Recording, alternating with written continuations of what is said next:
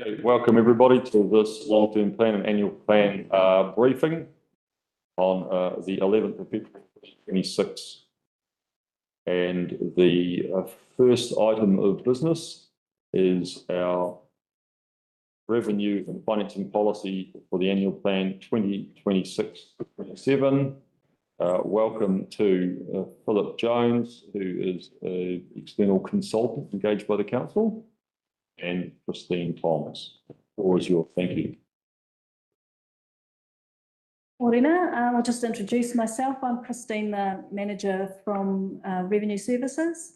I've been in local government for about 18 years, 3 different councils, 8 years here, and a Bachelor of Business Studies with Valuation and Management, Property Management. And Philip?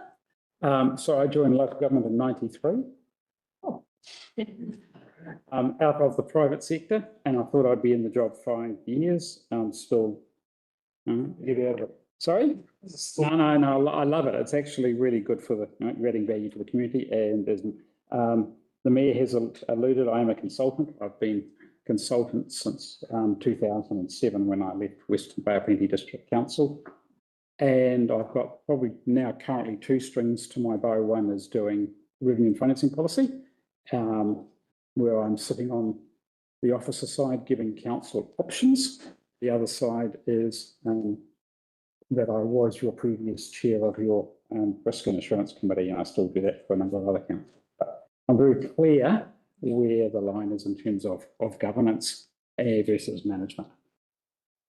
Right. Thanks. So we're here today. We're going to provide an overview of what rates are. So basically a rates 101.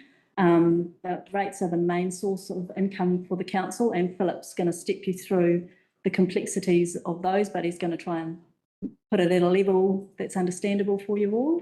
You'll go over the legislative requirements. There's some key documents that feed into those, and one of the key ones is the revenue and financing policy. So we're looking to begin the process of reviewing that or put it on the table. The key things that we're going to look at today, we need to consider the impact of the local water done well reform and what that has on our revenue and financing policy. Currently, we've got 5% sitting in wastewater and 10% stormwater are contributed from the general rate. But look, I'm getting a bit technical here, so I'll let Philip take you through that when the time comes. There's also a couple of other things mentioned in the paper, the stock bank between Te Kaupuru and Dargaville, which is currently funded from general rate. And these things trigger a review.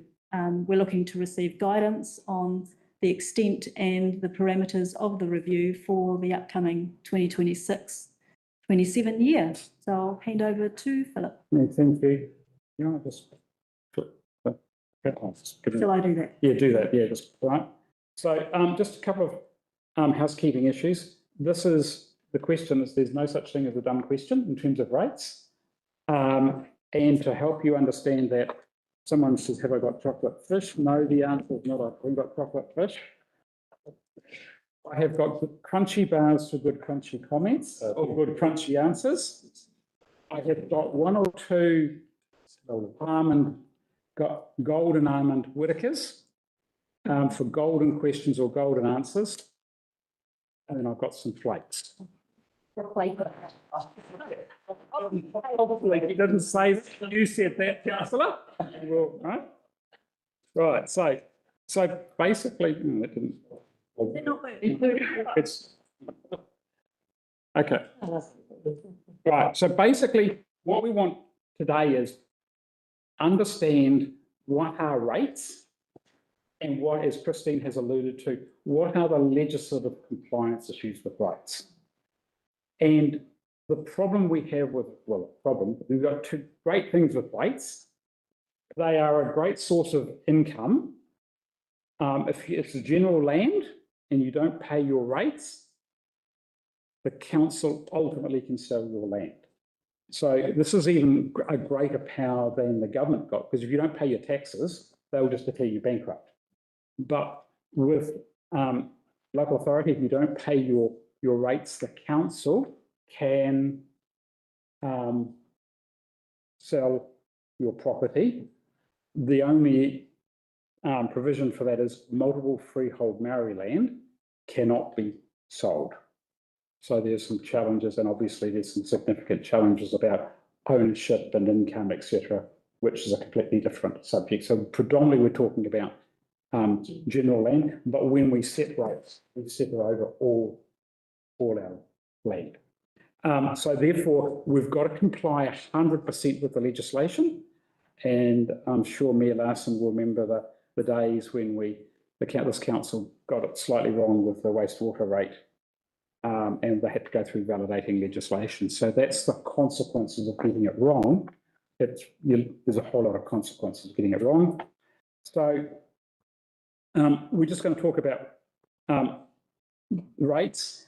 And the last thing we probably need out of you is what's your direction in terms of rates for potentially, as Christine alluded to, there's a couple of issues that need to be addressed in the short term, and potentially there's some options for the longer term as well. So let's talk about that at the end of the day. And I know we've only got an hour and a half if we're keeping to time. So now, right, let's go. Right, okay. We're not into this here. Thank you for coming. Let's do it. Crunchy for that. Yes. Which is at the discretion of the facilitator. Right. So basically, what we're going to do, we've talked about that. I think the issue is we need to talk about what is the policy requirements. As Christine alluded to, it needs to line up with your revenue and financing policy. So that's the top policy. We're going to talk about what are the options and types of rates you can have. And then if you want to modify or change your rates, we need to go through quite a robust process. And then also really keen to hear from you, what are your issues with rates? And then the next step is where to from here. Any questions? This is different, that's the trouble. Right, so what are rates? So basically, rates are actually a tax. There's a confusion in the community that they think rates are for service. So I don't get any services, I shouldn't pay any rates. That's actually fundamentally flawed. The idea is that, and this has been tested in several courts, including the Privy Council. The last rating case that made significant history was the Auckland Council bed tax or accommodation provider that went all the way to the Supreme Court. And the outcome of that was the Supreme Court says, yes, rates are not a benefit. And of course, the accommodation provider was saying is, we're not getting all the benefit from the tourism cost. And the council had allocated 50% of the tourist activity of Auckland Council to those accommodation providers. And they said that's unfair. Other people get the benefit, not just us. And the Supreme Court said, yes, other people get the benefit. Council has taken that consideration into account by already giving 50% of the cost to the general rate. And they go, we don't get 50%. And they go, well, that's a reasonable assumption that the council has made, and they upheld that decision. And then subsequently, the council has actually stopped rating that. But that's an important principle, that there doesn't have to be a direct relationship between rates and benefit. So the principle here is... Those comments come from old timers, because it used to be like that, didn't it?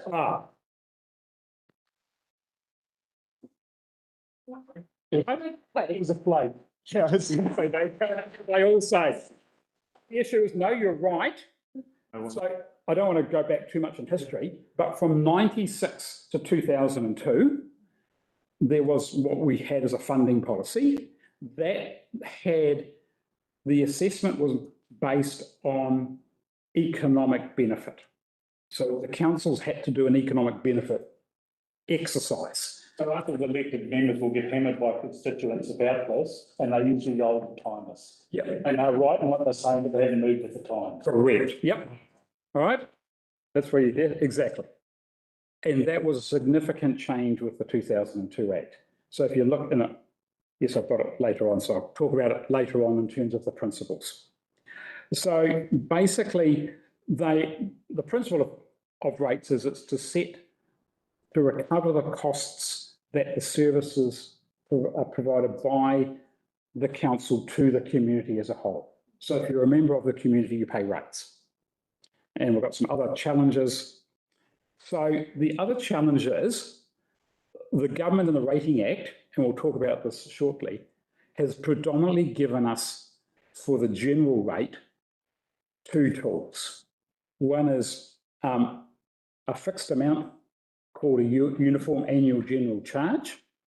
So, but that is limited in terms of how much we can collect, and we'll unpack that later. The rest is on the value of the property.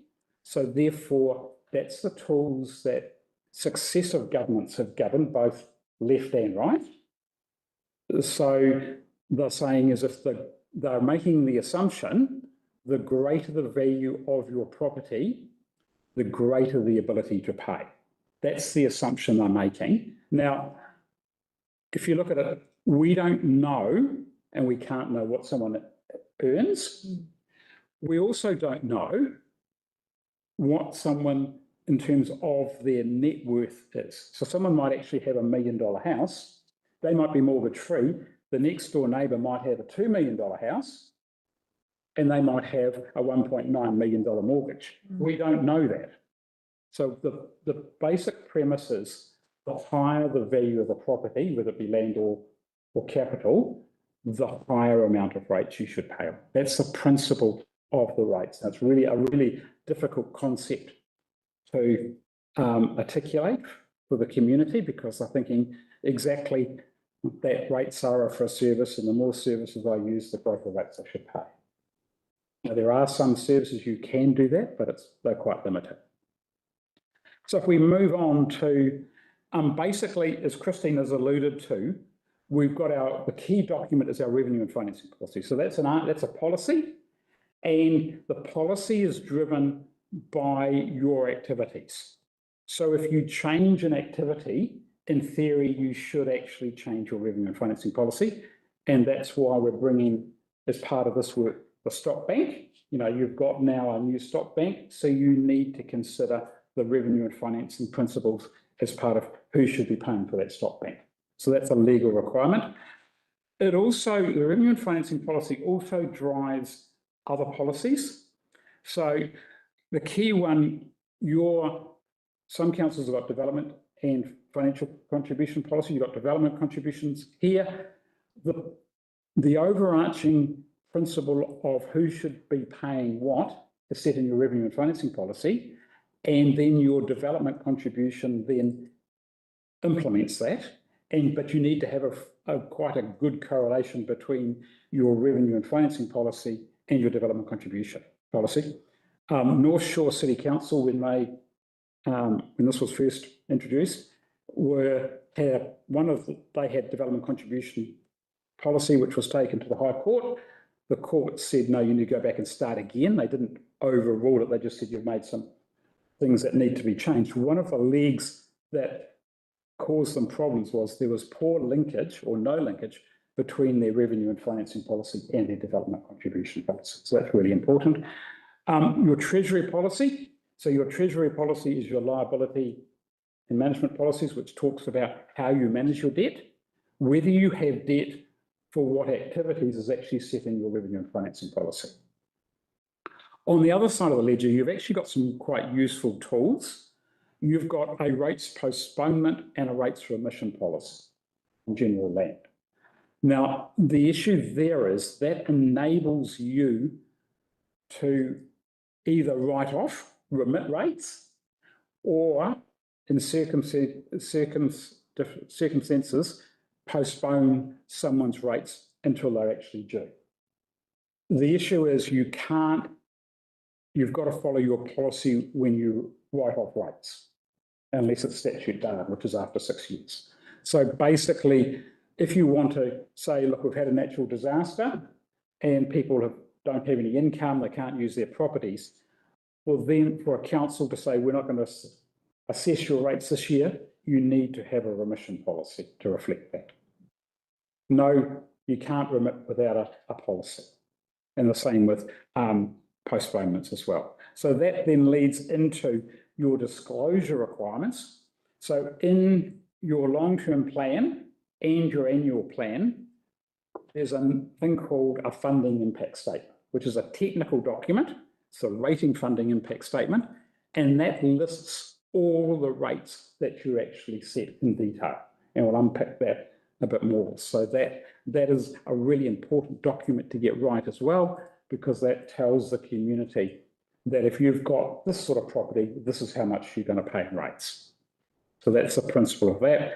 So the output of your revenue and financing policies is your debt, your rates, and also other income, like your fees and charges. So if you want to have, and this is a classic one, dog control. Some councils say we're going to charge every dog owner 100% of the dog control activity, and that will be done by way of fees and charges.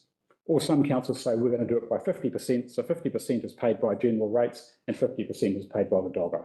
But that's a council decision. Clear as mud? So in terms of that's just sort of talking about what I've just talked about in words. And Kelly, they've got a copy of this presentation, haven't they? Brilliant. Okay. So let's move on and talk about the requirement of the revenue and financing policy. Now, this is where the legislation is actually broken down into two components. And it's really important that the council clearly document those two components. The first bit of the requirement of the Act, for the Local Government Act, is to identify, in council's view, who should be paying when they consider these 5 criteria. And these are mandatory considerations. You've got to document all 5. So basically, the first one is community outcomes, and I interpret that as, why are we doing dog control? Why are we doing building? Why are we providing swimming pools? That should link back to your community outcomes. The next one is the distribution of benefit.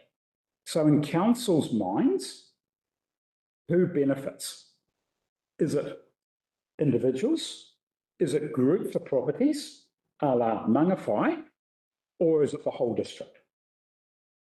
So that's that you should actually, that to me is where a lot of the debate is around, who actually is benefiting from an activity. And that's council's view, just like I talked about dog control before. So one council can say, should be the dog owners. Other councils might say it's the community get the benefit from having good dog control. So that's something the council needs to decide on. Also, this links back, the next one links back to your treasury or your liability management policy. Is when you are spending money, how long is that benefit going to be last for? So if you're building a new road, how long is that road going to last for? Over a period of time. I was going to use water, but that's disappearing, so that's probably, but for example, you might be building a new swimming pool. So how long is that swimming pool going to last for? The next one is, this is an interesting one, is 4, and it's known as exacerbators. And there's 2 components of that when you look at the legislation. And this is potentially where people also use dog control. It's people by their action or inaction have created the need for that activity.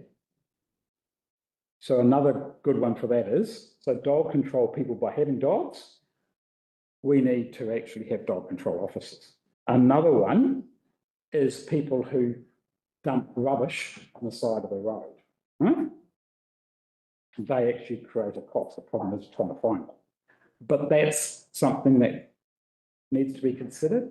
Interestingly, some councils also put a weighting on heavy vehicles in terms of the roading network, because we know that the heavier the vehicle, the more damage it does to the road.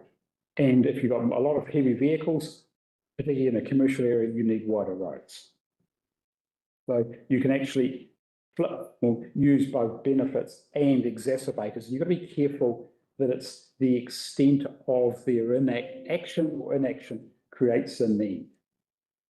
And it's subjective because the Act at the top says it's in council's view.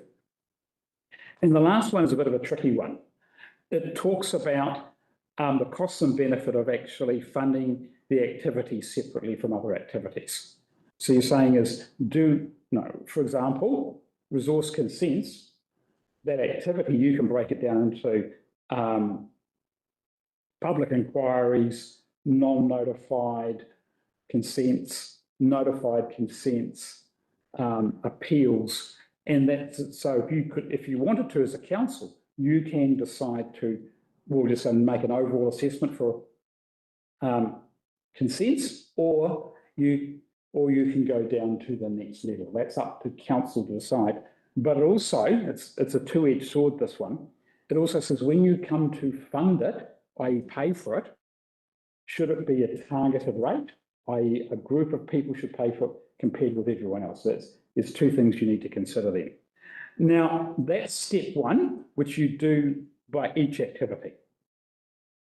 Step two then, and they need to be two separate processes and documented, is to say what's the overall impact on the community. Now, currently, and I've got it in red on the slides, and the reason for that is there's a bill before Parliament. I'm not sure if it's the Systems Improvement Bill, which actually removes the four well-beings.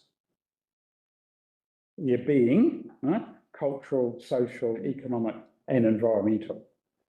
And if you look in down there, it talks about what's the impact on those four criteria.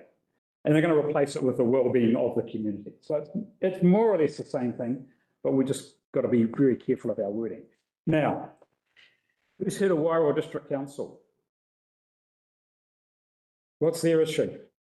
Well, they've got that slash and a bit of forestry, yeah. A lot of forestry. Yeah, but they've also got a targeted rate on forest, something along that line. Yeah, absolutely. If you haven't had chocolate, you get another one. But anyway, right, absolutely. So Wairoa is quite unique. So once upon a time, Wairoa District Council, and I didn't do their revenue and financing policy because I sit on the other side of the fence with Wairoa. They've got, once upon a time, they were a farming district, very large sheep and beef farms. So they created, so what's happened over a period of time is the forestry industry bought up large amounts of property and planted lots of forestry over a long period of time, over the space of 30 years. So now those trees are now being harvested. Unfortunately for Wairoa, the people who own and work on those forestry blocks live outside of Wairoa. So there's no economic benefit of having those large forestry blocks to the people of Wairoa. If you ever go to Napier District in Napier City and go to the BP down at Bayview, it's very busy between 6 and 7 in the morning when forestry workers are stopping there to get their cups of coffee and their sandwiches to take into work in the blocks and then come back to Napier. All the trees are obviously harvested and taken either north or south. There's other issues. So what the council decided is they said because of the negative impacts of forestry on our community, both environmental, social and cultural, we're going to charge them, it's not a targeted rate, it's a differential rate on their capital rate. So the forestry properties pay 3.6 times a residential rate for the same amount of capital value. Now that's been through 2 court cases, and it went through the High Court, and the High Court says, no, that's a fair assumption. Council's followed the due process, and it's a reasonable assumption. The forestry owners, for some unknown reason, didn't like it. They went to the Court of Appeal, and the Court of Appeal basically supported council and said, no, we support what was said in the High Court. Key word that just said there is capital, because they have a CV rating system, not a land value rating system. Correct? Would that have been based on the value of the tree and the individual? No. Oh, you gotta be quick. One was. It's answer the, oh.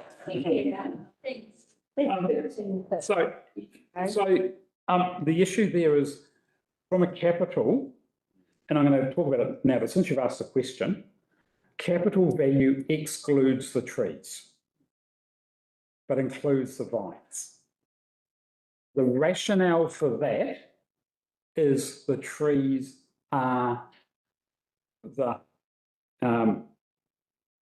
stock that they sell, whereas the vines produce the stock that they then sell. It doesn't actually affect the forestry people, it affects the horticulture. Yeah, but the issue with forestry land, it actually, because the trees are excluded, they actually have a lower capital value than farming. So that's another reason for the differential, but it's not the main reason. Do they factor in the carbon aspect? No. I mean, interestingly, carbon, is swings depending on where the policies of governments go in terms of the ETS trading scheme and the value of the carbon credits. So that was just to offset what you said before, but it's lately, what's been happening with the storm events and the slab coming down has caused Wairau a heck of a lot of problems, which they haven't factored in, have they? So to be fair to Wairau, Wairau wasn't actually affected significantly by slash. Oh, yeah. It was Gizzy to the north that was affected more by slash than Wairau. But yes, there is some, but it's not as bad as Gizzy.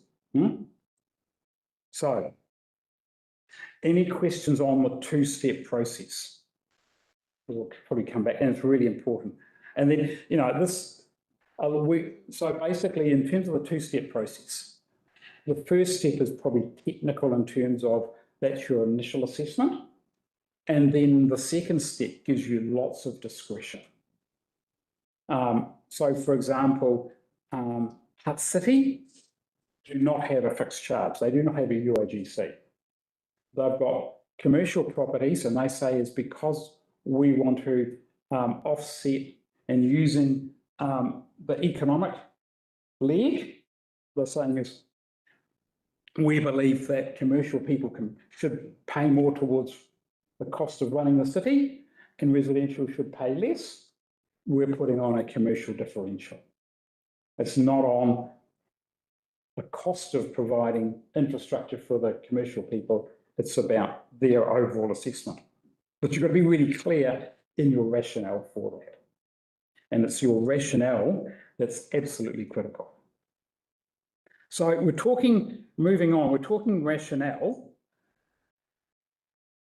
Sleep here. Right. There we go. So in terms of the principles, these are 6, and I've got 3 on the slide, and I've got another 3.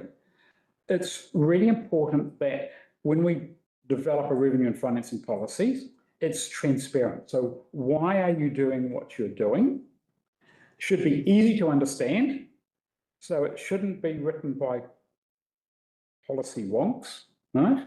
Or bean counters. It should be easy for Joe Average to actually understand it. It needs to be robust. So it's not only the principles, but it's also being able to withstand legal and ratepayer challenges, providing you've gone through the right process. The next one is, now this is an interesting one, because what's fair to you may not be fair to me. So basically it's saying is, look, it's what you believe is fair for the community.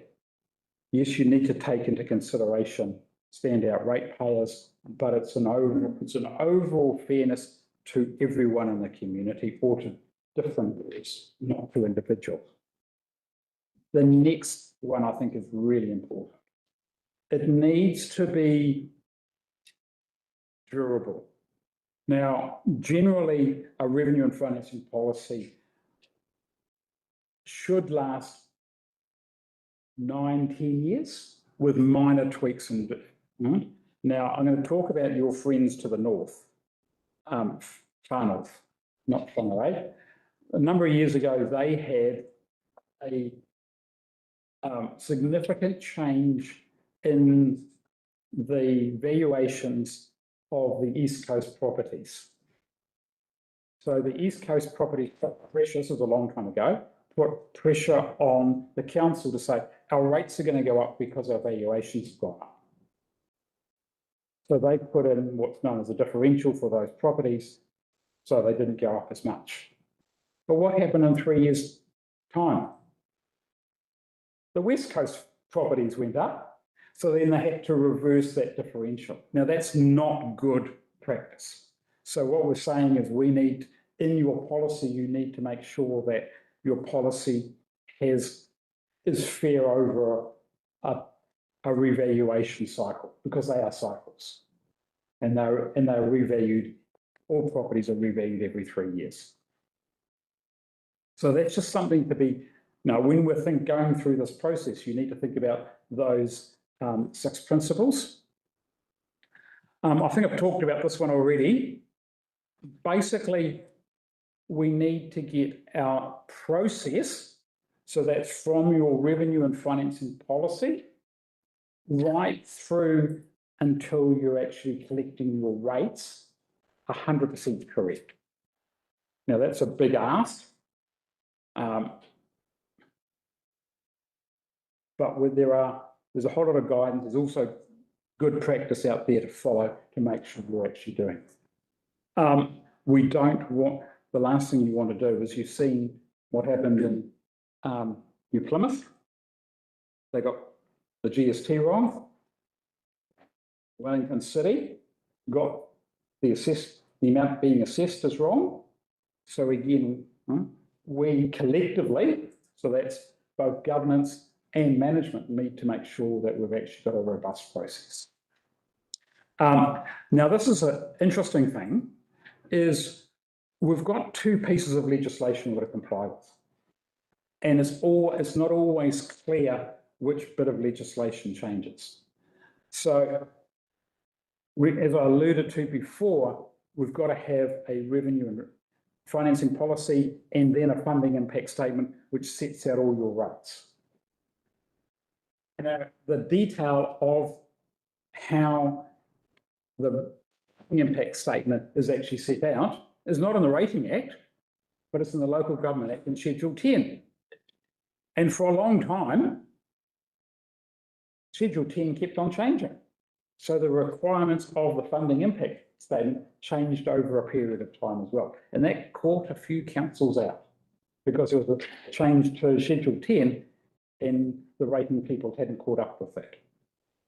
And as I said, there's 2 pieces of legislation. So you've got the Local Government Act, including you've got to comply with your resolution of council when you set your rates. And you've also got to comply with the Rating Act.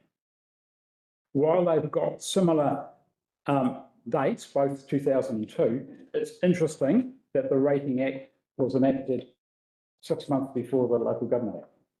So there's sometimes. So, any questions? Right, so basically, the rating process, as I alluded to, is got 2 parts. One is what I refer to as, council, the governors.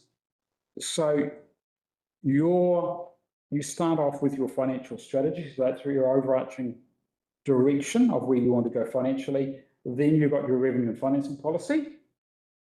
And then you've got your long-term plan and annual plan. And then you've got your funding impact statement and your rates resolution. After the rates resolution, then it's passed over to the CE and his team to administer it. And then they actually do a formal assessment where they will send out the formal notice of who pays and how much. And that's got to comply with the Rating Act. And there's been a few slip-ups with that along the way as well. And also then collection sits with the CE until a rating sale, unless it's got delegated authority. So that's about recovery. So Christine, you want to talk about this next slide? Just give me a break, thank you. Sure. So we've heard from council that our rates invoices are confusing to people. They include the regional council rates as well as our rates. And there's been some questions around, can we separate those? We've had a look across the country and got some sample invoices which you've got in front of you, just for examples. But so we currently combine Northern Regional Council and our rates on both our invoice and our assessment. So that's that first piece of paper there. The top piece is our invoice, and you can see that we have a column for Kaipara District Council and a column for Northland Regional Council, and then a total at the end. So there's been some conversation that that's not clear enough, that there's a separation. When you turn the page, because invoice and assessments, you need to do them both. What we do on our assessment is we have a top table with our rates on it, a lower table with Northern Regional Council. So they are separated, but we've heard that you would like to look at how we can do it differently. You'll see that all the other councils that I've shown on the table that collect rates for regional councils combine on the invoice, the regional council and the district council. However, some of them have separate pages for their assessments, which might make it a bit clearer. So I've given you some examples here. Basically, for your information, we're going to look through what we can do. The challenges are if we separate, and I think this is why others haven't separated onto different pages their invoice for regional and the local government rates, is that people may decide they only want to pay some of ours and some of the other council. It becomes very confusing for collection, for the ratepayers, and so that's why we believe that we should keep them on the invoice together, but we can certainly show a bit more distinction between the two. So we'll look at those options. Yes, sorry, I've got no chocolates. No, that's right. But she can steal mine. Yeah. Some private enterprises have an invoice in their statement. Right. Quite often, that's what happens. Yes. So probably that's what we need to do, an invoice. Because what we're not getting is we're not getting the credit for our low rates when the regional council bump theirs up. So if we, The regional council used to be a nothing because it was such a small amount for so many years, but now it's got bigger very quickly. Sorry. And the next thing is local water's done well. There'll be a third bill coming out. So whether that's going to be separated or not. Sorry. through the chair. Yeah. So this is actually a rates invoice statement. So we don't, if we're to send out more, it's additional costs, ratepayers have to pay for it. We're looking for efficiencies as well for the community, as well as making sure we meet all the compliance that's required. It's quite, what is it? Yeah. Difficult. So can I just unpick, right? I used to work in the private sector, right? So yes, you send out an invoice and then at the end of the month you send out a statement. The problem we've got is that jolly Rating Act. By law, every year we need to send out an assessment which sets out all our rates. That's the first thing that goes out. And then after that, once we've sent out an assessment, we can send out. Although they can be included in the same envelope, which we do. Yeah, then they can also be, you can actually have an assessment and invoice on your first one. But so that works really well where you've only got one instalment. Everybody gets one assessment, one invoice, paid. When you've got 4 installments, you've got 4, haven't you? Yes. 4. So basically you send out the assessment, which tells everybody that they're going to pay $2,000 in rates For the year. for the year, and you've got to list all the rates out. Then for the second and third and fourth instalment, you can just send out an invoice to say, we told you you're going to pay $2,000, here is your invoice for $500. Mm. That's a legal requirement, and that's the problem we've got. Under the Rating Act, what needs to be shown on the assessment and what needs to be shown on the invoice is actually set out chapter and verse in the Rating Act. So that's the problem we have, is we can't deviate from the legislation. And there's been a few councils that have actually got their information incorrect on the assessments, and they've actually to re-send out the assessments. I think as long as the comms are efficient, you're always going to get a lot of our elderly that do not understand. So I'm the manager of Whānau Focus Hunt in Starville. We get many kaumātua coming in that need help with rebates, help with. So I think as long as the comms on the website is like what you said, it's got to be basic English so everyone knows. If you do a little video clip, this is how you do it. I noticed our team do a phenomenal job in that space. I would just like to suggest that as long as the comms is there and take people through a step-by-step process. Because it actually looks, if you ask me, it actually looks really like that makes sense to me, but some of our oldies, they need a little bit of assistance, but yeah. If the comms is right and it's easy to understand, then you'll get a really good outcome. Yeah, look, and just, this is a fine line, right? Because the problem, you're actually collecting the regional council rates as well. So a lot of people say, oh, I've got a bill here. They don't look at the detail. They go straight to the bottom line. They just look at that. Yeah, exactly. I'm paying $4,000 a year to, It's the council. it's the council. Yep. I don't think we need to belabor the point anymore. We can move on. Move on. And the direction, I think you probably, if you're wanting direction on it. Yep. Are you wanting that? Yep. Okay, well, my direction is let's separate them and let's have a regional council. We can continue to be their agent if they want us to, have two completely separate pieces of paper. You're talking about on the invoice, just the assessment? So the entire document, We've actually got the information there already. the information is there. People read their total rates. Yeah. People read their total rates.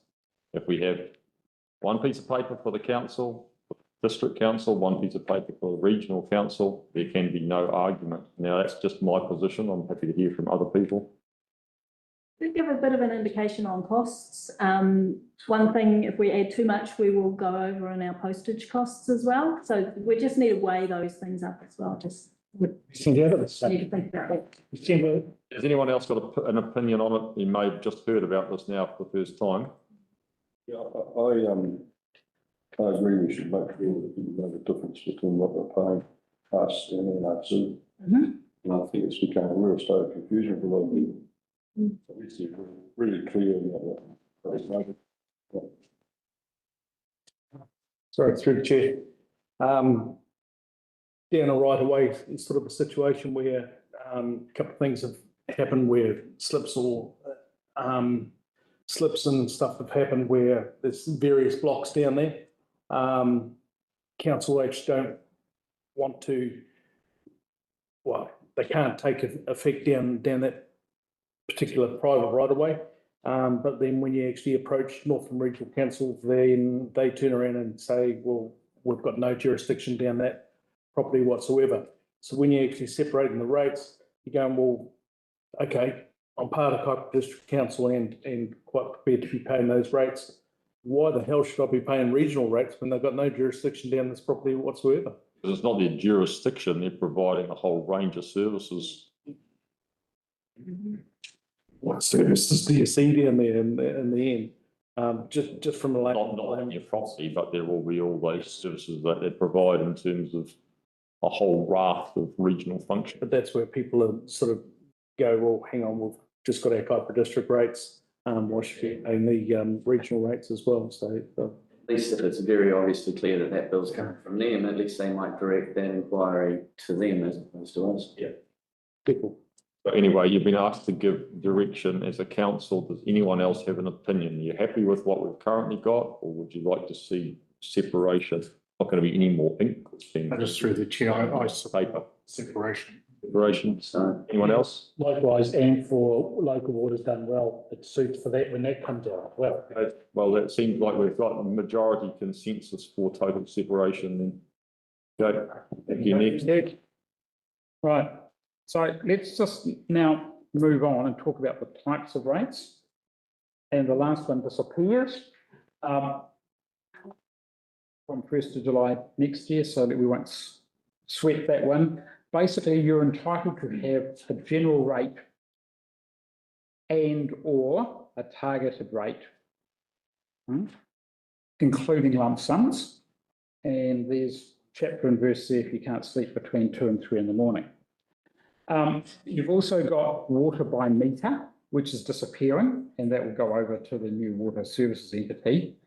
But that can be right up until basically this year. It is actually technically can be a targeted rate. So if we just then move on in terms of the general rate, and I think this is probably where we maybe want to spend a couple of minutes just talking about the principles.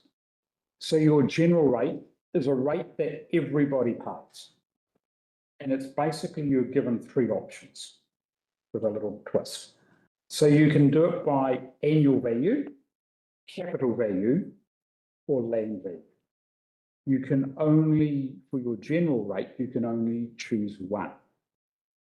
So you can't, and I've got a question, I don't know why I got it, but I've got a question from someone who's used local government. I would like to charge our commercial people on capital value and our residential people on land value.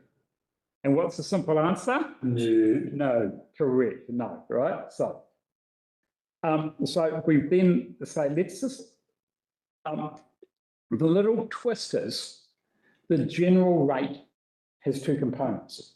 You've got the rate value, which would either be your annual capital or land, and or a uniform general charge. Now that is actually the same amount per rating unit or per separately used inhabited part of a rating unit. So there can't be that these people pay more for the UAGC and these people pay less. It's got to be the same across everybody. The only choice the council has got, it's got whether it's on a rating unit or a separately used inhabited part. Now, the easiest way to explain that is if you've got, block of shops or commercial units across the road, that would be owned by, I assume, one person or body corporate. So that would be one rating unit. However, on that property, you've got separately used parts of that property. So how many we've got over there? 6. So under a rating unit, you'd get 1 uniform annual general charge, but under a circle or separately used inhabited part, you would get 6 uniform annual general charges. Where it becomes really important is in my neck of the woods around Tauranga, we've got retirement villages. So retirement villages is 1 rating unit, but you might have 200 units. So you either make the choice, do you pay 1 uniform annual general charge or do you pay 200 units? And that's a political decision that's made. And to clarify that a little bit, you wouldn't get more income by increasing the number that you're collecting from. Your budget is still the same. It reduces the amount that others would pay. Absolutely. It increases it for some. Yes. Thank you, Christine. Right. So let's just quickly talk about these 4 components. The first is no one ever uses it, but people say, what is it? It's basically, I refer to this as the annual rental value. So you've got a house, what could you get it? What could you rent it for? You've got a commercial property, which is predominantly why Auckland and Manukau used it prior to the creation of the super city. No other council used it. You need a specialist team that assess that. And no, I suppose sorry? it's out to a lot of tests. Different rates.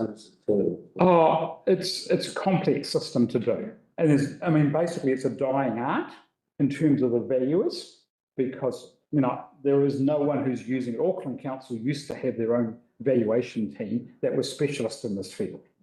And they would, if you own property in Auckland, then they would write to all the owners and say, if your property is leased, we want a copy of the, and they're entitled to do it, a copy of the lease agreement. Massive complication is that is if the property becomes unleased for a calendar year. No, it's based, it's similar to the capital value, which is the equivalent of the market value for that lease. If it's not leased, they can assess a market value for it as well. It's a bit irrelevant though, isn't It's it? irrelevant. We're not going to do it. Let's move on. Yeah. All I'm saying is I'm just putting it there just for completeness. Yeah, but it can unravel into 10 minutes of Yeah. elaboration. We don't need it. So let's just keep going. What relevant? So capital, now this is really important. The valuation that is undertaken by quotable value or QV is determined every 3 years by their mass appraisal of what's happening in the market. So they don't go around and value each individual property. They say, here is a 3-bedroom house on X amount of land in this location. The market value for that sort of property is X based on a whole lot of factors. A 4-bedroom house on a different property, that is worth Y. That's the way. It's a proxy for the market. It's only a proxy. But what's really important here, it excludes plant and machinery, chattels, and stock. So, for example, you've got in your house, you've got a whole lot of nice carpets and curtains and your neighbour doesn't. QV is not interested in that. The same as when it comes to our forestry friends. The trees are the stock because they ultimately get harvested. So they are excluded from the capital value. Whereas the orchard next door, it's got vines because the vines are producing fruit, which then is sold, the vines are included. Now, if you had gold kiwi fruit, if you had a gold kiwi fruit license, that would be part of the value of the property, because without that license, your property wouldn't be as worth as much because it's not produced. So there's a whole lot of nuances to capital value. But the principle of capital value is it's the whole property, it's the value of the whole property. So just for your information, I think last count was about 65% of councils had capital value. Not sure off the top of my head, But yeah, it's more than, significantly more than 50%. Originally, it was annual, land, and people have moved to capital. Just in terms of a history lesson. The next one is the land value. So that's basically QV, when they do the assessment, they say, what is the equivalent market value of that bare piece of land with no improvements? And that's what you currently use. Any questions on that? If you have an area that has a bit like Kaipara with quite disparate areas in terms of land value, does that give you a disparate rating base? Yes. And as I referred to earlier on, right, it's that example before of that house worth $2 million, and compared with the neighbour's house that's only worth $1 million, but their land value actually might be the same. So the land value, because you're rating on land values, they're actually paying the same amount in rates. Someone's got a very flash house, someone's got a very basic house, not paying the same rate. That's a political decision. What is actually fair? Okay. Is it, and there's a whole, I'll just, for your information, I'm just gone through, it's all public because it's a public workshop yesterday with Napier City Council.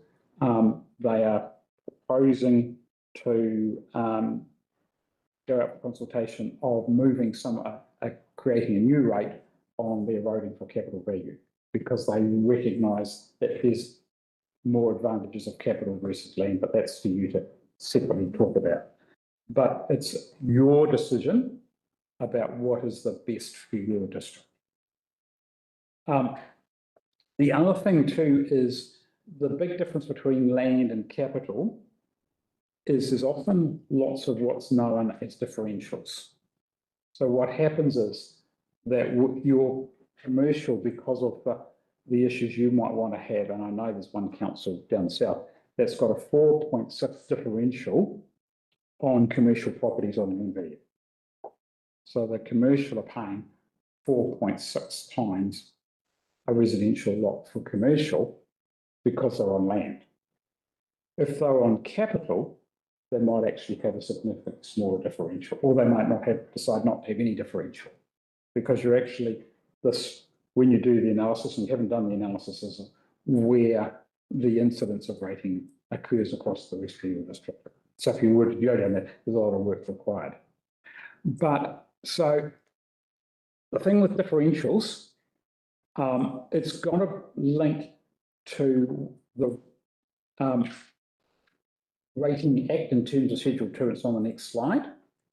You've got to be really clear as to why you're having that differential. And it's either got to be linked to your benefits that you have done in terms of step 1, that commercial people should be paying more because they're getting a greater benefit from our services, are causing greater costs, or the Hutt City Council case and the Wairoa cases, we said that Forestfield Commercial should be paying more because of the impacts they're having on our community. So you can have one or the other, but you've got to be really clear as to your rationale for that differential. And that to me is the most vital part of a differential. It's got to be transparent. It's got to be robust, i.e. it's got to survive cycles of revaluations, because to go through this process every 3 years because of revaluation changes is problematic. And it's also got to be durable as well. So just for your information, for your bedtime reading, there is a list of what criteria you can actually use for basing your differentials on. The most common one that I have seen, well, actually, there's actually 1 and 2, is basically saying is it's the use that it's used for, or that what I refer to as 2 and 3 talk about the zoning. So if it's zoned commercial, irrespective of how it's used, it's going to have a commercial differential of its. The problem with using one, identifying what it's been used for, having a differential, is problematic, because we don't know necessarily if someone has got their house and they decide to run a commercial activity from their house. That's problematic. I have seen one council use 4, New Plymouth District, currently use land value, and they're saying all land greater than 0.5 of a hectare is rural residential, and all land greater than 4 hectares is rural, unless it's commercial. So there's one property, a very large residential property in the middle of New Plymouth that's paying rural rates because it's residential, right? But it's not actually being used for rural purposes. So there is, no matter which system you use, you're going to be challenges in terms of how you divvy up your pie of who should be paying what differential. Right, targeted rates. Now, interesting, targeted rates allows you to be more flexible on who should be paying what. So you can actually say we're going to have a library rate for transparency, right? That everyone pays $50, or you can say we're going to have a library rate that the rural people pay 50% of what the residential people pay. So that's a targeted rate. It's got to link back to a group of activities. So you can't just say we're going to do it part of, and we do it as part of an activity, but you've got to be really clear as which activity the targeted rate relates to. can be a group of activities. So for example, you could have it like, and let's talk about Napier, they're having a targeted rate for transportation on capital V.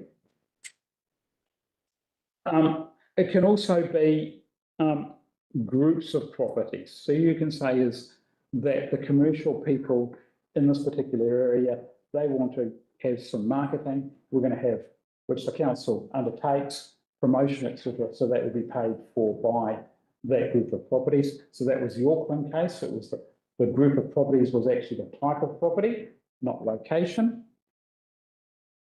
So you've also got lots of options here, which we talked about on the next slide. They can be set differentially. As I said, with that library rate, you can also set it, if you have a targeted rate, it can be set on land value, on capital V, and that also can be set differentially as well. What's interesting, with targeted rates, you've got to comply with Schedule 2 and 3, which we've got listed shortly, but you've got to basically say who should be paying that targeted rate, and then how much should that property be paying. So it's a two-step process. So basically, this is what you need to do. You need to say, okay, who's going to pay, or what activity is going to relate to, who's going to pay, and link it to Schedule 2, and then how much should that property pay. You've got to link it back to Schedule 3. So just for your information, you've got there Schedule 2, which is the same as your differential for your general rate. Is the same. I don't need to repeat it, that's just there. Then Schedule 3, basically you've got the value being land or capital, you've got area, you've got the area paved, sealed or built on, and I'm yet to see anyone use that. The biggest challenge with that is keeping the information up to date. So you can go and put a nice big driveway in, and council doesn't need to know about it. You'd only know about it by actually doing aerial surveys and going around playing super snooker. Number of separately used inhabited parts of a rating unit we've talked about. The other one is the extent of service provision. So you can actually say is, and this is an example, down in my neck of the woods, down at Waihi Beach, the council put in a rock revetment wall to protect certain properties, but also did some other works in that general area. So they're saying is these people here get a benefit of having that rock wall, so they receive more benefit, and these people further along the beach, they get supplementary benefit because we've done a lesser degree of work. But it's really quite specific. You've got to be able to demonstrate how you have assessed that level of service. Pseudo user pays. It's a pseudo benefit pays, right? Because you might not actually use that rock wall, but it's protecting your property. So it's a pseudo. I don't like the word user pays. I like the word benefit, right? So you're receiving a greater benefit than your neighbour, and therefore you're paying, or you have that service available for you to be used. And to me, it's about the availability of the service, whether you choose to use it or not. So the other thing too is on here is it's the number of water closets as well, which you can use for commercial, which for wastewater. We do, yeah. Right? But you can't charge residential on their number of water closets. We used to do that, we don't anymore. We do. We still do it. Yes, it's still. Right? Yep. Right? But Yes. anyway, that's moving. So That's moving to a new entity to worry about. Right. So again, just for your bedtime reading, there's 2 slides on Schedule 3. Right. Water rates.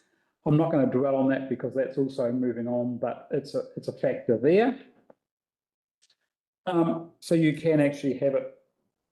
Now, water rates can only be rated for water supplied to the property by the council. So if another entity supplies the water, the council can't recover that rate. It's got to be supplied by the council. Right, so let's talk about what is known as a 30% cap. So as I alluded before, the principle that the government have given to us as rating experts is it's a gross wealth tax, and that is limited by the 30% cap. So what it's saying is, and here's your example. So at the moment, you're at 28%. Now, as part of the definition, the items that are highlighted there, while they are a fixed charge per property for supply, they're exempt from the 30% cap.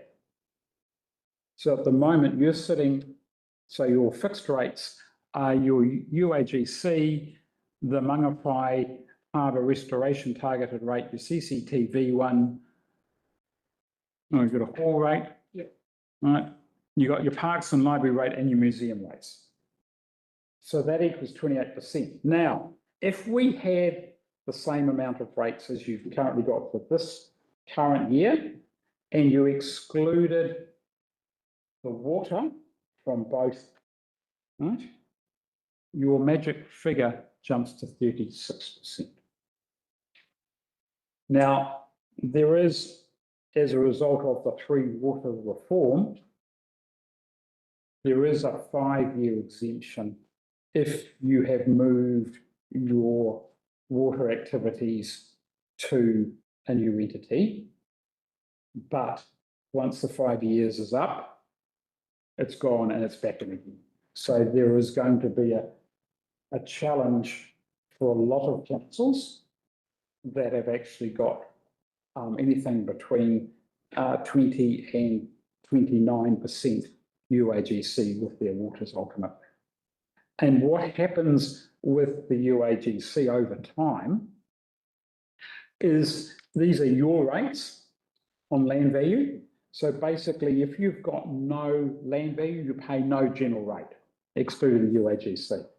If you had a uniform annual charge instead of your land value, everybody, look at my slide closely, I can't even know what it is. All right, it's about $2,200, but you can't do that. You can't have a Margaret Thatcher poll tax. It's illegal, right? You would get. So that's basically, now you note where the blue and the orangey line intersect. That is Joe Average. So Joe Average, whether it's what a fixed charge or a land value, they pay the same. Now, if you were to, this is moving on, kind of this is 25%, so it's close to where you are. It's just easier for me. You can see here the impact of the property, the high value property, a $2 million property on land value with a 25% uniform annual general charge pay significantly less because of the fixed charge. And the same because what you've got down here is you've got a whole group of properties because that's where the average is. Joe Average doesn't pay any more or less. But then I'm going to be provocative, and it's only for illustration purposes, is if you then move to 45%, and you can't do it because it's illegal, right? But just to demonstrate the impact of the UAGC, you see that the $2 million property, rather than paying approximately $8,000 if you had pure land value, would come down to $5,500. But a poor property with no value at all would be paying $1,000 in rates. So that's just demonstrating the impact. And obviously, when you change that percentage, high value properties benefit, but the low value properties pay for it. And that level is a political decision. Right. Moving on. So quickly, just talking about the issues of what you need to do or what you need to consider. And basically, if you're doing a rates review, there are a couple of questions. What's broken with the current system? What do you need to change? Why do you need that change? How big is that change? Because it's going to, if it's only small, it's not you don't have to consult widely. Who's it going to impact? And also because it's, as Christine has alluded to, rates, this is a confusion out there in the marketplace, no? Joe Average. They think when QV does the revaluation and every properties go up, that the council is getting more income. No, all we're doing is we've got our fixed budget and we're just allocating it out as well. So if we're actually going to take, like our UAGC before, if we're going to take it off Peter, we're going to give it to Paul. So when we play with the rating system, we've got to be careful about, oh yes, that Paul is benefiting, but then Peter is disadvantaged. Need to think about. This was often said, and I think it's a little bit misleading in what you've said there, because there has to be more rates taken to deal with the rising costs. Yeah, absolutely. Totally agree with that. So that is the rate of percentage rise that we had. Absolutely. And when you say it, it costs no more. It does in a way because values go up and, yeah. But I think what he's saying is everyone's property went up by 100%, the Yeah. rates don't go up by 100%. Correct. Yep. Yep, that's right. Yeah. But if your rates go up, if your property goes up by 100%, It's someone else. and someone else's only goes up by 50%, your rate, and the average is 50%, yours is going to go up. All right, but again, the inverse is if everyone goes up by 100% and yours only gone up by 50%, in theory, you pay a bit less, but the council doesn't receive any more income. Apart from it making its decision through its annual plan process about what is the increase in rates. So you've got two separate things you've got to say is how much do we want and then who should be paying. Right. And if anything, like a rule change impacts, Sorry? if something like a rule change impacts that particular area. So like for me, for instance, you know, my rates went up 181%. And my value went up, my value of my property went up by about $1 million as well. Oh, yes. Yep, because of zoning changes. Zoning. Absolutely. Yeah, zoning's, yeah. Yeah, but then, the contrary to that is, in theory, your property is worth that much more. So But it wasn't the zoning for your land, it was a neighbouring property change. I know, and this is a problem with. But the issue that I had to support what Michael said is like, it's impacted on quite a few people because I live up there too. And it's not a funny thing because it's actually impacted so significantly that it's gone from residential, from rural to residential. And they've got a small little farm with their cows, not many, and all of a sudden the rates have just gone through the roof. So it's quite a serious topic. It is. It's actually a mechanism for getting the land use to be switched to what it's actually been designed to do. Yeah. Because you can't sit there on a little hobby farm when your rates are that much, so you end up turning it into sections. That's exactly the tension you've actually got, right? And I know Franklin District had it. So they were subject to huge pressure for zoning for more land. And they made the decision to put in a remission policy for those properties affected by it. I've got a slight problem with that professionally, right? Because all you're doing is you're subsidising when they do sell their land, because ultimately it will be sold, whether it's in 5 or 10, 15 years, they will make a huge gain, and you've actually subsidised them by giving them rates relief for that period. But there's a number of tools that if that's a specific issue, let's put it in the car park, right? on our issues, and we can provide some options. Not now, because I'm quickly running out of time, but I think what I'd like to do now is talk about, on my next slide, what are your, right? Your known issues, right? So currently, Christine's talked about, well, the assessment, but also we've got this new stock bank that we need to do a section 1013 of who benefits and who should be paying for it. Should it be the general rate, or should it be properties in the immediate area? So we need to formally do that because it's a new sub-activity. We've got changes as a result of the Water Services Act. So basically, the principle of the Water Services Act, it's about moving from benefits back to services. So basically the saying is no service, no pay. Water and wastewater, a little bit more complicated. So therefore, the issue that this council has currently, it's contributing from the general rate in a number of ways towards the water activity. So that needs to be unwound. The effective date is 1 July next year, but there are some transition period things that we've got some options into, but we're going to work with the water service entity about how that is done. And then obviously we're going to have an impact of the uniform annual general charge because of a reduction in our water income. We're going to be over our 30% cap.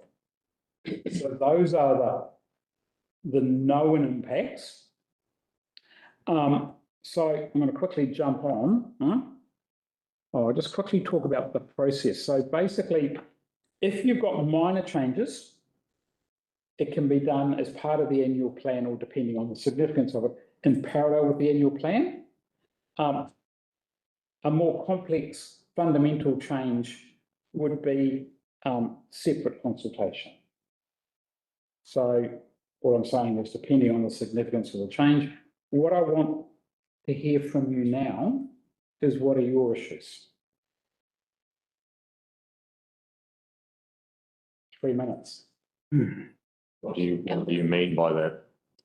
What are your rating? Where do you see the issues with your current rating approach? Well, the council's not really in a position to answer that. They've only recently been sworn and we've got a strategy session tomorrow. Those answers may come out of that deep dive tomorrow, but I don't think you're going to get much of a consolidated front on that now, but anyone wants to speak is welcome to. Quickly, last training we went through the CV versus LV, and we beat ourselves to death over it. We come to a draw basically, but we've got 5 new councillors in who didn't go through that process and 4 coming back. So some of us are done to death on it. And we're still going to try and resolve it one way or another. So capital versus land is a valid consideration, but I would say that you couldn't do that as part of this annual plan. You probably need to think about, basically the next question is when would you actually want to do that? Because one option, you've got 2 options on that. One is you could do it, and this would be my recommendation. I'm working with two other councils down south that are considering this. They are going to go through, do the work starting now, as in sort of like now, and then work through after the annual plan and do separate consultation and have it done and dusted by the end of the financial year. So it's not consulted on part of next year's LTP. Or you could decide to consult on part of the LTP. Now, the real danger of consulting a rating review as part of your LTP is it actually either takes over your LTP or gets lost in your LTP. Yeah, we've got the added complication, and depending on what happens in November this year, on who's going to get in, whether we are amalgamated or not, we probably need to have a look at our other councils. And is it something which, I hate the terminology, but is it something we just need to kick this can down the road because we don't want to put our ratepayers through one upheaval and change, and then it's going to happen in 2 years' time, another upheaval and change. So we've got to really weigh that up. Yeah. We've got to have some direction. So we're probably not going to be looking at that in the next year, I don't think now. Well, can I give you a little bit of advice? Mm-hmm. I did some work for the Local Government Commission a number of years ago on the amalgamation of the Wairarapa councils in terms of rating. The commission, their conclusion was for that status quo and let the new council resolve it over a 5-year period. Yeah. So that process, so basically would have taken 8 years. So, and when I did that and I did the analysis of the 3 councils, you had some that had actually gone through what I would have referred to as a reasonable revenue and financing policy. I had one council which remained nameless, had a very complex rating system. And I think with the amalgamation, they would have seen a whole lot of pain. So the issue for me is, what, in my opinion, that how long did Auckland Council take to be born? Legislatively way? Oh yeah, from woe to go. Gosh, no, they did it really quick, couple of years though, I think. Yeah, but they did the review, the local government, there was Came through. Anyway, the issue for me is it's not going to happen in 2 years. It would happen probably in 4 years' time. The question I have is there something that would actually, a good rating system in the long term benefit your ratepayers? That's the question I have. Do you have anything that would actually, going into the future, would actually provide a greater degree of benefit for your ratepayers as part of a new council? That's Your rhetorical question. my rhetorical question. Thank you. Right. Where are we going? Possible time frame now, is it, or what? It depends on, as you say, the mayor, if you've got this strategic data, I'm just conscious of time, you've got a whole out, you've got a workshop plan. Where are that to? Yeah. Go. Do you want to sort of come back as a result of tomorrow's strategic decision in terms of what are your issues? But we may do. I mean, it's already been alluded to. There's a whole lot of uncertainty, but we need to decide as a council where we want to go with that. We want to get ahead of that uncertainty and actually put in place a rating system that is equitable whilst we have some political control, or we want to leave it to the future where we're less likely to have any say. Yep. And if we've got other councils in different systems, we need to look at them and see how they might mesh with ours. And we might be able to line ourselves up to do that now with some control rather than leaving it to the gods in the future. Yeah, that's what I was saying. Yep. We'll discuss that tomorrow. Okay. All right. All right. So you've got a possible timetable there on the next slide. We do. So basically what we've got here is, it's the same as after today and tomorrow. What options would you like to consider? We can bring those options back to you as part of the workshop on the 26th. So maybe we need a bit of an idea. We've already identified at least 2 that we need to consider in terms of changing your general rate because of the water disappearing from your control from 1st of July next year in terms of the contribution that's already being made from the general rate to the activity that's going to be significantly more difficult after 1 July next year, and also the stock bank. I think those are at least the 2 options, and whether there's more options that need to be. We also need to look at what comes out of our fixed charges, but then that's it. Is it on at 36? 36? Yeah, $1 million. Yep. All right, very good. Okay, all right. Thank you very much. Okay, we'll break for lunch now. We'll be back at 12:30 sharp, please. My concern is you had a massive pile of chocolate there and you only got rid of two.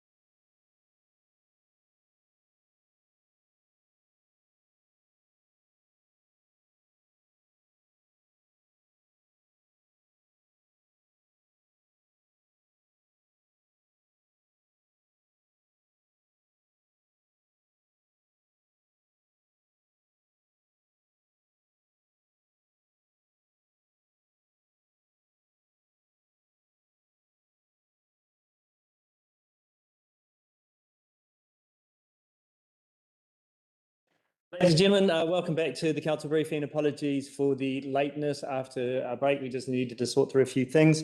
For the public and for the recording, we're just making a bit of a change to the program this afternoon.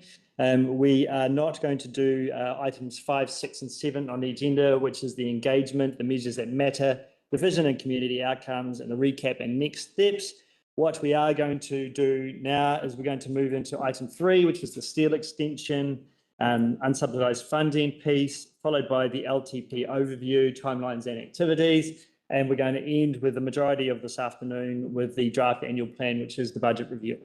So that's the plan for this afternoon, just for the record. Mr. Mayor, over to you. Thank you very much. All right, first up, we have our seal extension program and policy. Welcome, Baranesh. The floor is yours. Afternoon, Mr. Mayor and elected members. This briefing is a paper which I'm presenting is to basically seek direction on our seal extension activity with Kaipara District. This paper also highlights the potential availability of an additional 3 million in unsubsidized funding for steel extensions. Let me go to my first slide.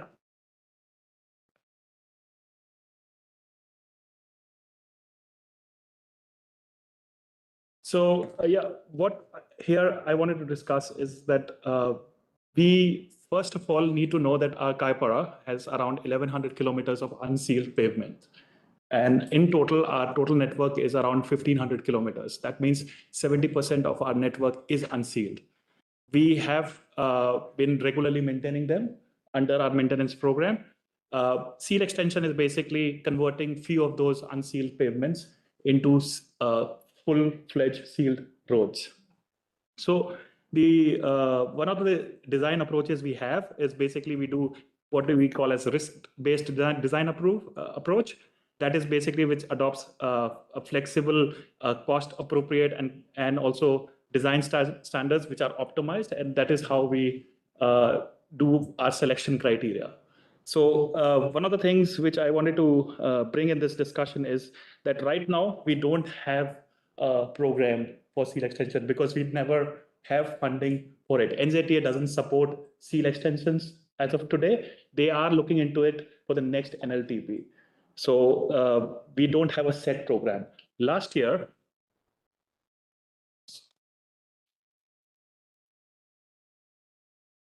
we had a small program of seal extension done, which was totally based on road safety and dust suppression. The roads which we actually covered was Devich Settlement and Black Swamp and Kames Road.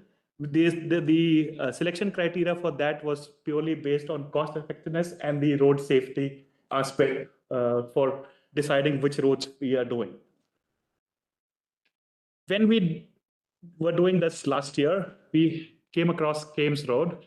This you can see on the slide right now, it's up because we realized that when we have funding, and supposing last year we had 3 million, right? So there is a set way of how we decide what road to be selected, but also the funding part, the money also decides how much kilometers we can do. And what that means is if you have 3 million, we can do seal extensions, which has different categories, which I'll go through in the next slide of mine. But the amount will decide how much kilometers you can. So 3 million is a good amount, but how much kilometer will be decided is totally up to what we do on the road.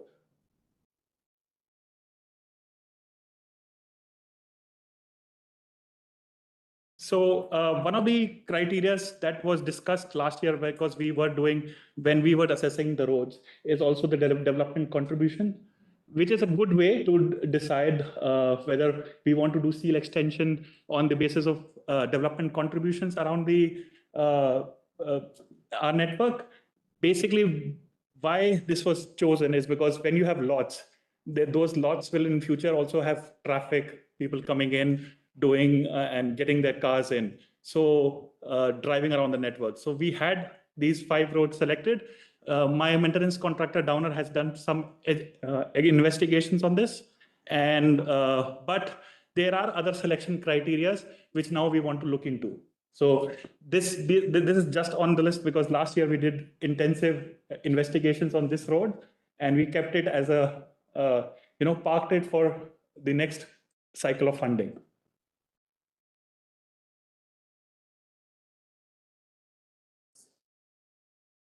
So what are the common seal extension criterias which we use, which is basically traffic volume. The sealing is prioritized where roads carry high traffic.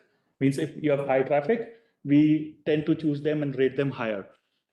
This is used by a few councils, mainly Auckland Transport use this. And the second one is the dust exposure and community impact. That was basically number of houses, schools, marae or severity of dust nuisance or health effects. Then the third is safety risk, where we look into the technical aspect, which is the road gradient, alignment, crash history, and then speed environment. The key factor is that these are all assessed and we then score them and then basically set a program for what we want to do. These are also followed by few councils like Auckland Transport, Far North District Councils, and Western Bay of Plenty.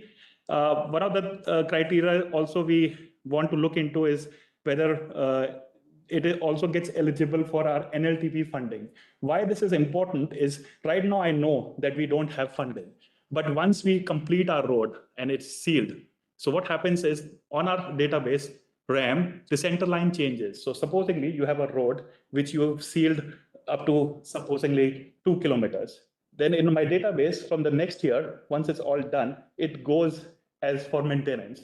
So NZTA will have that yesterday Thames Road was 2 kilometers, but now it's 4. So now we are maintaining it. So that is why it's important for us that we also put this under a selection criteria, because after the seal extension, it goes to regular maintenance. So most councils prioritize sealing where it benefits the people, like dust at volume, and improves safety and provides good economic return and strengthens the network connections. Now, I put this slide up in front of you is just to give you an idea that when you have $3 million, what that actually means, all right? So we have categorized under the design approach a 3-category system, which is low cost, higher risk, medium cost, medium risk, and higher cost, low risk. What does that mean? That means basically, let's start with the high cost and low risk is basically typically involving a full pavement reconstruction, geometric upgrades, and extensive drainage improvements. What medium cost and medium risk means, which is around 600K to 800K per kilometer, that means we have key safety areas which we look into, geometric design, and also moderate pavement. The depth will be not that deep. And the low cost, higher risk is which is between 400K to 600K for a kilometer is basically designed that we cover maximum length. But then in that, the design life reduces from 25 years to 10 years, and we have to do regular maintenance. So again, this is what I wanted to bring in front of you elected members and mayor, that the strategic issues shaping our seal extension for the decision-making should be affordability constraints, equity and cost sharing, risk tolerance and maintenance, and network function importance. And this all connects to how we do this for the next financial year and the year after if we have funding. So next steps in developing this program development and implementing is basically to first have a candidate road list refinement, which is basically, I will seek guidance from you members to tell us what selection criteria do you want us to build on. It can be developers' contribution, it can be traffic volume, it can be, there are different criteria, 21, 22 of them. We can choose the top 4, which our constituents want, and then we can develop a program for you. Your hand up. Yeah, so you put back a couple of 2 or 3 slides if you can. See where you've got common seal extension selection criteria. The answer is common sense selection criteria. Where you've got number 2, that's exposure community impact, includes number of houses, stores. Have you got them in any priority order, or that's just a general order you put in there? Because to me, one of the biggest impacts is number of houses. contributors on the road. That's, to me, it's probably the biggest. Yeah, so this is just. Traffic volumes can be a separate one, like, it's like traffic volume goes up a place like Can't Road, something because people use this as a detour. Yeah, no, these are just for you to have example. I have not yet said, we do have a priority on the fine prints of a number of houses, schools and Mariah, but this is why I'm here. We need to know what our residents want and guidance is required from your. That'll be part of my input will be that one of the main criteria should be the number of rate paying houses at the end of the road that or on the road that's been looked at. Because some of these roads 20 years ago, when I came here, I only had a house on them, now they've got 50 or 60. Yeah. Yeah, and we are quite fine with it because this is what other councils have also used. For example, Queenstown Lakes District Council uses developers' contribution and the criteria you're saying. That's a little Lambeth.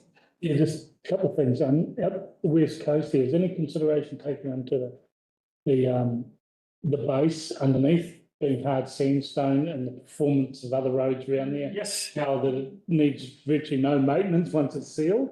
Yeah.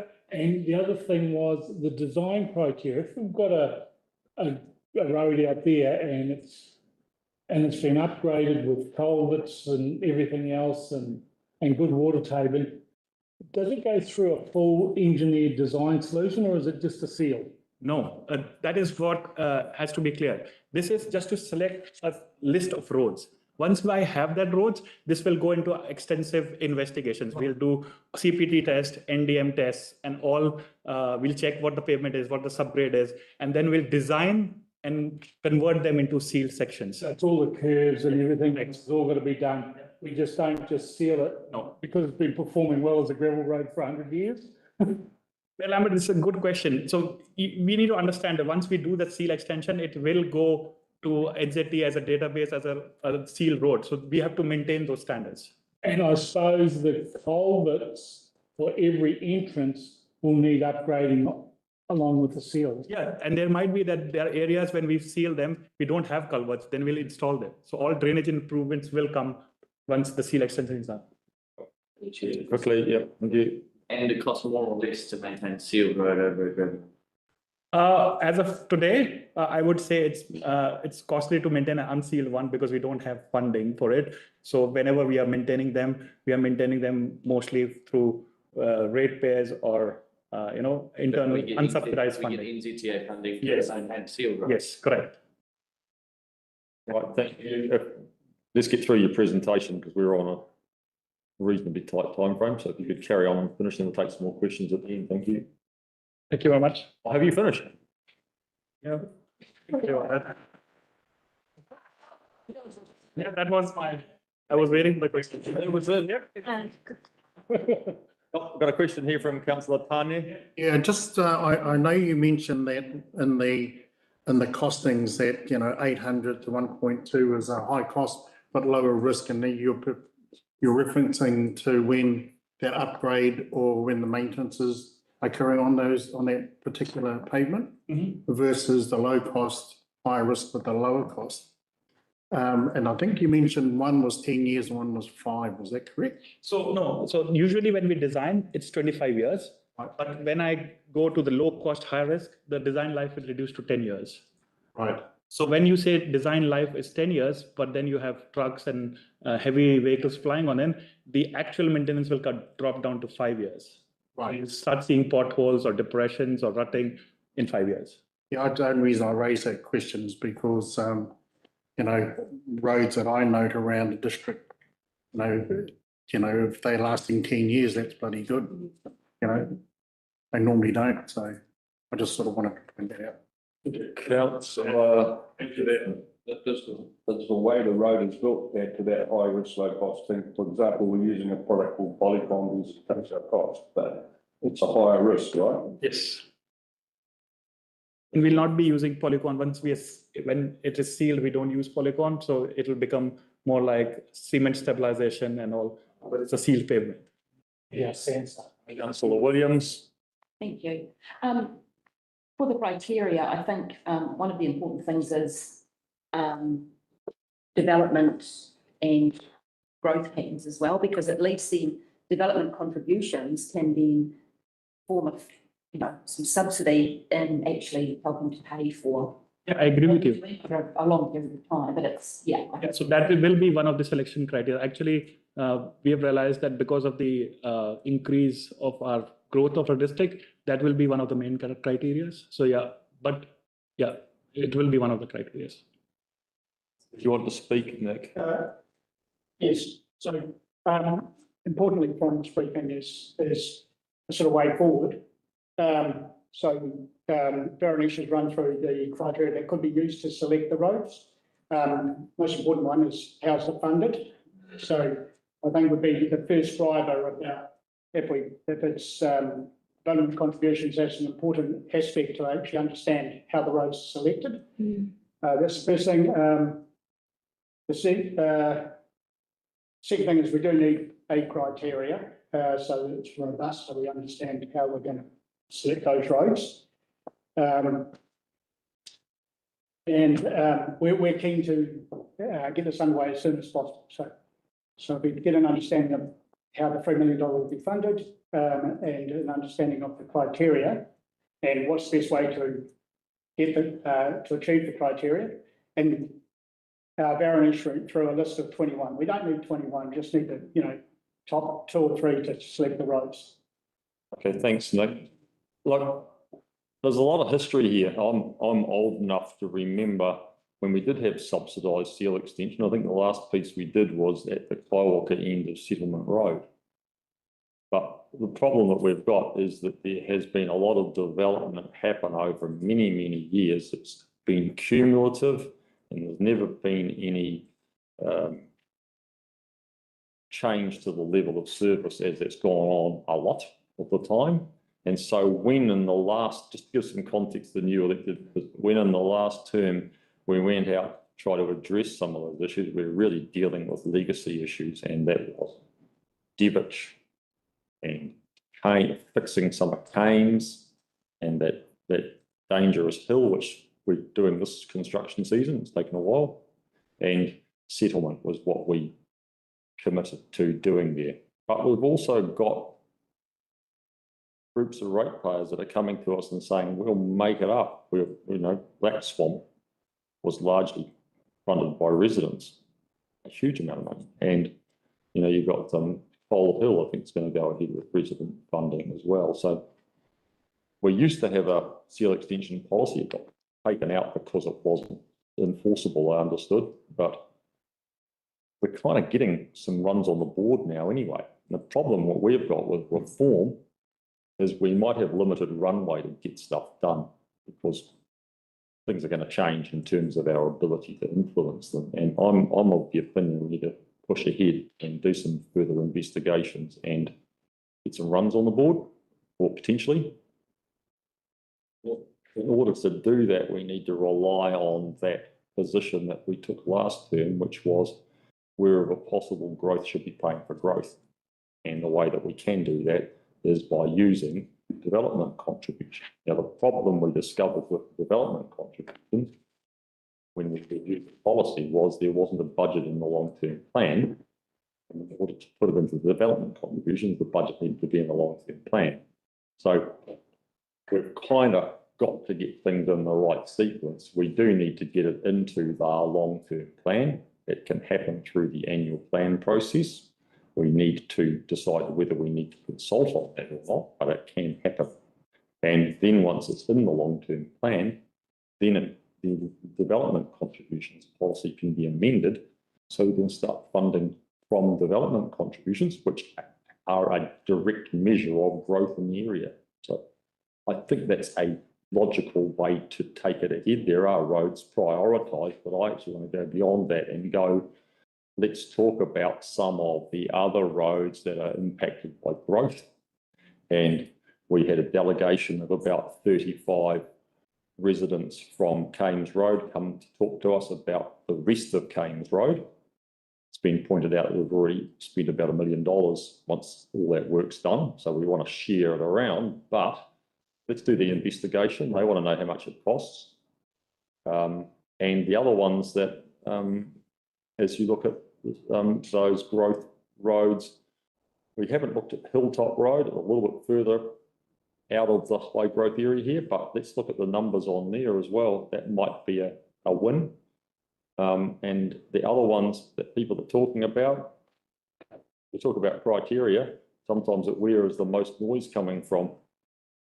Not always, but Gibbons Road from the township through to somewhere in the vicinity of the line works is huge traffic. It's had huge amounts of subdivision down there as well, and it's got a quarry operating over it. So kind of to be forward thinking, we need to kind of look at what that takes to trees as well. And the last one I want to raise is Judd Road. And I went and looked at it the other day, and you've probably been involved in that as well. If you're coming down Walker, as you go down the hill, there's a big house on the left-hand side. That first section there, which is almost bordering on becoming residential, might be a good win to look at what that would take as well.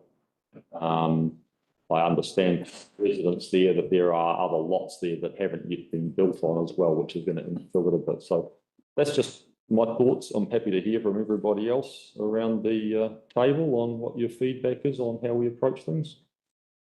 Anyone? Yep. Chair? Yes. Yes, I'd just like to clarify, because I've clarified with the GM of planning and development, that we actually have to have done at the best thing to do is have it done at the same time for the LTP. So we put it in the LTP because there'll be costs. You're trying to reduce costs. So there's extra costs going in if we put, and we're also rushing things. So the timetable for the annual plan, we have to adopt it. I think Tracy might have sometime in May that we've actually got to have it finalised. And if we're putting in roads, we then have to work out how much is due for the development contribution, but there will be a cost to the general ratepayer as well, because every road is not just used by developers. It's not a new road. That's what you're talking about. It's going to be used by existing ratepayers. So the normal process is it's put in the LTP and the development contributions, so it's hard to justify if you haven't got any development policy in your LTP. You do that every 3 years. So we're just about to do that. So Thank you, Sue. That's not what came out of the development contributions review, as what we would amend the LTP through the annual plan. And the problem we've got is we've got limited runway to get anything done with all the reform that's coming. And if we don't deal with it, yes, there is general rate cost. The fact of the matter is we're trying to minimise that by debt funding and getting them as much as we can out of development contributions. So, yes. Just to add a little extra, the Regional Transport Committee meeting, to get the FAR rating and our subsidy, we've got to have it all in our long-term plan too, for the roading, all the roading. So whether we have to name specific roads, we need to look into that. But yeah, right. Is there any direction? I need direct, yes. I think we should get on with it. We're growing them as we can while we've got the opportunity. I think it's important. It's been one of the biggest discussions that comes to council is people go, well, you know, we're up these roads and we're paying big rates, but we're not seeing contributions being put back into the roading that we want based on the number of people who are living on our roads. And we want to see something happen. I think we've got an opportunity to do that. We should get on with it. So our aim is that this is the reason I'm here in front of you, that all I need is a robust selection criteria. What are your preferences, elected members' preferences, and then we will just put them in a model and we'll assess every road on it. What's the cost of? If I get every selection criteria finalized by supposedly next week, then it will take us 3 weeks to get a forward roads program. And then we'll start doing the initial testing. That's a thing. If I could just, I'd like to put Popal Road on there, just to see if there's any chance of any sort of little bit of extension. Now, the basing of that is a safety not only for a lot of the kaumātua down there, but it's the cyclists. Like the whole purpose of that wharf, I believe, when council came and saw us on our marae, was that it was actually supposed to be another way of bringing and attracting cyclists to do that ride all the way to the end of the road and then catch the ferry. But I would just, if there's any chance that we could add Popal Road on there, based on, yes, we do have, I don't even know the amount of people that live down there, but it's more of a health and safety for the cyclists. And we have hundreds of cyclists on that road who are vulnerable to being hit because of the state of the roads. So I just wanted to add. Yeah, so reiterating that we don't have a final list yet, and again, we will consider all factors once we have a list, and it will be tabled, and then we can discuss the urgency. All right, anyone else want to speak? Rachel? So you say when we have a list, so do you need us to be doing that now to give direction? Because you've obviously got roads that are already on here that have been. So these, yeah, so those roads which are right now in front of you, Had some. yeah, we did investigation last year. We've done most of the hardened investigations, all Clegghammer test, all NDMs and all. So that is one, because this was done before me, it was done by Downer. So they informed me that we are prepared to do these roads. We are not yet finalized that whether we are doing it or not, because I don't have a selection criteria. So that is the reason I'm here. We will put this list with the selection criteria and then table it and then get a final list. Okay. Okay, so the roads that Neil Larson raised, I think it was Judd, Hilltop, Gibbons and Cairns. They'll all be considered. So all of them in here. Yeah. Those roads which you see in front of you are just there because these were done. We have investigated intensively on them. So they've already been investigated. That's why they're here. Have you done any investigation on what other roads you could add on to this? Let's just base purely on traffic numbers, thousands, have you got any data on that? Yes. I mean, you're asking us to pick someone, it would be nice to actually a little bit more to go on, otherwise it's going to become straight. I know John that lives on that road, yeah, it'd be quite useful, you know, whereas actually, you know, that's a spreadsheet and you've got what criteria you've got and some sort of data behind it, we could at least go through and based on just pure data, these would be a priority. Yeah, so we already have our unsealed road maintenance basically list of roads where we have all these selection criteria already evaluated. All I would need guidance from you elected members is, yeah, what do you want? And that will be tabled. I can send a spreadsheet if you. It would be really cool if we could have that for tomorrow, probably. It'd be a nice discussion to have that thing, I would have thought. My opinion. I might need more than tomorrow. Likely. All right. And you can. Sorry, go ahead, Councillor Williams. No, just saying, so do they, I think Nick said we needed, is it 3 points of criteria? We don't need, we can do whatever we want to do, set whatever criteria we want. There aren't any criteria that need to be set, but they're suggesting that we set some criteria. All right, thanks very much, Veronish. Thank you, everyone.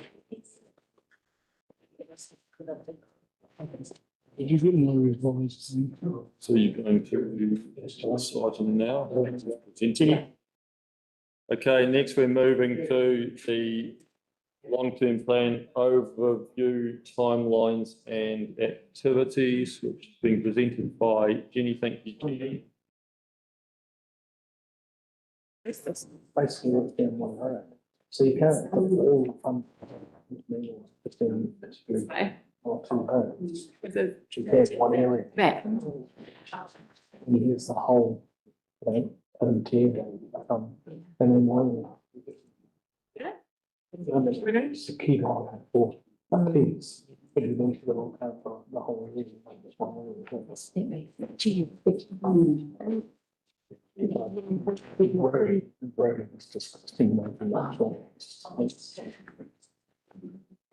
There it is. And The engagement.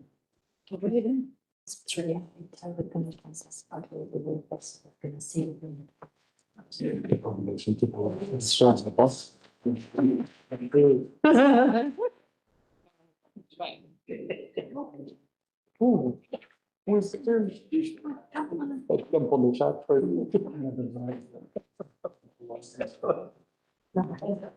it's true. On the screen. Pick them up and maybe we'll take them to there and so.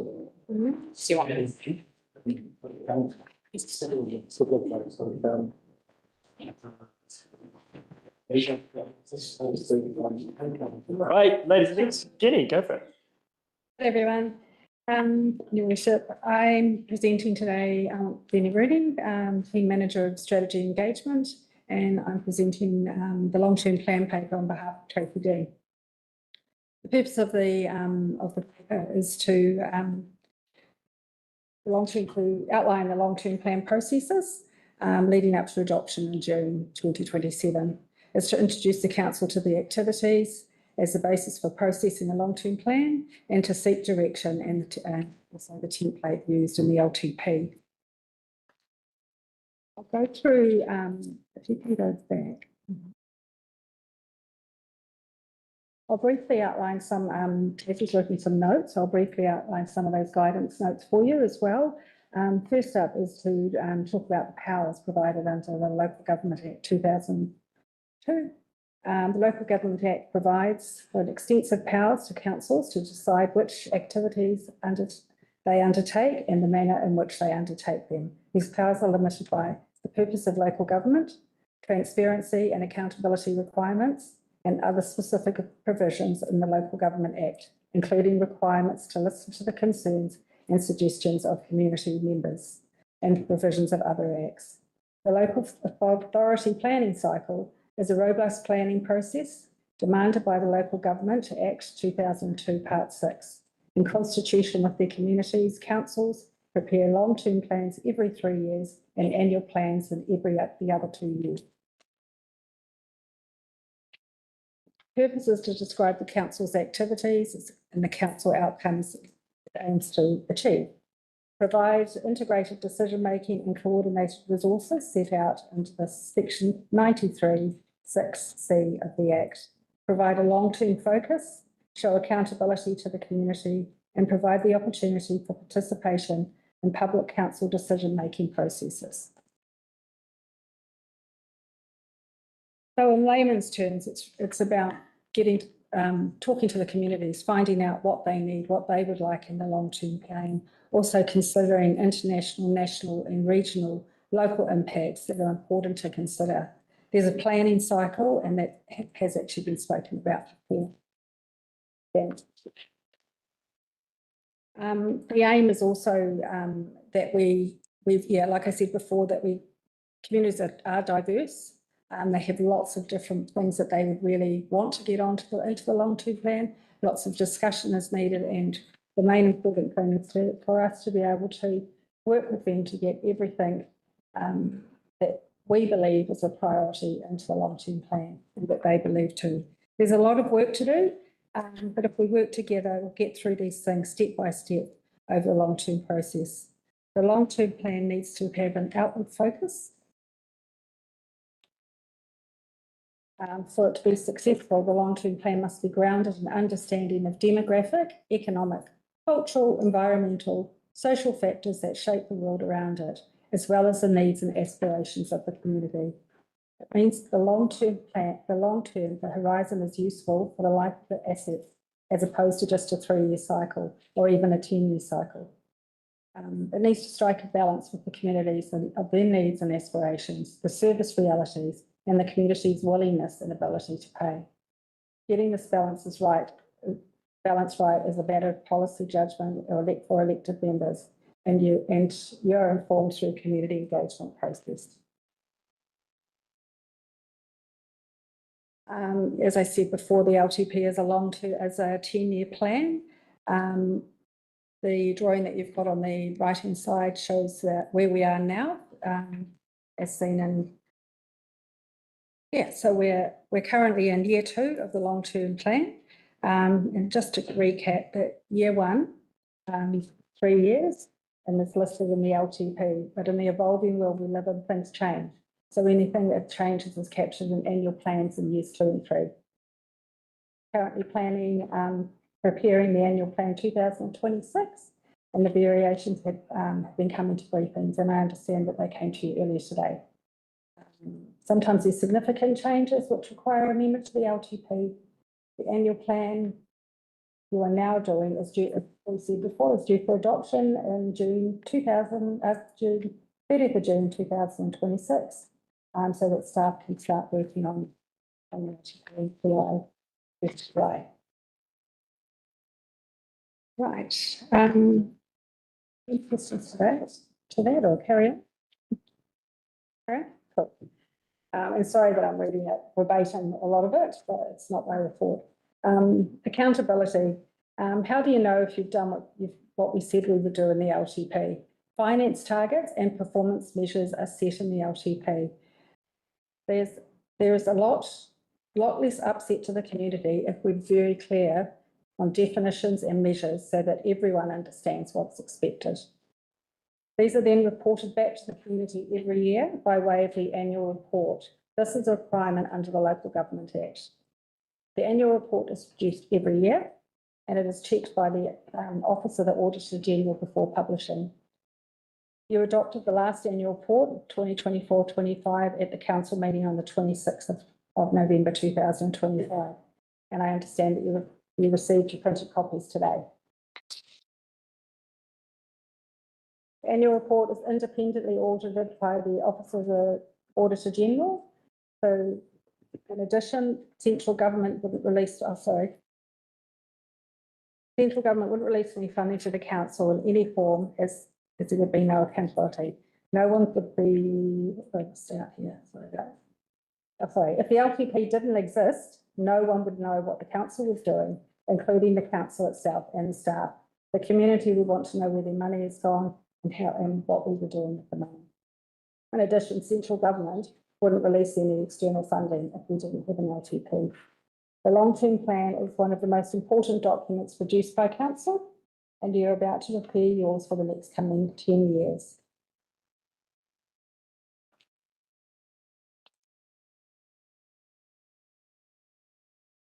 As I said before, the LTP must be adopted by 30th of June 2027.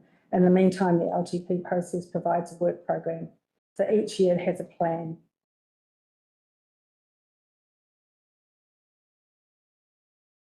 So staff will guide you through this process. So there's a project team and managers who will guide you step by step through this process. As with everything, there's statute timeframes, and the team plans well ahead what needs to come to you and when. So through the long-term plan briefings that are scheduled, they're there to give you time to work through the plan and all the process. Council officers and subject matter experts will come to you to the briefings to offer information, guidance and any advice. They'll also seek direction as to what to write into the plan. A consultation document will go out to the community for formal consultation process. That will be early in 2027, which we will ask questions of the community that we haven't been able to determine through the process or what the community wants advice on. We aim to ensure that we produce a robust plan that reflects what's important and what is needed in our communities. And we also aim to ensure that all statutory requirements are met.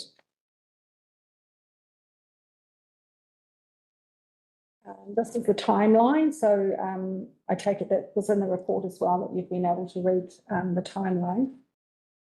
The timeline itself is split into 5 key sections. Across the top of the diagram, you'll see the sections. And from there, from now through to adoption in June 2027. The creation of an LTP isn't just in your minds.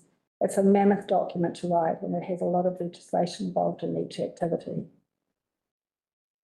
We need to capture your thoughts and your priorities from the whole community, and we need experts to write the plan and bring a specialist advice and knowledge for your feedback. We also need to help you prioritise work and set budgets. All of this takes time and ensures that we have good community and expert input into making good decisions. A lot of what we do is prescribed in law, and some things are optional, others aren't. So let's look at some of the timeframes that we will. So we've got the timeframe there, but just a basic outline is from now till March.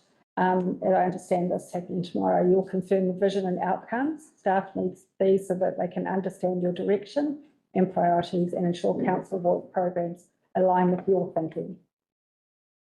From April to September, we'll bring you each council activity with budgets that you can confirm the work to be done, when it needs to be done, and the costs. You determine the limit of the fund and the rate bucket inside legislation. So you have limited amount of money to spend each year. With so many hopes and dreams, you can never do it all. So you'll definitely be spending priorities across the full 10 years and delaying work into the next long-term plan. Timeframes don't always agree with each other, and in that case, it might be that we ask the community for their input, again, with it through the official consultation process in 2027. So the next 6 months are really about working through the questions, looking at what you want and what we need to have answered. From October to January, it's finalising the consultation document with which questions you would like to ask. During that time, the independent auditors will go through these documents, including the consultation document, to confirm that these are all prepared to the standard and figures that are accurate. In February 2027, we will bring you the final consultation document and engagement plan for adoption so that we can take all the questions out to your community. In March 2027, the community will have their say. This is a statutory consultation process. Here they can write submissions on questions you ask, as well as all the source documents and supporting documents that we provide them at the time. These are compiled, ready for you to read them at the ready for you to read them at the hearing stage in April, hearings for listings. Some submitters may want to come and speak on their submissions. Also in April are the deliberations. This is a meeting for you to consider what you've heard and read all the submissions and decide whether to change your mind on anything or keep everything as it is. In May, we finalise the draft long-term plan 2027-2037, ready for you to review and adopt in June 2027. A lot to take in. I wish I could do a lot more naturally. There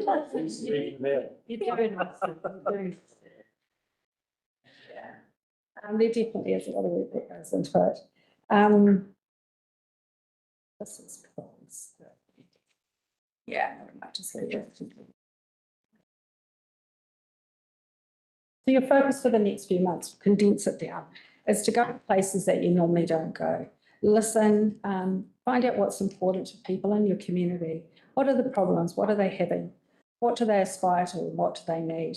What will give them a greater life in Kaipara? What will give their children, their great-grandchildren, a better life? So bringing this information back and pulling it together so we know what people would like. Your individual feedback can come to us through briefings or council meetings. We can't process emails, phone calls or any other way because it slows the process down and increases staff workloads unnecessarily. There's also a risk of information coming to us and we may not capture it. So this is why we have special briefings where we come together to ask you as a collective for your feedback. We want to hear your constructive discussion with each other, understand your different points of view because you represent the communities and they capture the viewpoints to reflect them in the LTP. Briefings are transparent and exclusive and the community can be involved by watching or attending. They can also see the discussion to understand how we arrive to where we do. All questions are worth asking. Council is a complex place. We do a lot of work and we don't expect you to know it all, but we do want you to understand what's on the table. So please ask that when they come up. All thoughts are worth hearing. We'll bring you topics and questions to receive your input and ask specifically to the direction we're seeking. All you have to do in the meantime is listen to your communities, research what's happening inside and out the district, regionally and nationally. Staff will bring the information on any of these through the environmental scan, which is coming to you next month. Consider how does external environments impact our community during now and the next 10 years or maybe even further. Your LTP today is your first step, future generations, and it's your duty and legal requirement that you consider the quality of life of our communities well into the future. Decisions at council meetings for the LTP, most of Most of these are made in the later half of the year, so consider the next 6 months as your information gathering, considering and prioritising the process.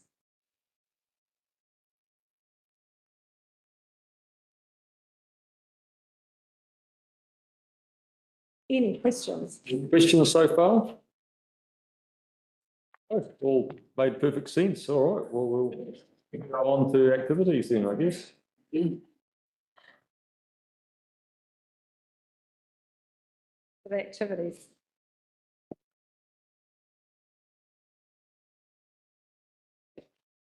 So in Tracy's notes, she said if you take a look at LTPs, find the section of activities on page 16. I don't actually know that you have your LTP in front of you.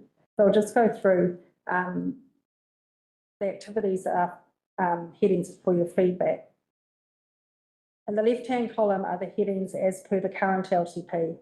These capture all the things we do in council, with the subheadings highlighting specific areas that the community might be interested in.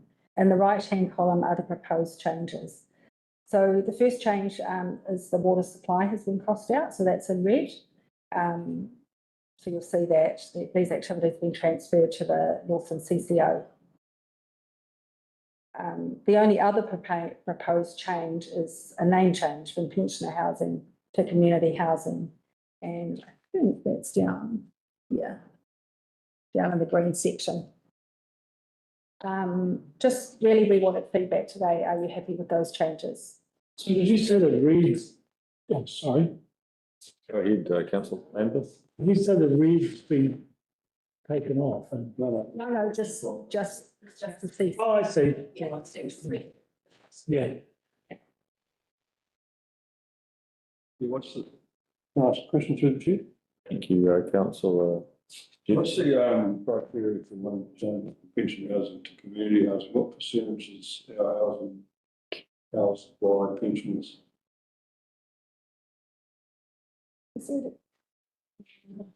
See directions from.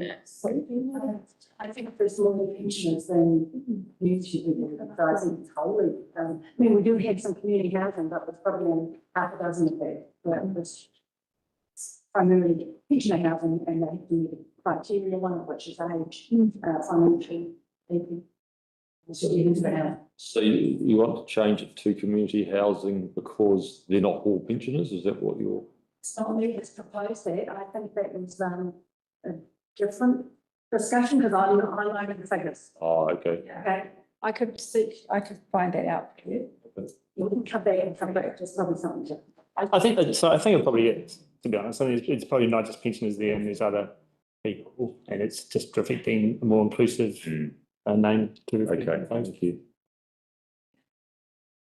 It just could be confusing if community housing, then people, if it is predominantly pensioner, then it is for elderly. So I'm just, yeah, if you can come back and just clarify it out in that section. That's great.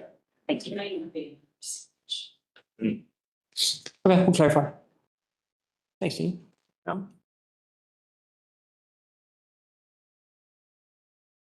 suppose if I could just add in here, Jenny, if you don't mind, you know, these are just pretty stock standard headings and titles. I mean, what it formulates is the level of service discussion next, and you know what we do under each activity, and it just simply makes it easier for you to understand. But it forms the basis for the LTP, which is why we're doing it right at the start to say, hey ho, this is what we're looking at. So on the looks of it, I think it's perfectly fine. We'll clarify the pensioner versus community as well.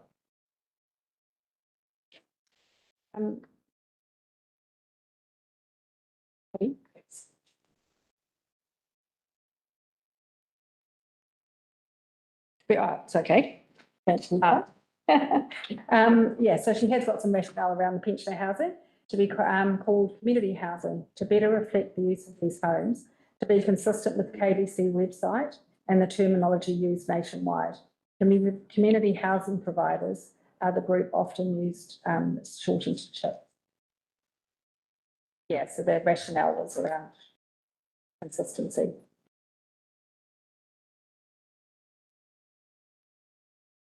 All right, thank you.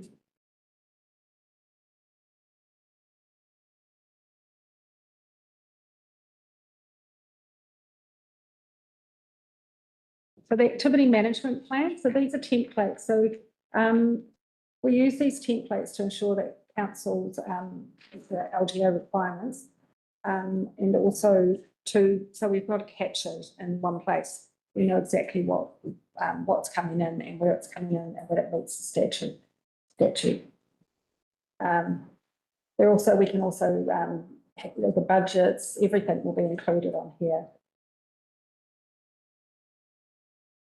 What happens from there? Go to the next one.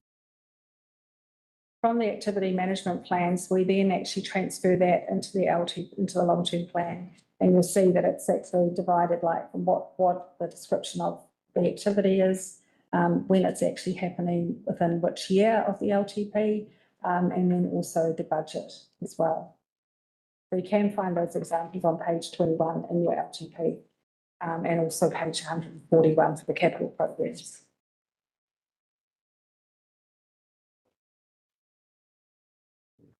The recap is that the long-term plan, what we have to do, why we have to do it, and when we have to do it by.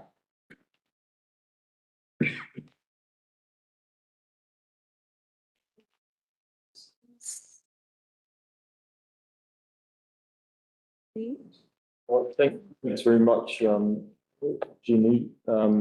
Jason, is there something you could speak to here just around what we heading towards our strategy session tomorrow? Yes, so thank you, Mr. Mayor. Yeah, absolutely, happy to. So tomorrow, obviously, it's independently facilitated. That you'll have a conversation about the visions and outcome. So the current vision that was set by each council has an opportunity to set the vision, and the outcomes, so the community outcomes at the very high level, what you want to see there. There is a school of thought about the actual outcome being something that you can measure as well and think about. So that'll be part of the conversation for you all tomorrow. And can I just say, it's perfectly okay if you set the same vision and outcomes, it's not a problem, but every council has an opportunity to change it and then set the scene, because then that flows through to the work program and flows through the group activities and what we actually want to deliver, okay? The other aspect to the LTP conversation tomorrow is a follow-on of conversation from the first session you had with Stephen Byrne. And that is, your key priorities and projects that you want to achieve over this term of council, and what you want us to deliver as part, on your behalf in the LTP, and start putting that into the process now. As you can see, the LTP is a big bit of work. It's quite significant. It's a 10-year program, and you need to think broadly about that and what you want to see as a council and drive through over that 10-year period, because you will be signing that off, right? So tomorrow with your facilitators, you're going to go through the conversation you started. You did indicate at the time that it's important to have your feet under the table a bit more, which you now have, believe it or not, and sort of have a follow-on conversation and try and get some sort of meat on the bones, some concrete to what you want us to deliver in that LTP. Yeah. So that's a link to tomorrow. Thank you, Jenny, for stepping in there. I just want to cover off one thing, and that's around a timing thing as far as our early engagement. The newbies won't know this, but every LTP cycle, we do early engagement with our community, and it's not threatening. It's just simply open-ended questions, asking the community what they want to see, what they like about in their area, all of that sort of stuff. We actually get really rich information from them in that early engagement piece.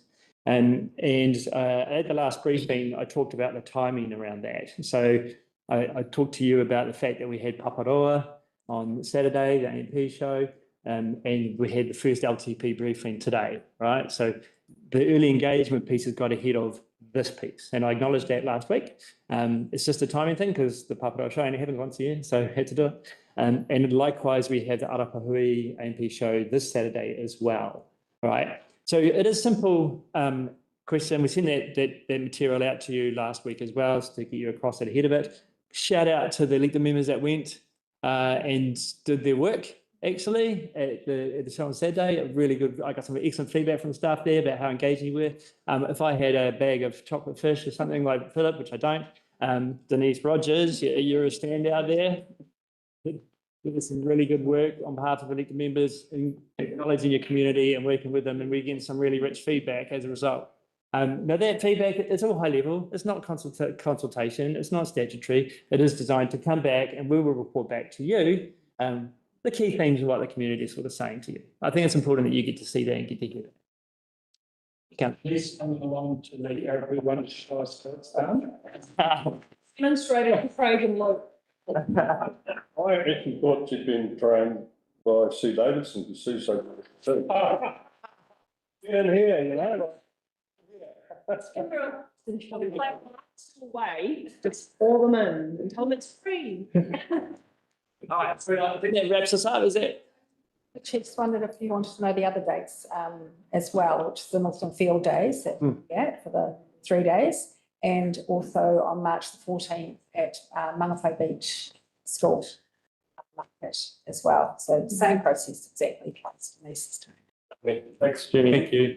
Thank you. What we might do is just have a 5-minute break, everyone needs a drink or whatever, and we'll get straight into the draft annual plan after that and aim to wrap that up by 3:30. If we have any additional queries or whatever, they can come in by email. Thank you.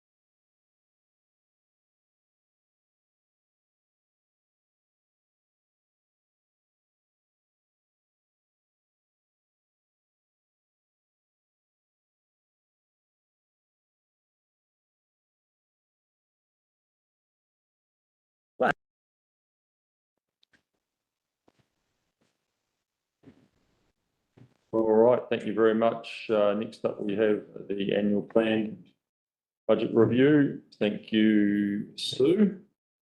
Okay, thanks, everyone. I've been told I've got about 90 minutes, which is a lot less than in fact, it's half the time I thought I was going to.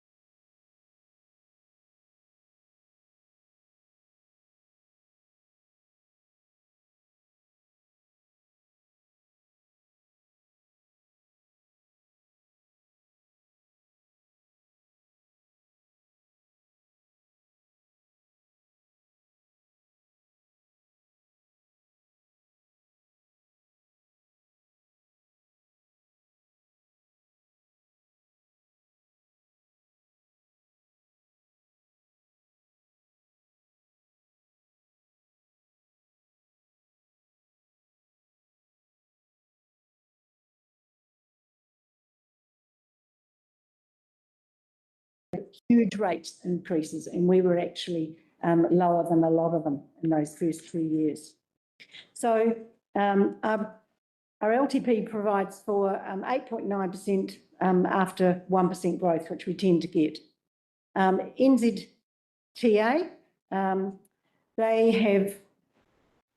you'll also, when you get into the long-term plan, you'll understand that NZTA are behind the 8 ball, and they don't do their approvals of their 3-year projects until October 27, when we have to approve our LTP by the June, and that's after consultation. So the reality is we're approving it well before then. But in late 2024, there was 20 million taken out of our roading budgets, and council had to reallocate its share to specific roading projects, primarily capital. The roading budget at that time was approved for 3 years, and the council can't change it. So we're not putting that up at the moment for council to change, because it's been agreed with NZTA, but there will be some issues with capital that we'll be able to bring back to you. Staff are looking, so when we started this process, we're looking to reduce costs where possible, because we've been told that by council. Obviously, there's some statutory increases and council decisions that are made, like superannuation, EM salaries that are beyond anyone's control. And other things that have happened in the last 2 years is that we've put in a new budgeting system we're just only really utilising this year. We've been using its old Excel technology, I think last year, and before that it was a different system that was being phased out. And we've also changed our staff. So in COVID, we had a really stable staff, but since 2024, the turnover has been great, and we've lost a lot of knowledge. Now we've got new staff like Johan and Glenys, and they're all in their positions. They've got fresh eyes. They're looking at what issues they've got. And also there's been a lot of learning. So this year, the methodology that we've used, it's not too long between, is that council advisors of the line-by-line budget, the senior management accountant, and I've got Susie Jefferson with me. She's taking notes that when we finally get down to the cost centres, went through each line of the budget with every manager, reviewing the actuals. It was really good, especially for our new managers. Some of them have only been in the position 6 months. They all made the assumption there was going to be no change in level of service, that what we were providing. So if you're doing a dramatic cut of costs, you generally assume that there could be some associated drop in level of service, and that automatically means that you have to do consultation and an LTP amendment. And just to give you how much 1% rates, we try and save is approximately $600,000. So today we're going to concentrate on the activities because it's the largest cost. And I've actually got paper copies that I've given out to you so that you can write all over them, and we'll go through them and refer to the pages so you don't have to use your screens.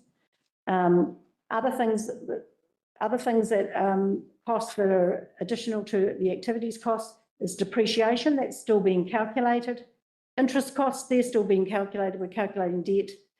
We think that's going to be lower, about 300,000, maybe more than that, depending on the capital projects we've got.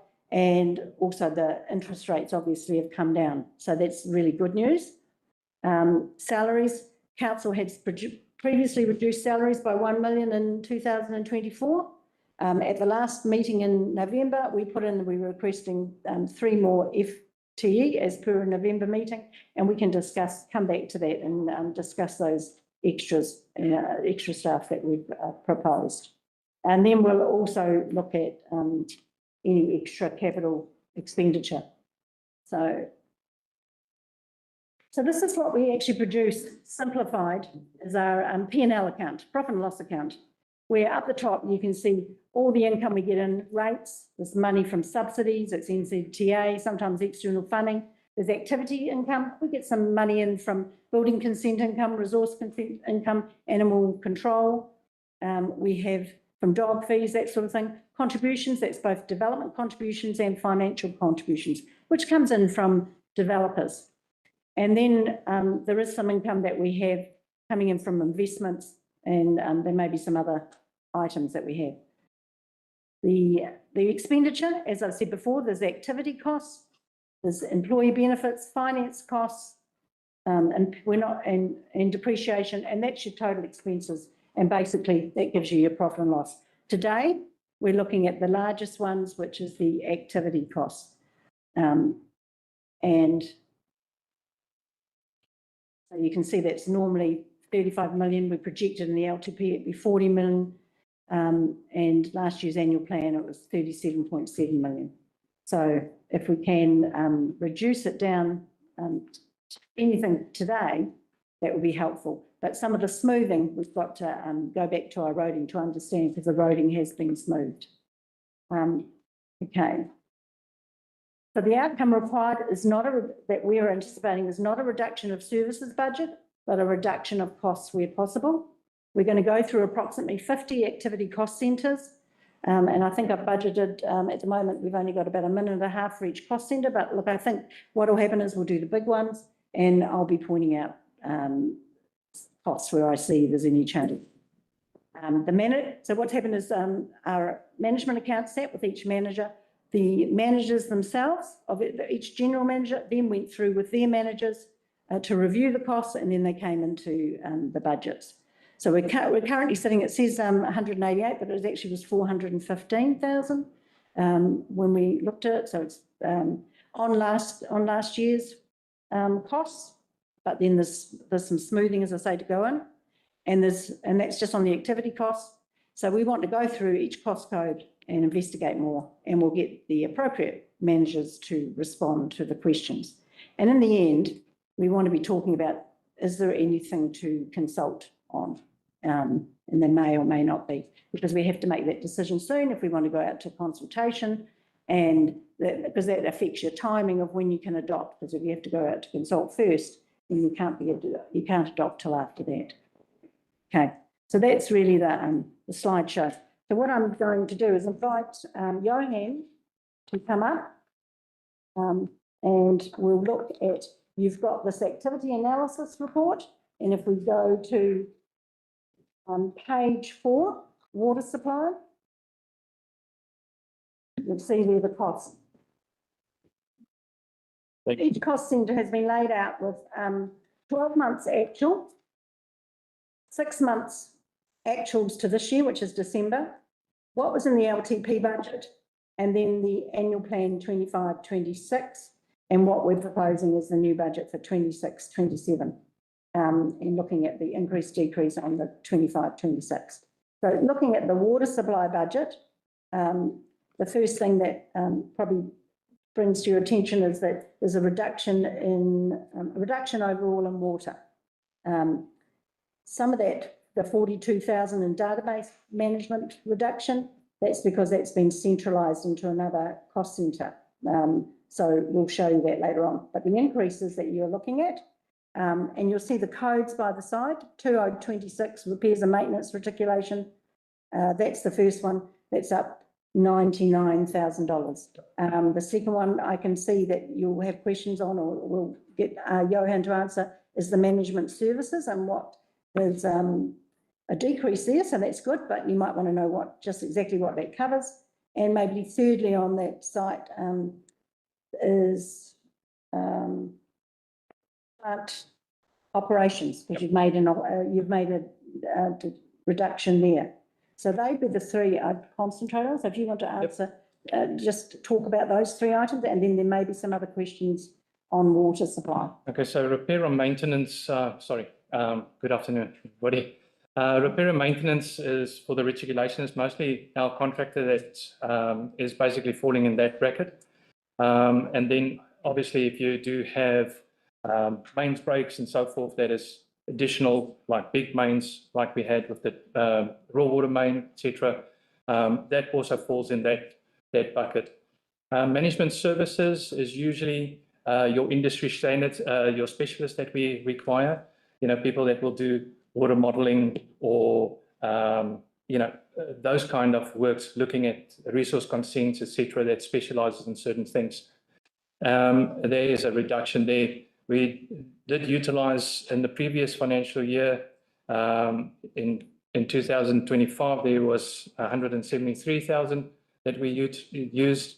We only used 50,000 for the last 6 months. It's probably slightly increased now, but the main thing is that's where I got my reduction for, and trying to use the specialists that we've got in-house also to assist us in there.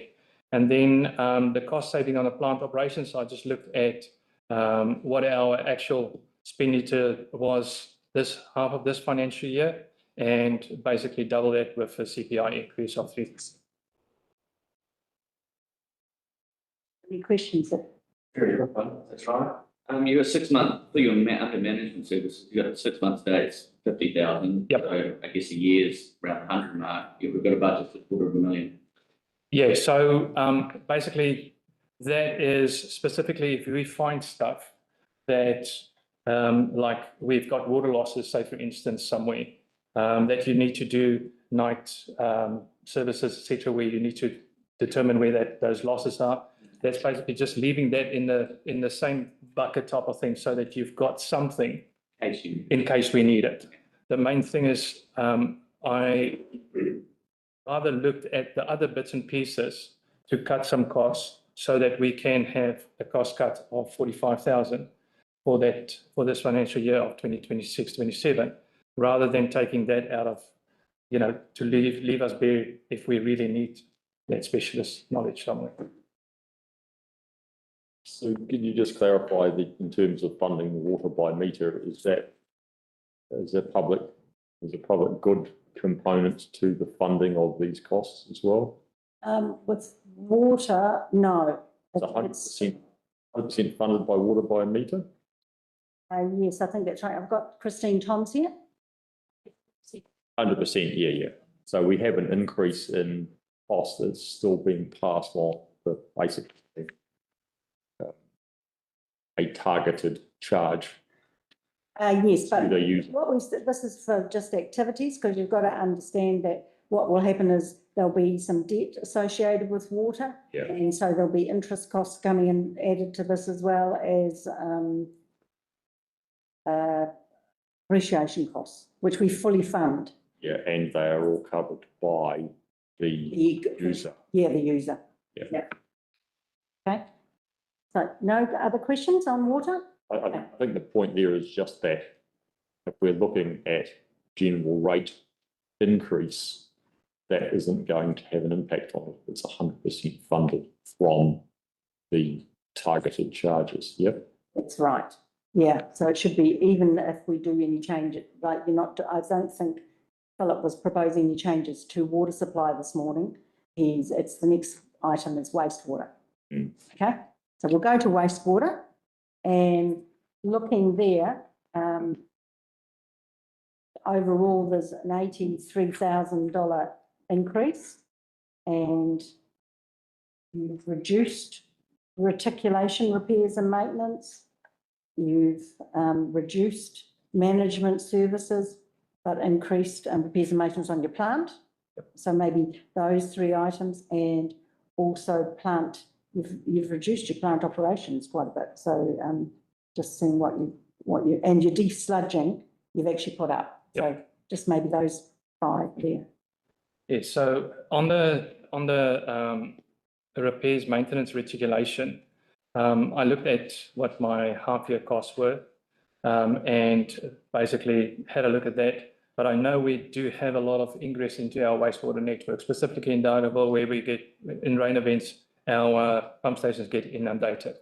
That causes overflows, etc. And that is a problem, because in the past, I don't think there was enough investment into that infrastructure, specifically wastewater and water, stormwater. The problem that I've got there is it is a compliance issue. If it overflows, it goes into the streams, etc. And we are getting NRC is fining us, and it's costing us money. So at the end of the day, if we can butt that issue, and obviously that will also help us on the stormwater side. If we can then obviously have a better understanding what our stormwater concerns are, but that our I&I in Dargaville specifically, and Kaiwaka the same, we've got where we usually get 100 to 150 cubes a day into that treatment plant. It overflows, we get to 800 cubes into that treatment plant. I'll ask you.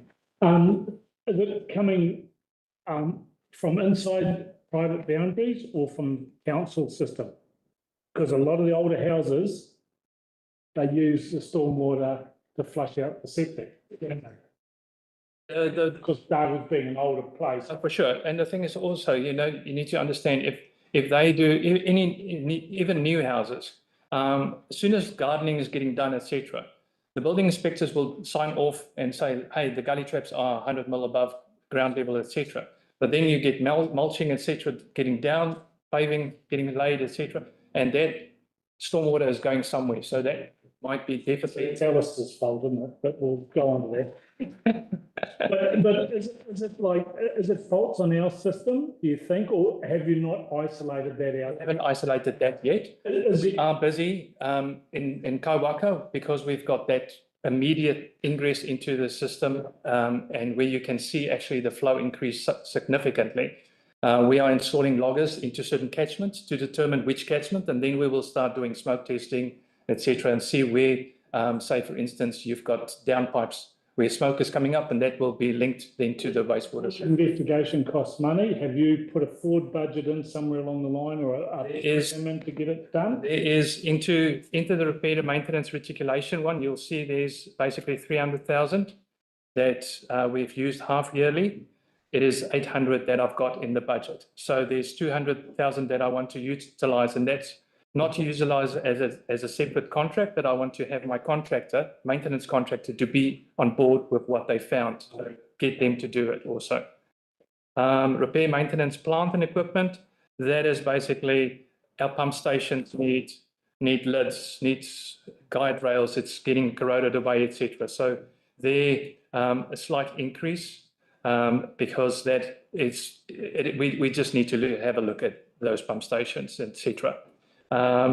Electricity is obviously that went up. Plant operations, looking at my half-year expenditure there, I basically have a look at that and plant operations. There is some things that at the treatment plants where we can have, like in Mangawhai, we've got a lab that will need some resources, etc. So that's why it went down to 320, but the main thing is it is not just the double of 240 top of 120, that's 240, it's a 320. So, but there is still a cost saving. And also, we've got contracts with contractors and they're doing the plant operations, aren't they? So you've got commitments there already for those years. And desludging, because you have put that up and it's a huge expense.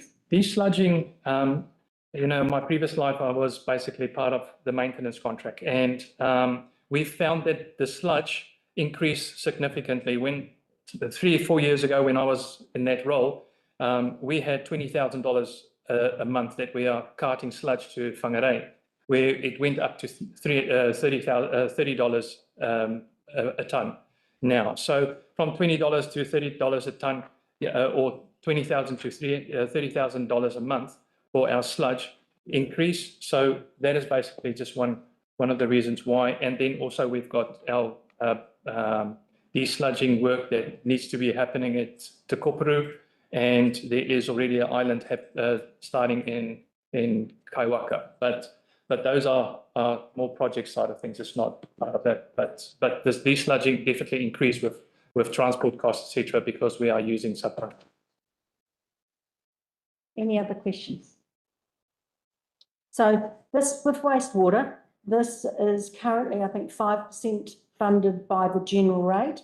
From this morning, Philip announced that he was going to be talking to you when he comes back about reducing the public benefit and making it 100% into a targeted rate, because that's what the new waters legislation is having us do, is ring fencing totally waters costs. Okay, so we'll move on to then stormwater. And stormwater, there's an increase in the activity costs of 45,000. Okay, so the highest ones there are probably reticulation again, and yeah, and whether they'll probably want to understand about management services, because your year to date has been up and down, and what you see is you're going to be focusing on what you've provided for. Yep. And maybe repairs and maintenance, the drains, because there hasn't been much work done this year. So. Yep. Yeah, so basically our preventative maintenance is specifically really important with stormwater, and CCTV work that we are doing currently, getting our lines flushed. Specifically, if you get in Dargaville, get a floodgate that is blocked, etc., with a stone, and you get that inundated with the sludge, mud, etc., going into the network, it sits there, it settles down, etc. So that is currently getting assessed and getting cleared. So there's a lot of work that we are doing preventative maintenance wise to get that sorted. So on the budget side, that's basically just reflecting what the plan is. All right, any other questions for Johan? Right. Quickly, you budgeted engineering services at 76,000 on nothing in there for this year. You expecting take something on? No, it's engineering services is basically where you've got, say for instance, you've got a floodgate that needs to be welded, etc. Yeah, that's your engineers. That you need line in there. You need it? No. No, I know I'm going to need it because those things are deteriorating. Much of that, I'm sorry, through the chair, how much of that is controlled with the Raupa Drainage Board, with the floodgates side of things? The Raupa Drainage Board? Yeah. That is just a minute, we've got 32 different drainage areas. And some of them do have 2 to 3 floodgates. So, that's just ongoing, and they differ basically from 1.2 meters to 3 meters to the smaller ones. So it's really. The stormwater doesn't cover floodgates. Just to clarify, we'll get to land drainage and floodgates, so it's not in here. And again, to clarify the funding of this is another thing that Philip said this morning. Stormwater is currently funded 10% by public good. So we'll be looking at, so it'll be more expensive, the rate, a big jump, because we'll be taking the 10% subsidy out of that, and it'll be a full targeted rate to those people that have, those ratepayers that have stormwater. Susie, just on, there is floodgates and stormwater, specifically in Dargaville, and so that is one of my biggest concerns also, because that is getting to a point that the infrastructure is getting older. It is in quite corrosive conditions. So that is what we are looking at, trying to cover. Okay. Sorry. It's okay. No, this is your budget. I'm just trying to help. And You're helping. Okay, so the next one is flood protection and land drainage. And you can see there that reduced costs of 179,000, predominantly from repairs and maintenance. And both categories of repairs and maintenance. So basically, don't let that 6 months actual fool you in a sense, because that, with all the rain that we had in November, December, etc., we've got contractors that need to clear those drains, and cost is coming in now. So that is a huge amount on the drainage side of things. With the G Canal that we've got in Raupo, a lot of the smaller costs like electricity supply, water supply, etc., will disappear, because that was basically with that project, that was part of that. So yeah, that's in a nutshell. You need to talk about the drain clearance. For example, in the lower Tara there, you've got a real build-up of debris.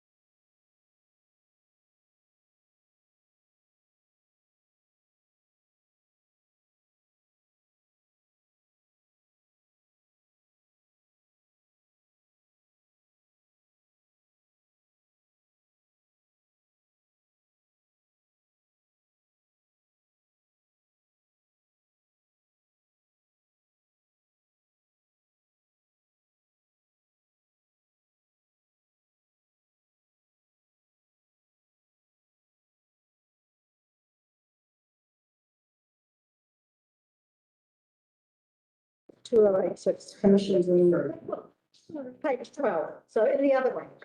Can you go into the other one, the smaller one? Yeah. Sorry, it's just that. It's even on there, page 12. You go back to the other one. I'm going between. So we're looking at 287 Waters Administration. Okay, so, and I'm asking Johan about engineering services, because that appears to have increased quite a bit. Management services and what he's providing for there, or whoever, and commissions and levies paid. I'm not sure what that is. And so am I right in assuming that this is just going to be our percentage here of this whole thing? Crossover. Oh, no, this is Oh, where there's costs that are coming into the organisation that we haven't been able to categorise as stormwater, water or sewerage, but and land drainage. yeah, and land drainage. So they come in there and then we do an allocation of costs through to those. Okay, so that'll be done, but this is the cost centre is called Waters Administration. So it's not to do with local Waterstone Well. No.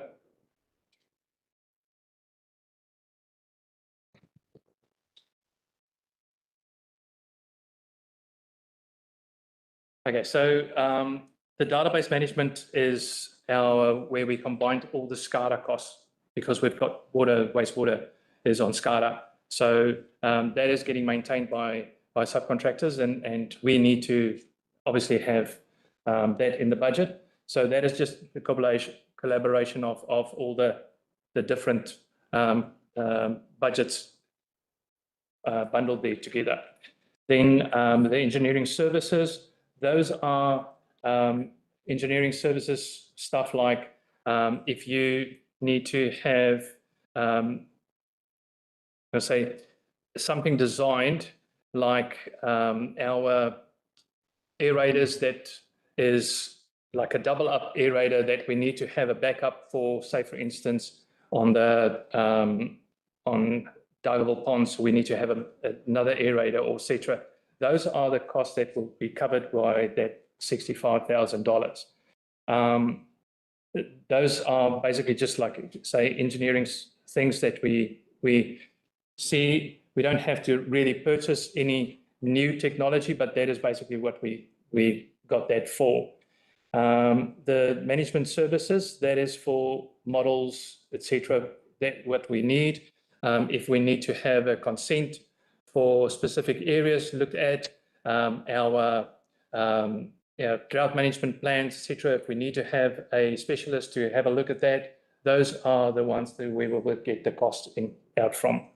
And then the last one. So is that more, that's just to clarify, that's more asset management for looking at future Yes. modelling and expenditure, expansions, etc., and future proofing. so we haven't had as much in the past, but we're doing a lot more modelling to help us do planning, because we haven't been doing that good planning. And specifically in Mangawhai, places that is expanding, and areas where we do have issues like, say, for instance, in Dargaville, where we get the flooding situation, etc., how we can get that sorted. So those are the things that will be covered by the management services side of things, by industry specialists. And the last thing I'm going to ask, I'm not sure if you know this. Yeah, no.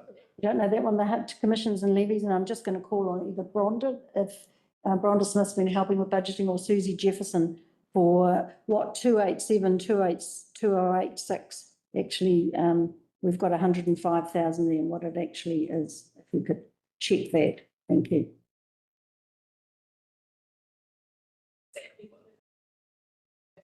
Okay, we might have to come back to you on,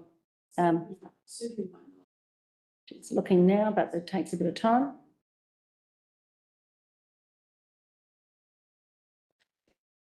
Yeah, 287, 2086.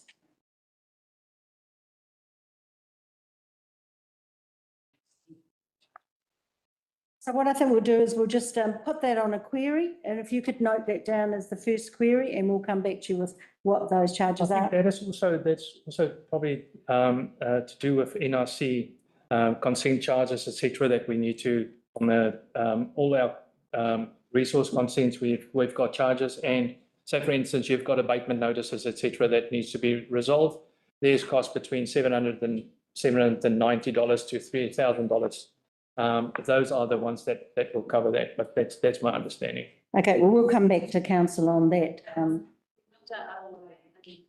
Oh, yeah, and Te Mata Arawai, yep, Okay. Te Mata Arawai. It's all tomato, okay. So just to explain that, that's all the new fees. And obviously the government's increasing in standards and we've had to pay extra compliance costs for their standard and to them. The Mata Arawai is the water regulator. The water regulator, yes. I don't know what that means. Thank you very much, Susie.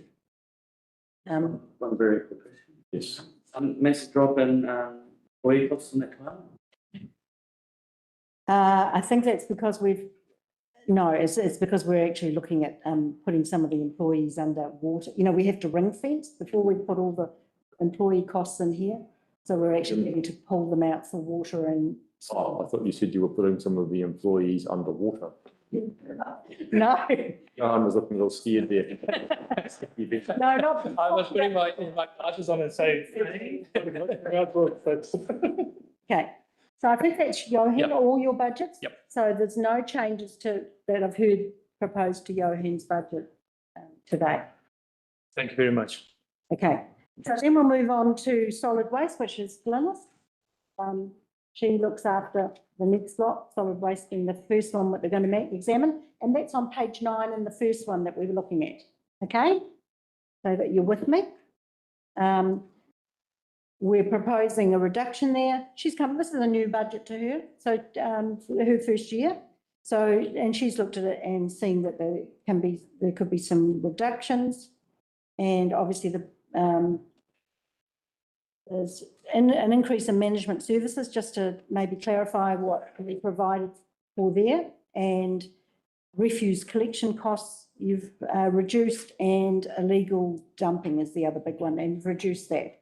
So maybe that's. For sure. In terms of, through your worship, through the management services, that will be really looking at resource consents for our closed land spills. We particularly have one in the Te Kaupuru area that we were looking at doing some remedial work. When it was investigated, it was found that we don't need to do that. We now need to go back to NRC and work with them. I have just made sure that we will have adequate monies in there so that we can go through that process with NRC and ensure that that site will be compliant. And we have other closed landfill sites that will need to also look at doing a similar. In terms of those reductions at 2059, the refuge collection, we have tracked for the last 6 months at 165,000. If I extrapolate that out to the end of the year, I'm projecting that out to be 335,000. We did actually have more forecasted for that budget. So that is looking at a reduction of 170,000. Also, again, in terms of illegal dumping, looking at what we did last year in terms of picking up illegal dumping and where we are at now for the 6 months is why we've projected out to be 32,000 for next year as a total, which would be a saving of 58,000. Wonderful. Anyone else have any questions or comments, or we can move on? Okay, next page, page number 11, open spaces and facilities. So this is the total page. We'll actually go to the individual areas. So if we go to camping grounds on page 15. So you've got a sort of total summary of all the open spaces, but we'll go to the individual. So firstly, maybe you put in here so if you put a reduction in cleaning costs for campgrounds. Yes, that's right. And, okay, the council will probably want to query that with some of the queries they had over Christmas, but cleaning costs, maybe explain that one. Other ones would be repairs and maintenance buildings, and also the management services that apply to those, and repairs and maintenance, the grounds, because those maybe those ones would be helpful. For sure. If you certainly for the campground, it does look like the cleaning costs have gone down, and I know that seems like an oxymoron, given that we have had some issues, particularly through the summer surge with Kaiwi Lake. That is really looking at how we might manage Kaiwi Lakes going forward, but also looking at the separation between the cleaning costs associated with the campground versus the cleaning costs of the 2 toilets that we have at Taharoa Domain. So I have actually split those out, and those are represented elsewhere. So you will see that overall cleaning costs have actually increased. But within the campground, I think looking at how we are managing that campground at the moment and looking at potential models going forward, that's why there is a slight reduction there. In terms of repairs and maintenance, again, I think we would know from the comments from campers over the last summer that more proactive maintenance needs to be done on site of those buildings. So that's why you've seen an increase in that particular cost code. We have very much focused on reactive maintenance, but we now have a team where we have good in-house knowledge around doing good condition assessments and identifying proactive maintenance schedules that we can adhere to. So that's been factored into it. So that really covers off all of those repairs. So repairs and maintenance for our storage, repairs and maintenance to our buildings, repairs and maintenance to our plant and equipment, and repairs and maintenance to our grounds and drains. So really trying to shift from something that has been much more reactive focus to something that's much more proactive focus. You've got real challenges out there with some of the facilities you're actually trying to maintain because of their age and condition too, haven't you? We do, yes. It's an ongoing challenge. It is. And again, I think that if we take a more proactive approach to that maintenance, then what we'll be able to do is to expand their life of those assets for as much as we possibly can, so that it will give us much better lead-in time to determine when we need to be putting in more capital expenditure in that space. And can I just ask, for the benefit of council, with your repairs and maintenance, are these one-off peaks or are they going to be repeated? They're ongoing? They are ongoing. I do take the point from Councillor Jepson. You know, we've got a lot of ageing assets, and so we are really having to be much more proactive in our maintenance of them. Okay, so I'll let council know. Understand camping grounds, I think, are most of the open spaces. It comes under the parks and library rate, which is a targeted rate. So the other end with camping grounds is obviously you'll want to be looking at the revenue, because the ratepayers may not want to be paying for camping grounds. Just. You've got a line in here under management services, spent 33 for 6 months, is exactly half of what it was the year before. Budget's 140, next year's budget's 140. I'm just curious, is that part of someone looking after the repairs and maintenance, or is it just your carry forward? It's a little bit of both. At the moment, we outsource for Kaiwi Lakes in particular. We outsource our security during the peak season. We have local iwi ambassadors on site. We outsource the management of Promenade Campground. So it is a mixture of a number of things. Yeah, I'm just curious why it's still 140 when it hasn't been not even half that last year, and budget this year, or the amount spent this year doesn't appear to be close. One of the things that I think we need to be looking at going forward is really how we manage things like cleaning costs out at the lakes, and I suspect that there will be a contractor going into the next season. Okay, so this is an increase of 158,000. So we'll go to the next one then. Cemeteries, not much costs here. So there's primarily increase in drainage, but you might want to comment on that. It's probably. Absolutely. Look, a very small amount of increase in the cemetery space. We do have a number of historic cemeteries in the Kaipara region. I think that, again, if we shift from something that is reactive in terms of maintenance and move into the proactive maintenance space, that certainly that small increase will be well utilised.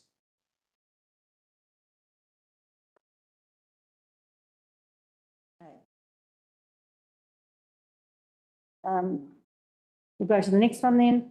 There's no questions. And that's public toilets. This has gone up 181,000. This public toilets are general rated. They're not in the parks and library one. Very poor. It's a separate general rate. Do you know, Christine, offhand? If public toilets are general rated or are they part of the parks and libraries rate? No, not offhand. Okay, but I think they might be part of general rate. So you're proposing that they'll put up 181,000. You might want to talk to the cleaning costs here and the repairs and maintenance and the repairs and maintenance costs. And repairs and maintenance that are split out, so I can speak to all of those. Yeah. So certainly, as we take on new toilets, we do need to get those costed into our contractor costs. So we've taken on 2 new toilets in recent days with Rangiora and the Taharoa day visitor toilets. So that accounts for that. We have been having ongoing conversations with our contractor about the cleaning costs associated with our toilets. Certainly during the summer months, that surges, so we get far more frequent cleans. We get very good feedback about the work that our contractor does. We definitely do have a surge, so I have been mindful of that. So there is an increase in there. In terms of repairs and maintenance, we've got 22 public toilets across the Kaipara region, and we have a mix of new toilets, such as one that's gone into Wood Street, the day visitor toilets out at Taharoa Domain, that will need very little maintenance in the very short term. Then we have much older units. We have a number of Exelu toilets, which we're having to do a great deal of maintenance on, just because they are, unfortunately, we're having a lot of problems with the mechanisms that are used to make sure that the doors close and that they close when you want them to and open when you also want them to. So again, what we're trying to do in this space is to move from something that has been very reactive in terms of maintenance to having condition assessments for each of our public toilets and then having a maintenance schedule for each of those public toilets. Seems to be the main problem, sorry, through Chair, with the Excel is obviously it's magnetic based and power to lock and unlock. And unfortunately, we've just had Exelu up here just in the last month, looking at our, so we have them at Moy Street, we have them in Ruawai, and we also have them in Totara Street in Dargaville. Yeah. Unfortunately, when those were built, they were really state of the art. But now 20 years on, they're using a different type of mechanism. And to try and take what we have and put it into a new mechanism is quite challenging. So we've had a number of issues of failings. So again, it's about being really proactive, trying to really keep on top of it, and making good decisions about what do we swap over and put, say, just a hook on it, take out the magnetic mechanisms altogether, and where can we not do that? So what is the next step? What else can we do? Councillor Nathan. Just checking, does council look after the 2 toilets in total? At Total Point? I'm just checking. Yes, we do. Oh, okay.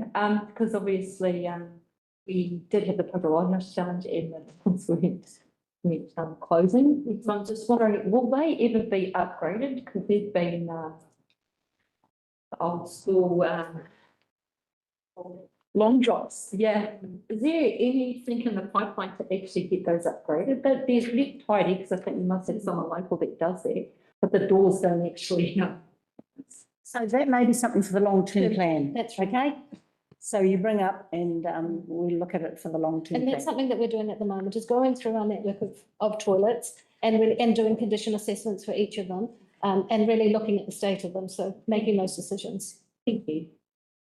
Councillor Gibson. Yeah, Phillips Bay and Lennox, where you've got the motorhome association, are they maintaining the toilets themselves there, or do you still maintain them? We still maintain them. We do, we have, so we still maintain those, the same ones, also at Tinapai, where we've got a campground, but we also maintain those as well. And it is really challenging, particularly when you have a campground, say even at Kaiwi Lakes, during the summer months, the increase, the volume of people using them is just enormous. And so we've got to be able to cater for those surges. So of course we have extra cleaning, but also things break far more frequently when you have that big volume. So I'm very mindful of that going forward. All right. Well, we've got, we're at 3 o'clock now, folks. So we're going to think about how you want to manage. Sue's got a lot of people lined up waiting to speak to various projects here. So probably think about how we want to manage the time in terms of what we need to ask and what we can come back with later or whatever. I'm not sure how that will work, but. Through the chair, we've put it into that, if we have to come back later, then it's going to push out time and we've got to. Okay, well, let's carry on through as expeditiously as we can. I will do. Okay, the next one is open spaces. And you can see that there's been a reduction there. The biggest ones are planning services and also management services. So just what have you taken out or what are you going to do in those areas would probably be where they want to ask the most questions, and also actually in repairs and maintenance drains. So obviously a big one too. So those three. Okay, so in terms of planning services and management services, we do now have a good, strong team in the parks and open spaces. So we are really building up that in-house knowledge and expertise. So as a result of that, both planning services and maintenance services have just been adjusted to reflect that. In terms of increases, again, it's really looking and making sure that we are proactively managing our assets as much as we can, having condition assessment reports for our assets and being very clear about maintenance schedules and making sure that we're on top of that maintenance. Just ask on the next page, which is page 20, but it's still open spaces. You've got an increase there of 46,000 on repairs and maintenance, roads and footpaths. Absolutely. So as many of you will know that we have roads and footpaths leading into many of our reserves. Again, it's making sure that we have an adequate budget so that we can do proactive maintenance rather than waiting for them to get to such a state that we're having to look and rely solely on things like the LTP to get that work done. That's just repairs, not new foot. No, that's not. So it's just repairs. This is all about maintenance.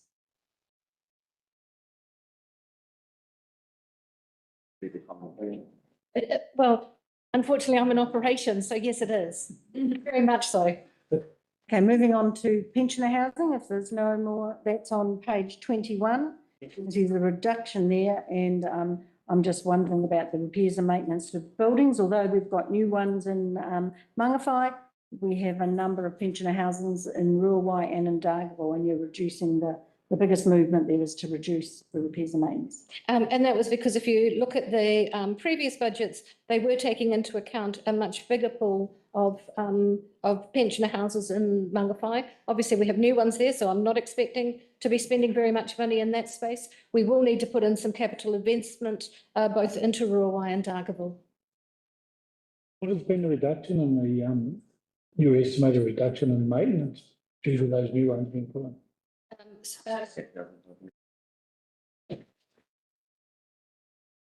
Is that right? Yeah, that's a generalisation, but yeah, okay. Right.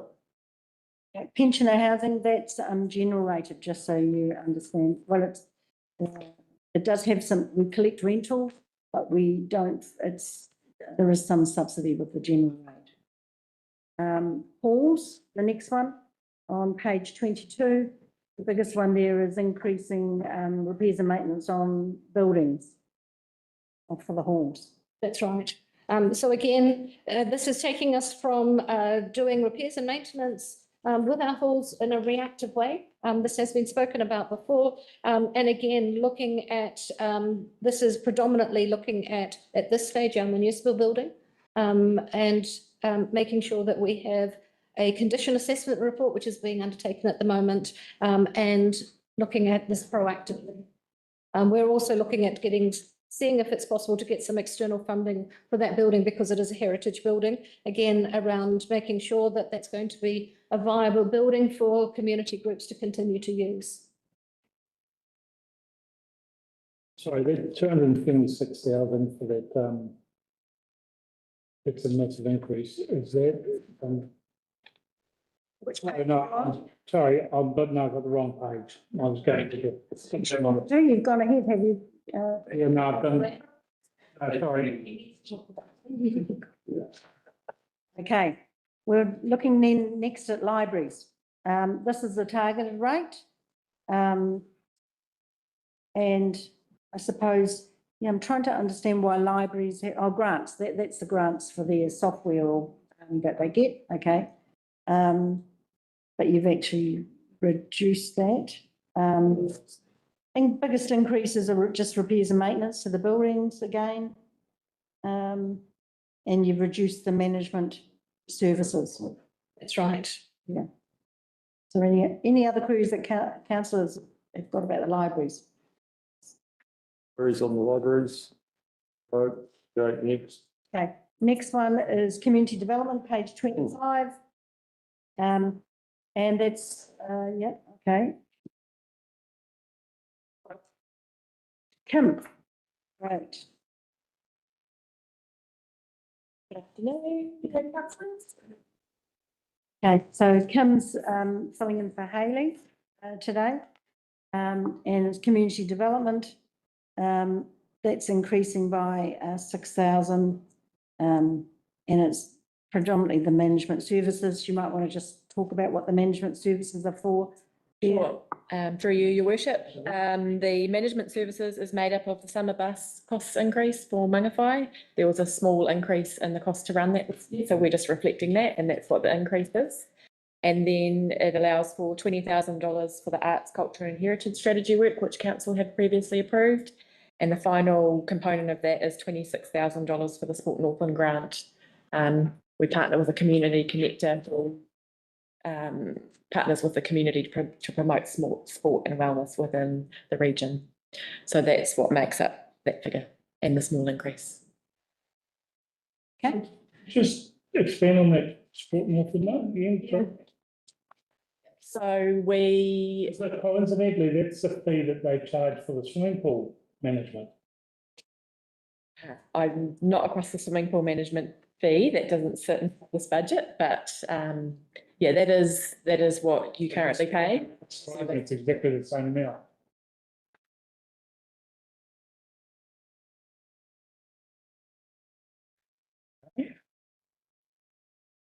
Okay, next one is civic grants.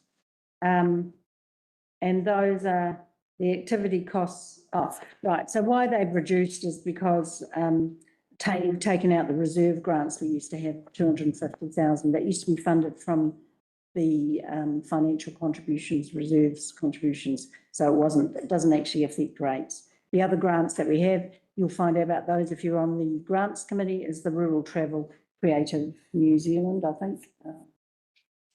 Right on. Yeah, so the rest of that budget after the reduction is made up of the placemaking budget, the community grants budget and the resource consents grants. So that's the rest of the budget. So you're talking about the 272,000, yeah, that is, okay, and that would be general rate funded. So it's placemaking, community, the community grants I talked about, and the resource consents that we provide. So we have 15,000 we provide for communities that may be doing something and need the help of council to fund their resource consents.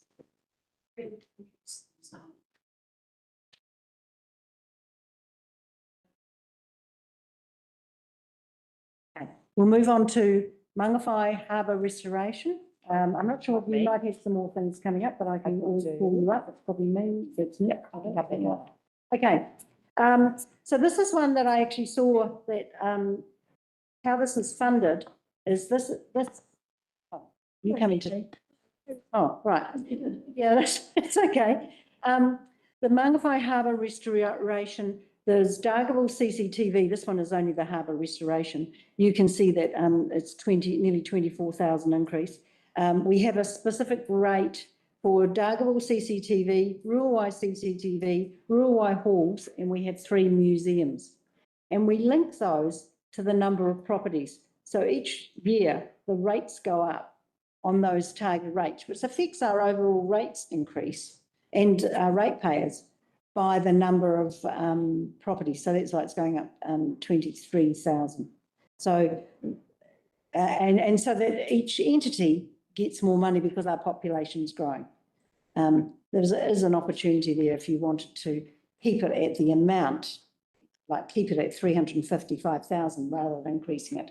And we could do that for the others as well. And then every 3 years, you actually look at it when you've looked at their annual report and how they're using the money, because when it comes to the LTP, we'll be going into more detail, and then you can actively give them more. That's up to you. That was just an idea. You're looking for reductions, and we haven't made any yet, or any further reductions. They're not started. Any feedback? Oh, that appears not. Okay, next one. Swimming pool. So generally this is, I had a chat to Hayley yesterday. She told me this year it's not going up by the CPI, so we can actually keep it at the same rate. So that swimming pool code 2002, we can reduce by 65,000. And I'm sure you'll want to do that. I had it rising by the contract. So we'll, if you're happy with that, I'll further reduce that by 65,000, and Susie will note it down. Now I've got to ask, is Sport Northland's fee in there? 27,000? Potentially. I don't know the details, but we just give that to, I think, Sport Northland, and then they pass some of it on to whoever manages the pool. I'm not sure. 55,000, okay. 55,000 then. Okay. The next ones, and what I want you to go to, because this is internal services, I want you to go to the other pack that I've given you, and we'll start on finance here. So 102 finance, which is page 1, right, okay. So you'll see there's increases of 87,000. Predominantly legal services, we put 20,000 in there. Audit fees, others. So we've provided for the Deloitte trustees audit. I'm not sure where we've been paying that in the past, but we couldn't find it. And that's when we get to annual report, we have to not only approve the fees for the council audit, but also for the audit of the trustees that are looking after our debenture trustees.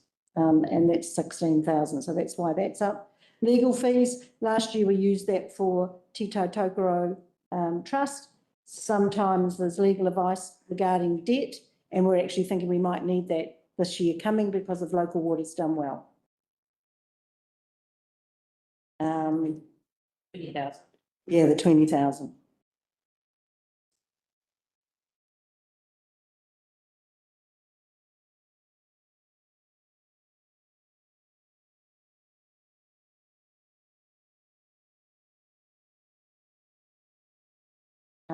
Most of this is the auditor, it relates to the auditors.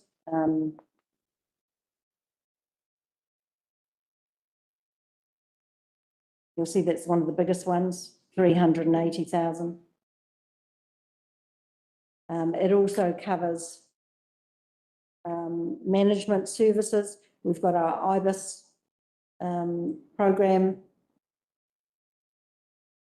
We've got the ARF chairman in there. There's been increases for the new ARF chairman. Revaluation fees is in management services, and we predominantly have a contract to help us with the annual report because they're finding that we're not meeting the timetable. Benefits. So do you want to go to Treasury? I can. Sorry, Sue, through Chair, your employee benefits from, or gone up 30,000? So employees, we'll talk about the overall employee benefits because that's not part of your activity costs. The activity costs are the ones with codes next to it. So employees we can, but that'll be, the increase will be relating to salary increases on. It's not a big salary increase because we, yeah, should expect each year. But we can talk about the whole staff after we've done the activities. So Treasury maybe going on to 1, 2, 3. The big increase here is really the extra 50,000 towards a credit rating. Yes, we've increased bank fees. We could take 10,000 off bank fees. I don't have any extra information. I'm not sure why that's been increased. So we could drop 10,000 off 1, 2, 3, 2, 004. But the big increase is really to do with the legal services, which is 50,000, and that's to do with us potentially getting a credit rating. So under the local waters done well, and you may or may not think this is worthwhile or we should provide for it. So that's why I'm seeking some feedback. Under the local waters done well, if we don't harmonise, we will be charged at a higher rate than Far North District Council and WDC District Council, because they get, I think it's a 0.5% benefit through having a credit rating. We don't. So it's whether we actually want to go for a credit rating, even though the waters part of it is taking a lot of our debt, and we won't have that much debt. And it costs $50,000 a year. But we could, if you're making the assumption that we're going to harmonise, then maybe we don't have to put that in. And that might be just one of the things. I'm not sure what's coming from local waters done well. LGFA. Yeah, it's credit rating through, Standard & Poor's, that sort of thing. AA credit rating. Lots of councils do it, and it's worthwhile if you've got over 50 million.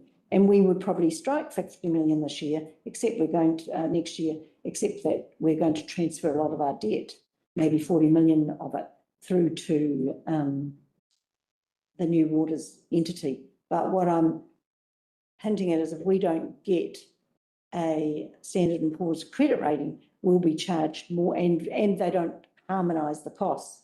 But if we make the assumption of harmonising, we can take the 50,000 out. Yeah. Well, you guys are not figuring, are they going to allow us to harmonise? I don't think they are they? It's usually within the 3-year mark, isn't it? But it's not like a definite at this point. There's no likelihood of harmonisation that we can promise. Yeah, we can't. The basis of that is that harmonisation will be reviewed within the first 3 years. So the only reason why we'd spend $50,000 is to get a credit rating so that we may be able to harmonise. And the water, and the cost to our ratepayers would be less. You may not be worried about that. What sort of interest rates are they charging for benefit of them? It's about 0.5% each. I don't know what the interest rate is. Like WGC has got some at 3%. Let's take a turn. Councillor Kenton's hands up next. So if we don't harmonise, we're saying our rates will be charged based on the level of debt that gets transferred over to the water entity. So even though it's not on our balance sheet, we will still be charged according to whatever our debt financing rate would be. So this would reduce that. Well, no, and all that would, the only benefit I see is to our ratepayers. They're going to be charged.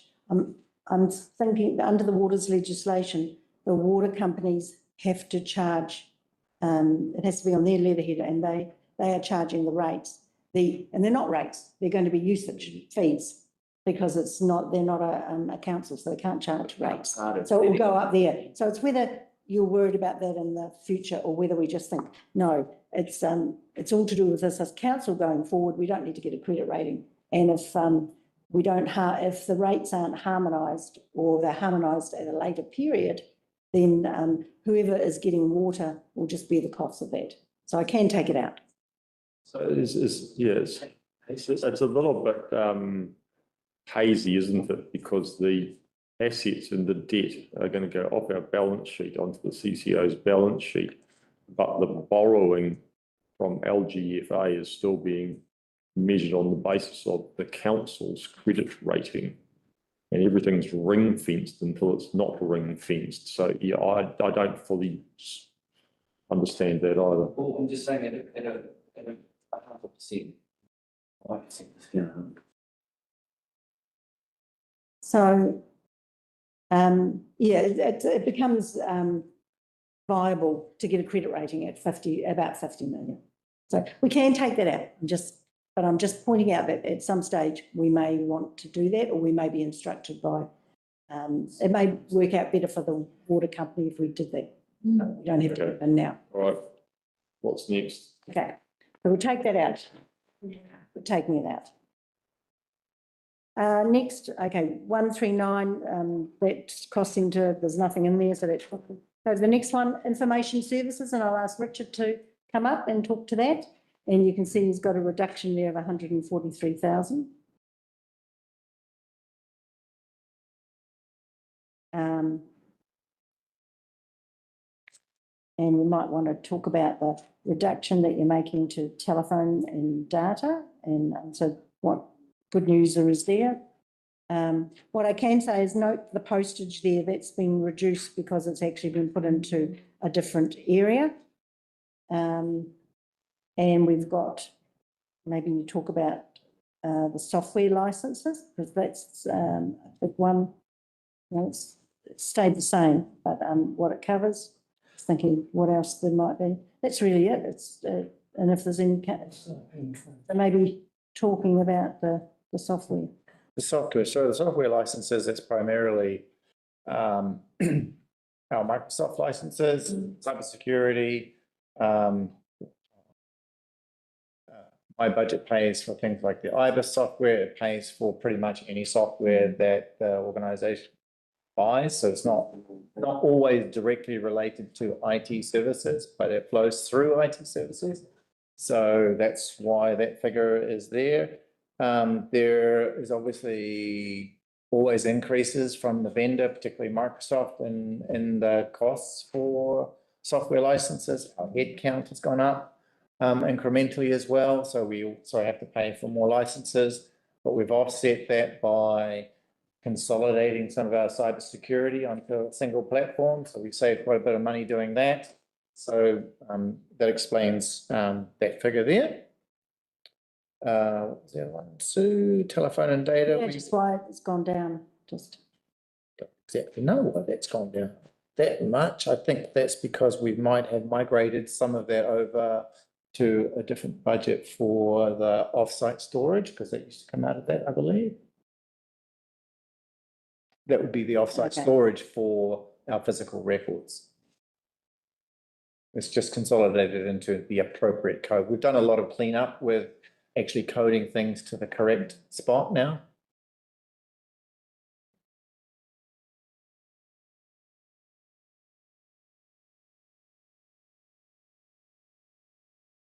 Right, anyone got any queries? Yep, Councillor Canton. You spent 60 grand a day, well, 6 months under postage and courier, and you've got the budget next year to zero.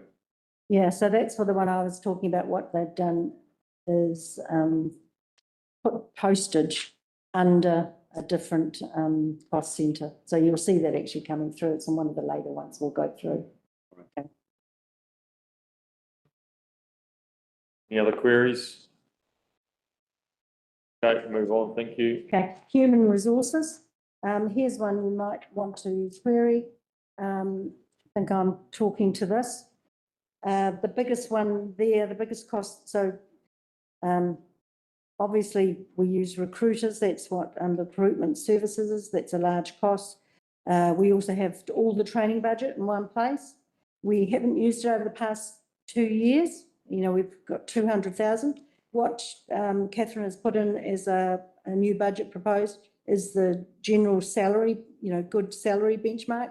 We haven't had a full staff complement this year, so they haven't used the budget. So there is, the council, you know, could knock some out off there, given that we're still not up to full complement and not using our budget, but understand that, yeah, at some stage, then with the number of staff that we've got, that we might want to increase it up for next year. That there could be reduction. Are you willing to get rid of, Sue? Oh, well, I'm just saying maybe 50,000. Oh, yeah. That be, so that would be in 2038.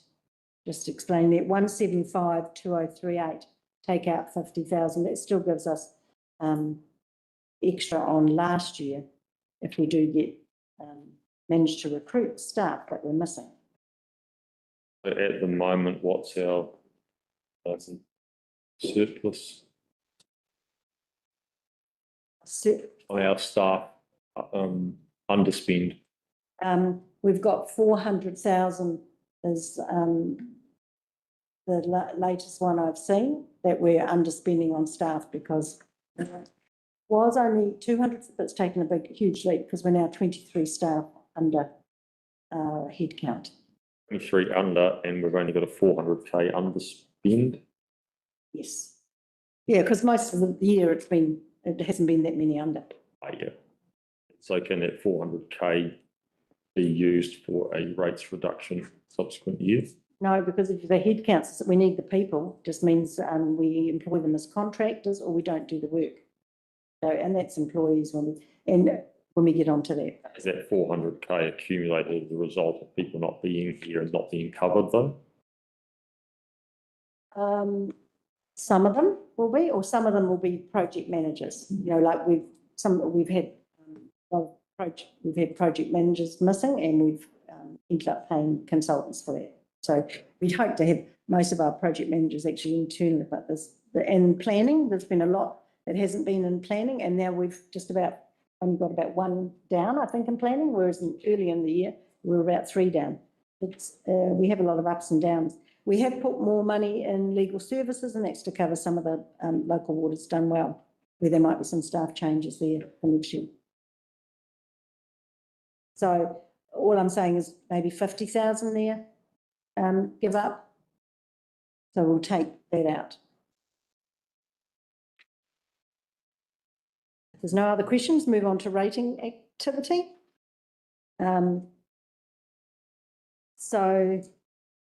The management services will be to do with the rating review. If you do another rating review next year and we have someone in to help us. Legal services, that's just some collection and an advice on certain people. You might want to help with that, Christine? Yeah. Yep.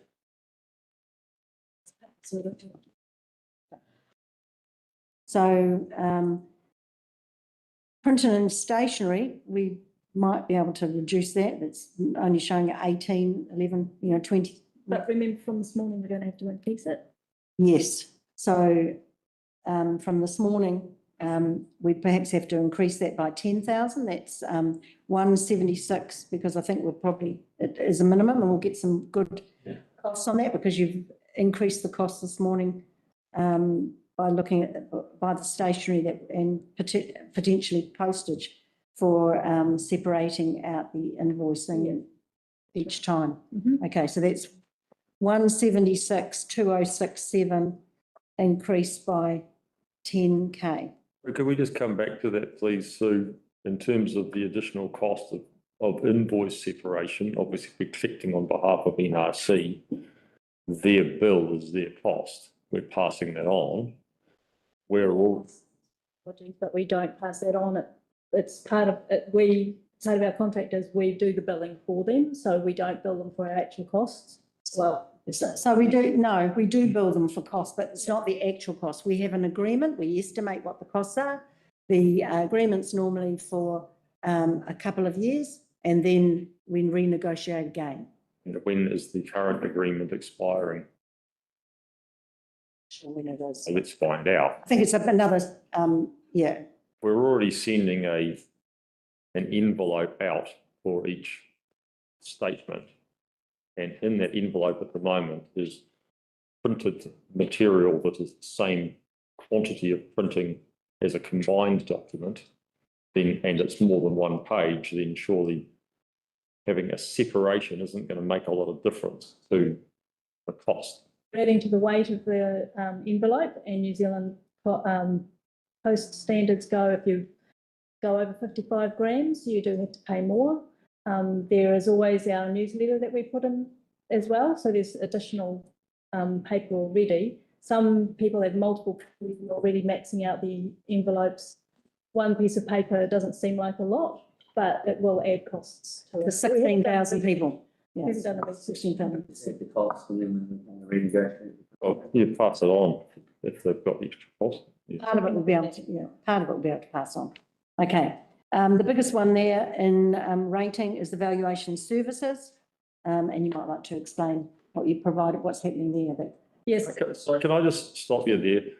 We've been going for an hour and a half on this now. I'm not sure how much mental acuity there is. There may be plenty. I'm not sure how much information is being absorbed.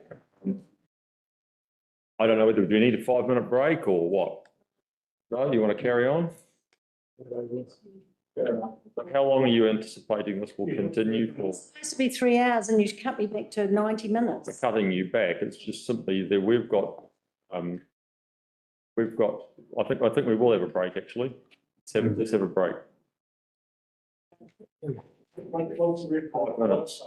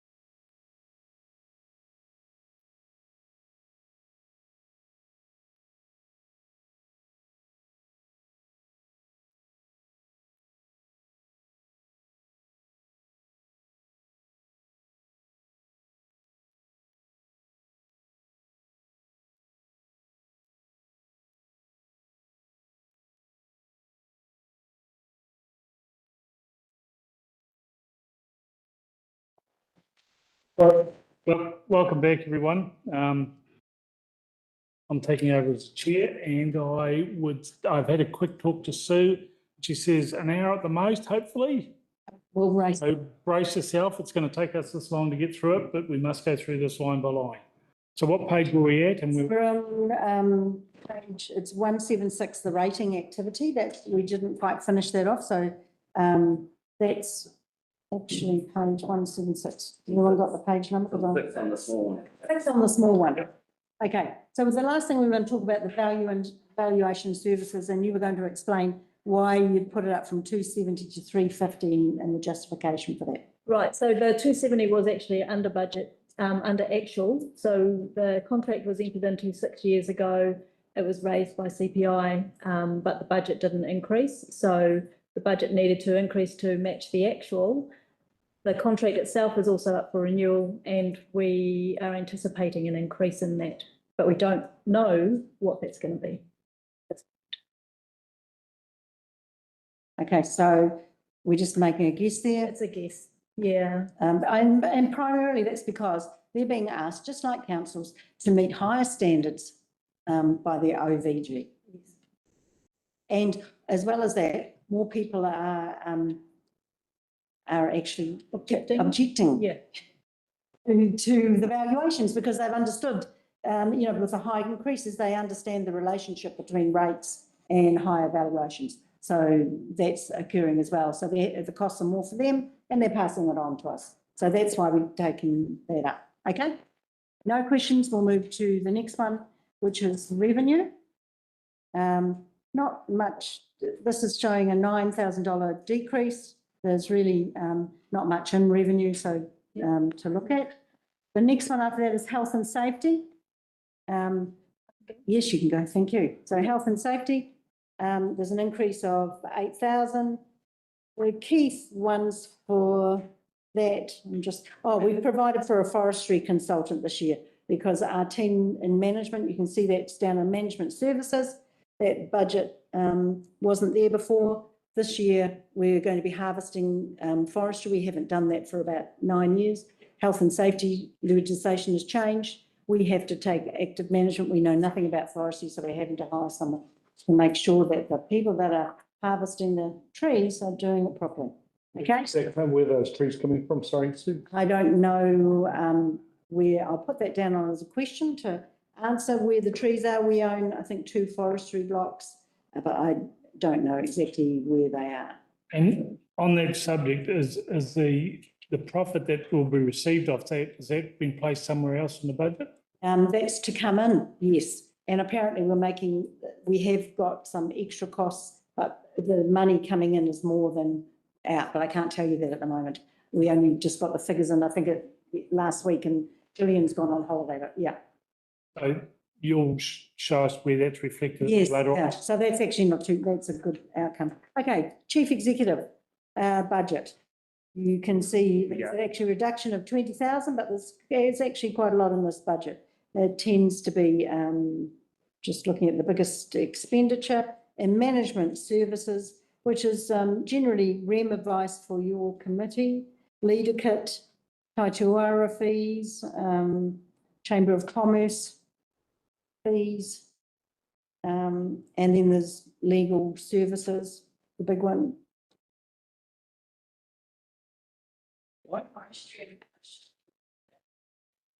Yeah. Yes, if you wouldn't mind, thanks. Just quickly while we're on the subject. Forestry, yes, Maltese, Hill Block, Brandon Road, Kupuru, and then more students. Yeah. So we'll find out which one of those is being harvested because I'm not sure. Somebody have a question? Yes. Thank you. A lot of them are dying. So back onto page 9, somebody had a question about that page? Yeah, I did. Would you? We have 12-month actual for depreciation and amortization under chief executive of 10 grand. 6 months actual for 90. A long-term budget of 180. Annual plan budget of 180. Now we've proposed new budget back down to 10, which gives us this created loss, which, you know, makes that all look very good. Just curious what's going on there. Yeah, Experience. so we're looking, so employee benefits depreciation are, they're what we'll discuss later. We're trying to finalise our depreciation, but I think it's cars, and we might have put some buildings in there. That's problematic. So yeah, we're don't worry about that. We're doing the depreciate. We are actually coming back with what the depreciation is, but I think at the moment it looks like it's about 275,000 overall, the whole company of all the infrastructure assets. So I'm not sure that it does relate exactly to the chief executive. Okay, the next one is project management. This is a very small budget. So I won't talk about that. The one after that, EV relations, that's a small budget. Not going to discuss that. We've done waters administration, internal recharge services. I'm not even sure what that one is. The activity costs there are only 600. I'm not sure exactly what that is. Okay. We've discontinued. Okay, thank you. And customer services, that's our customer services team. Key ones there is we do a survey, a public survey, and it costs us about $50,000 a year. And we also pay for a system, customer services recording system where they record all the actions that ratepayers are wanting. Next one is Internal recharge services, that's struck off. Yeah, that's struck off. Yeah. So there isn't a. No, it isn't. 400,000 increase. No, it's not. Yeah. Okay. Communications. The main key things in communications are marketing and promotion and advertising, obviously. We just stop at marketing and promotion.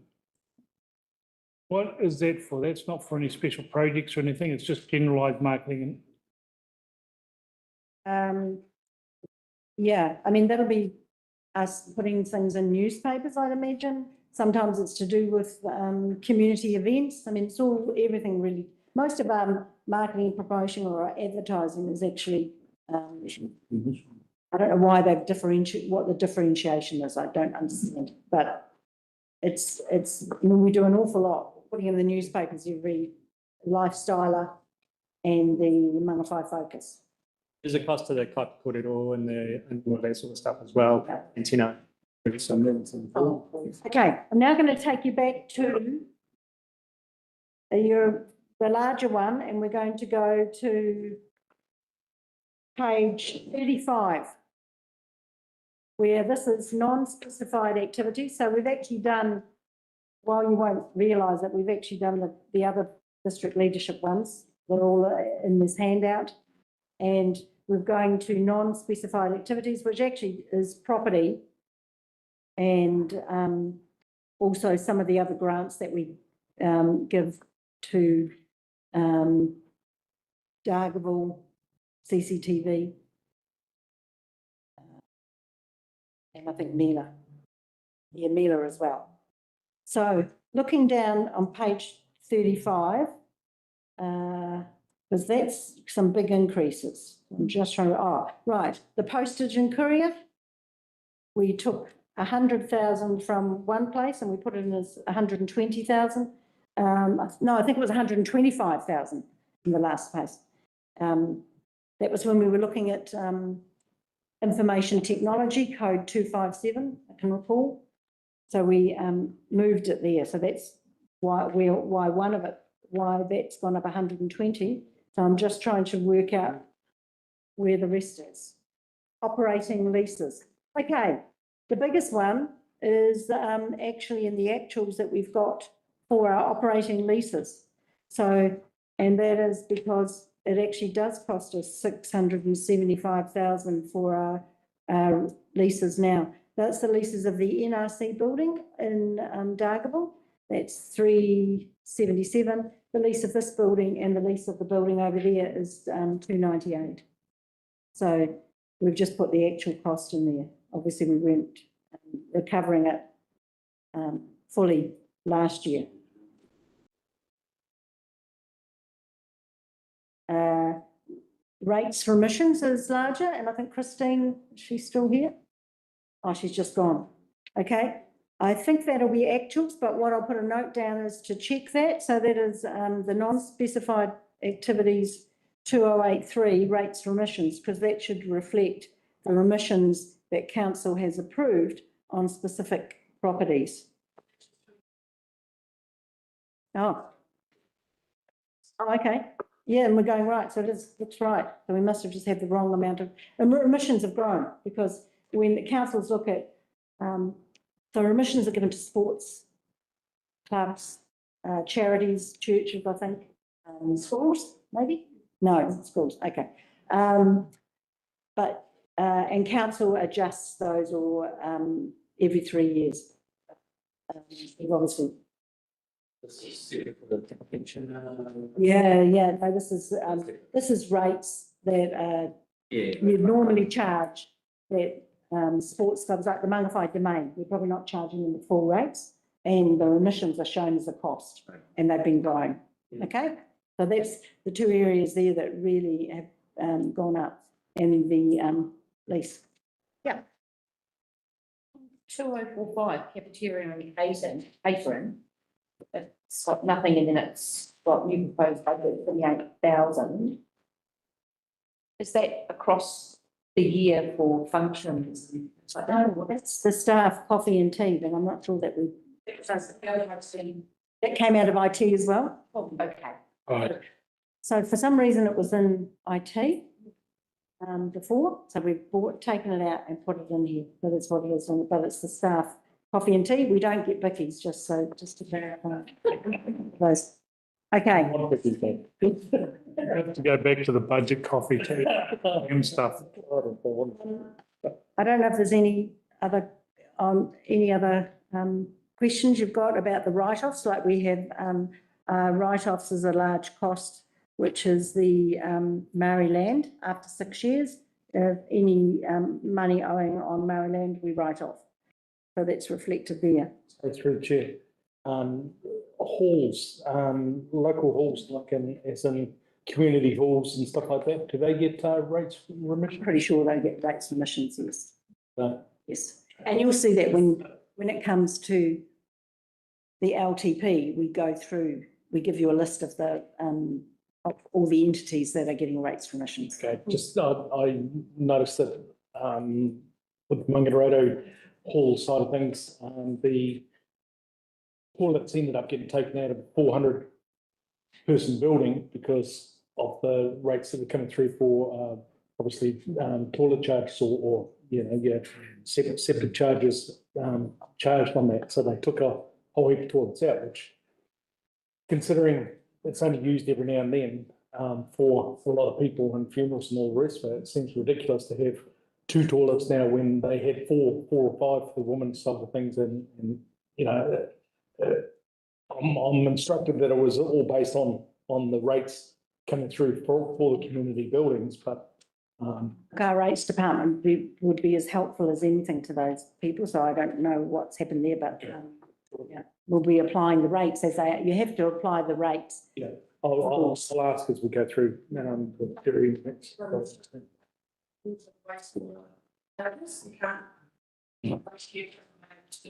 So toilet charges, sort of cleaning forks and stuff like that. So it'll just be rates remissions will be on your general rates.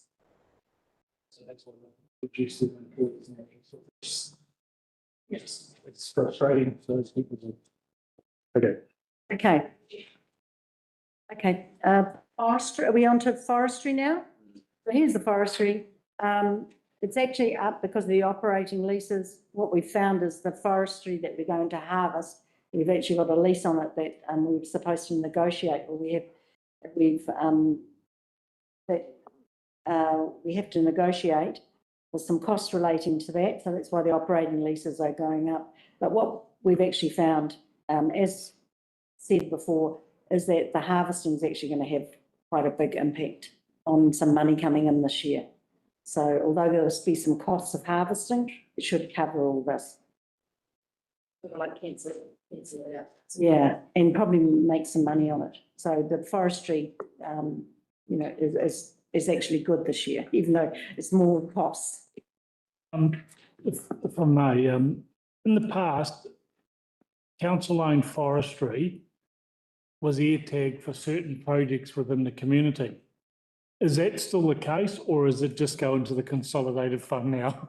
No, it goes into the consolidated fund. So prior to 1989, that's what happened. Okay. Like we're in the 2000s now, and 2020, and the council has not determined that that is kept separately. No, we don't keep books like that.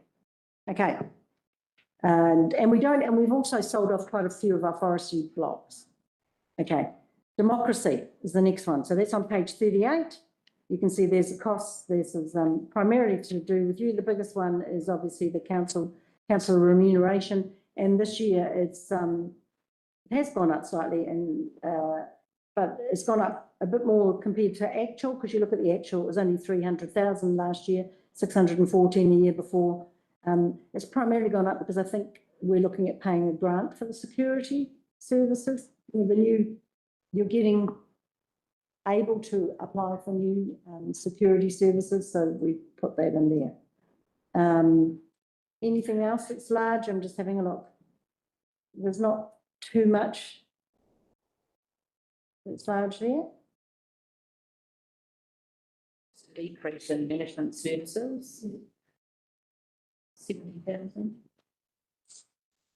Yeah. Is that the elections? Yeah. Yeah, that'll be why it's elections. It pulses. Do you want to talk to Lana? Sorry. Okay. We'll just say it's an election. I think it's to do with the election year. That's why we haven't got much. Okay, governance support. That's our governance team. So we'll just go to the next one. Civil, because there's not much increases there. Or civil defence, we're looking at 52,000 there. They only advised us 28, and that was something that came to council, and council approved the increase.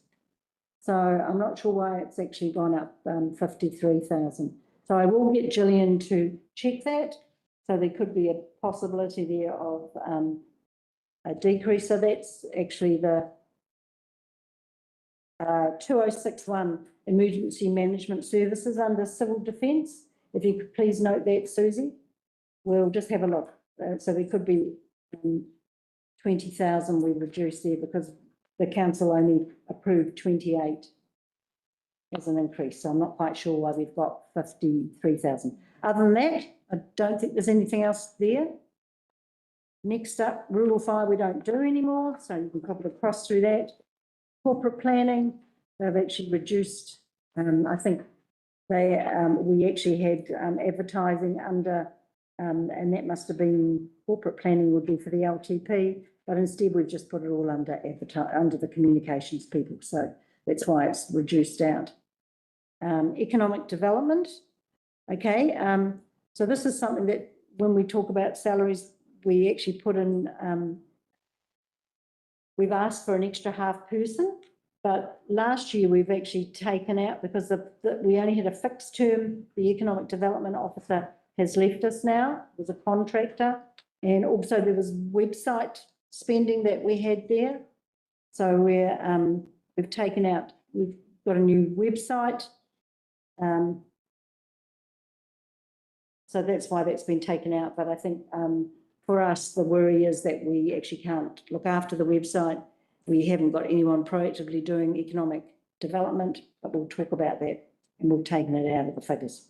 Northland Inc.'s stuff is not in this, is it? I think it should be, and that's something I'll get you to check too. If we can just note in economic development about Northland Inc., where we've put that.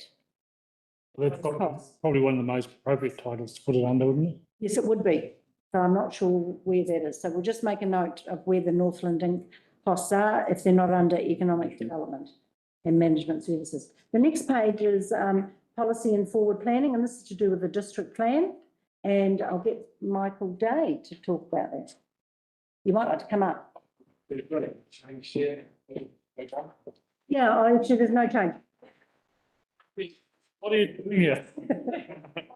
There's big expenditure. Yeah. So there's large expenditure, but it's to do with the fact that we've got, we're going through the plan process. 100% too. So, what you see that we're forecasted for the 2027 year is the same as we had forecasted 2 years ago. So, we're never getting the process here. Really,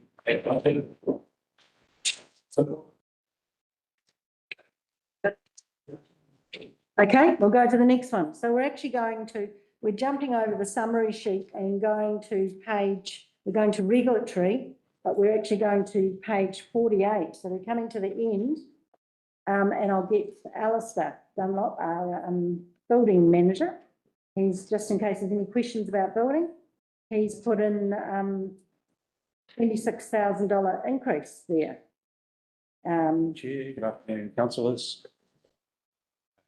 And you might want to talk about. I can talk about some of the key drivers. Paint a bit of a picture about building at the moment. Year to date, we are up 3% on last year. But not only that, the complexity of building consents that are coming in the last quarter have increased. So we're looking at a lot more new builds as opposed to alterations, small minor works. So that will, if that continues, that's certainly going to attract revenue for us. Now, engineering services up 123,000 is largely to do with our contracting processes and also the outsourcing of structural engineering design. So as the complexity of building consents goes up, you need a lot more reviewing of structural engineering design, wastewater systems, stormwater. It comes with that. Most of it for the applicant. It's a non-chargeable service here. Yeah, that's correct. Yeah, thanks, councillor. You'll see also there's a small year-to-date actual benefit in employee costs that is offset slightly to us using processing contractors at the moment. Until we won't fill that vacancy until we see. I think we've got some confidence around the numbers coming in and the revenues coming to support that as well. So that's one of the reasons why we've got lower employees. You know, we were talking about the 400,000 is because in Alice's department, he hasn't filled, I think it's 3 vacancies. 2. Okay. If I may ask, pages 48 and 49, there'll be a similar story there. But are both of these departments or sections cost neutral? No, they're not. They're funded partially by general rates. So I think it might be about 75%. About 35. 65. So 35% is general rate funded. Okay. And in resource consents, yes.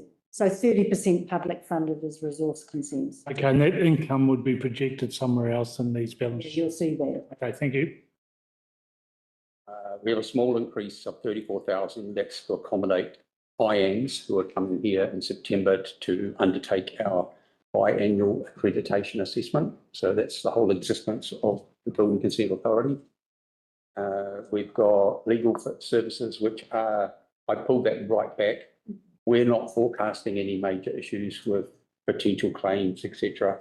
We've also got proportionate liability legislation kicking in 2027. What that looks like, I don't have that detail yet, but it will certainly be looked favourably by insurers and certainly by council. Yeah, so that. Software licenses, it's stable at the moment. There's a couple of things driving software licenses. We've got an increase from the software provider. They've deferred that increase by several years. They can't hold back on that any further. So it's over and above CPI, but also it's activity driven. So as you get bigger complex building projects, that's associated to the cost of the software that you're using, because you're using elements of that software. So it's both Objective Build and Alpha One? Just Objective Build. Yeah, they've taken over Alpha One.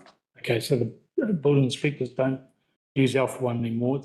I've moved totally to. Rebranded as Objective Build, yeah. Those are really the key drivers for building this year. Sorry, Alistair, just with your engineering services, your contracting process and structural engineering designs, it seems to be the main cost for that, and yet that's passed on to the person. A portion of that cost centre goes back to the applicant, correct? Yeah, some of it doesn't, because we're outsourcing the processing of the consent that's built into your fees and charges. So when the customer's paying for the structural engineering designs for their houses, et cetera, then how's that sort of coming back onto council? So we take the invoice from the contractor who's undertaking the review, and we develop an invoice for the client. We add a very small administration fee, and then we just pass that cost on. They pay that on top of the fees and charges as and when that's required.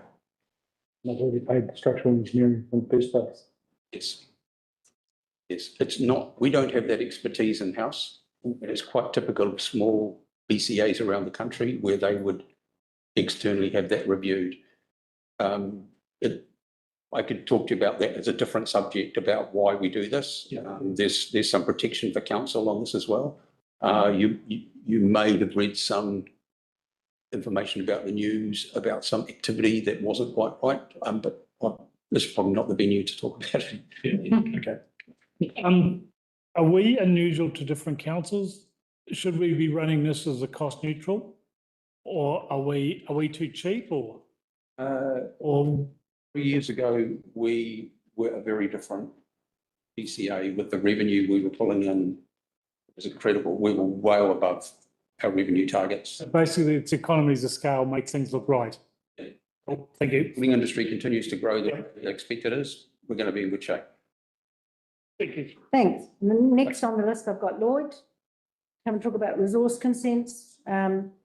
Just what the key thing, maybe just the key areas are driving your business. Just so the council, because you're actually reducing it because of the fact that activity is reduced. But go ahead. Yeah, so all up cost reduction of 72,000, so that's good. The main factors are planning services.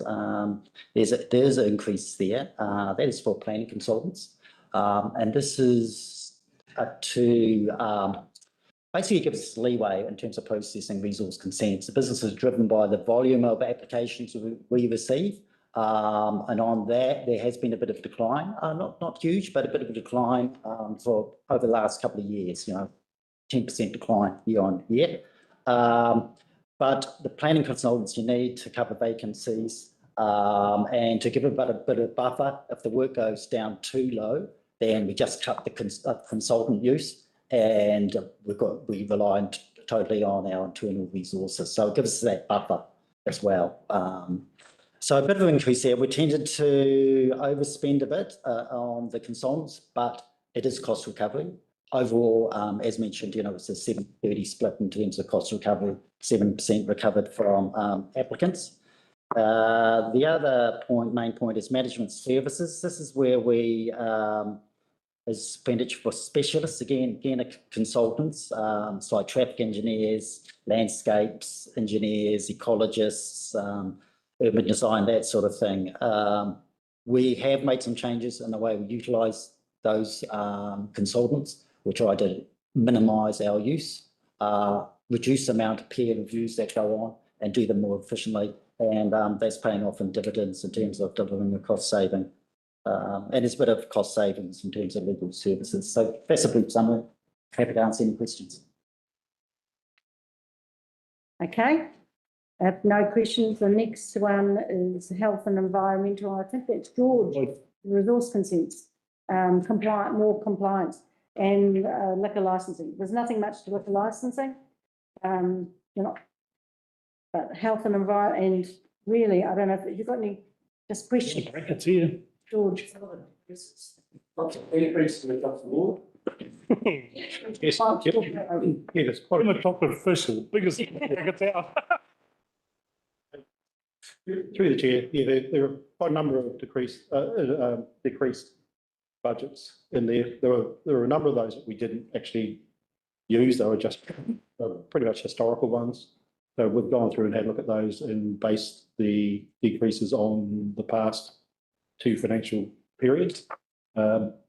We do have our management services in our liquor licensing area that covers DLC charges. It's also DLC chair fees that they're significant in their costs because we've got the applications for managers licenses, special licenses that come through. You can't predict whether you're going to have an increase in those or a decrease year on, year out. So it's always going to fluctuate. So there are issues there that that we need to take that into account going forward and review it all the time. Our commissions and levies are obviously our ALA fees because we have to pay a fee to ALA on a percentage basis. In terms of our environmental health. Yeah, so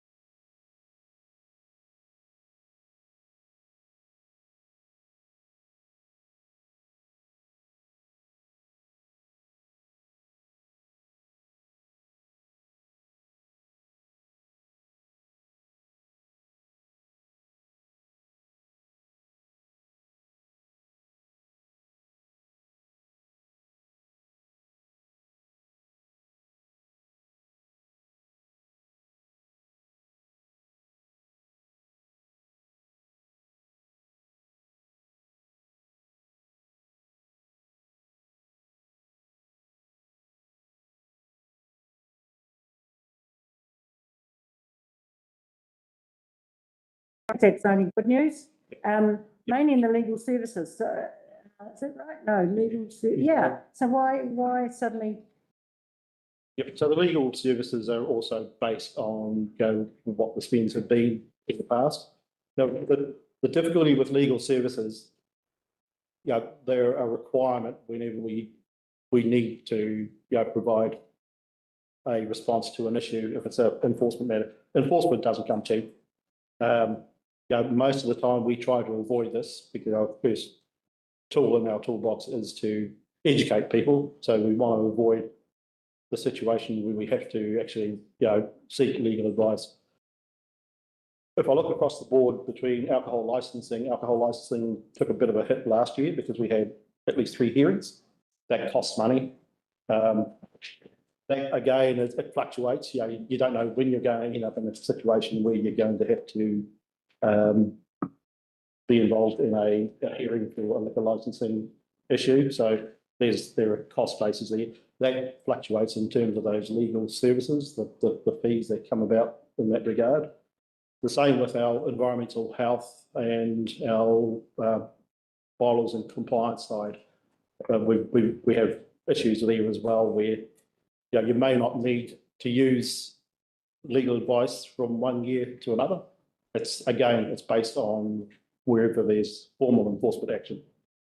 Gets you to that point where you have to spend money, and we've had fluctuations with that as well. We haven't spent anything in one financial year, and then we spent a bit last year in that regard.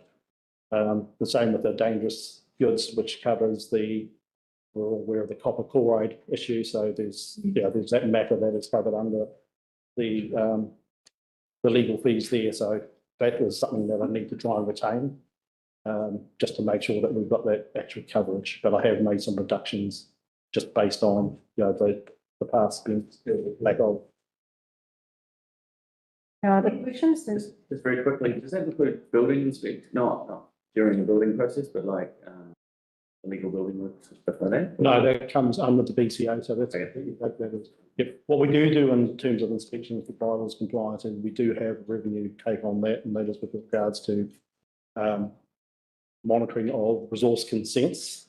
So if a resource consent has a condition, generally like landscape inspections, post consenting, we will go out and my team goes out and carries out those inspections. Yep. There's a fee charge for that. Georgia, from what I may just say, some of these areas here have been cleaned up a lot. Would that be fair to say?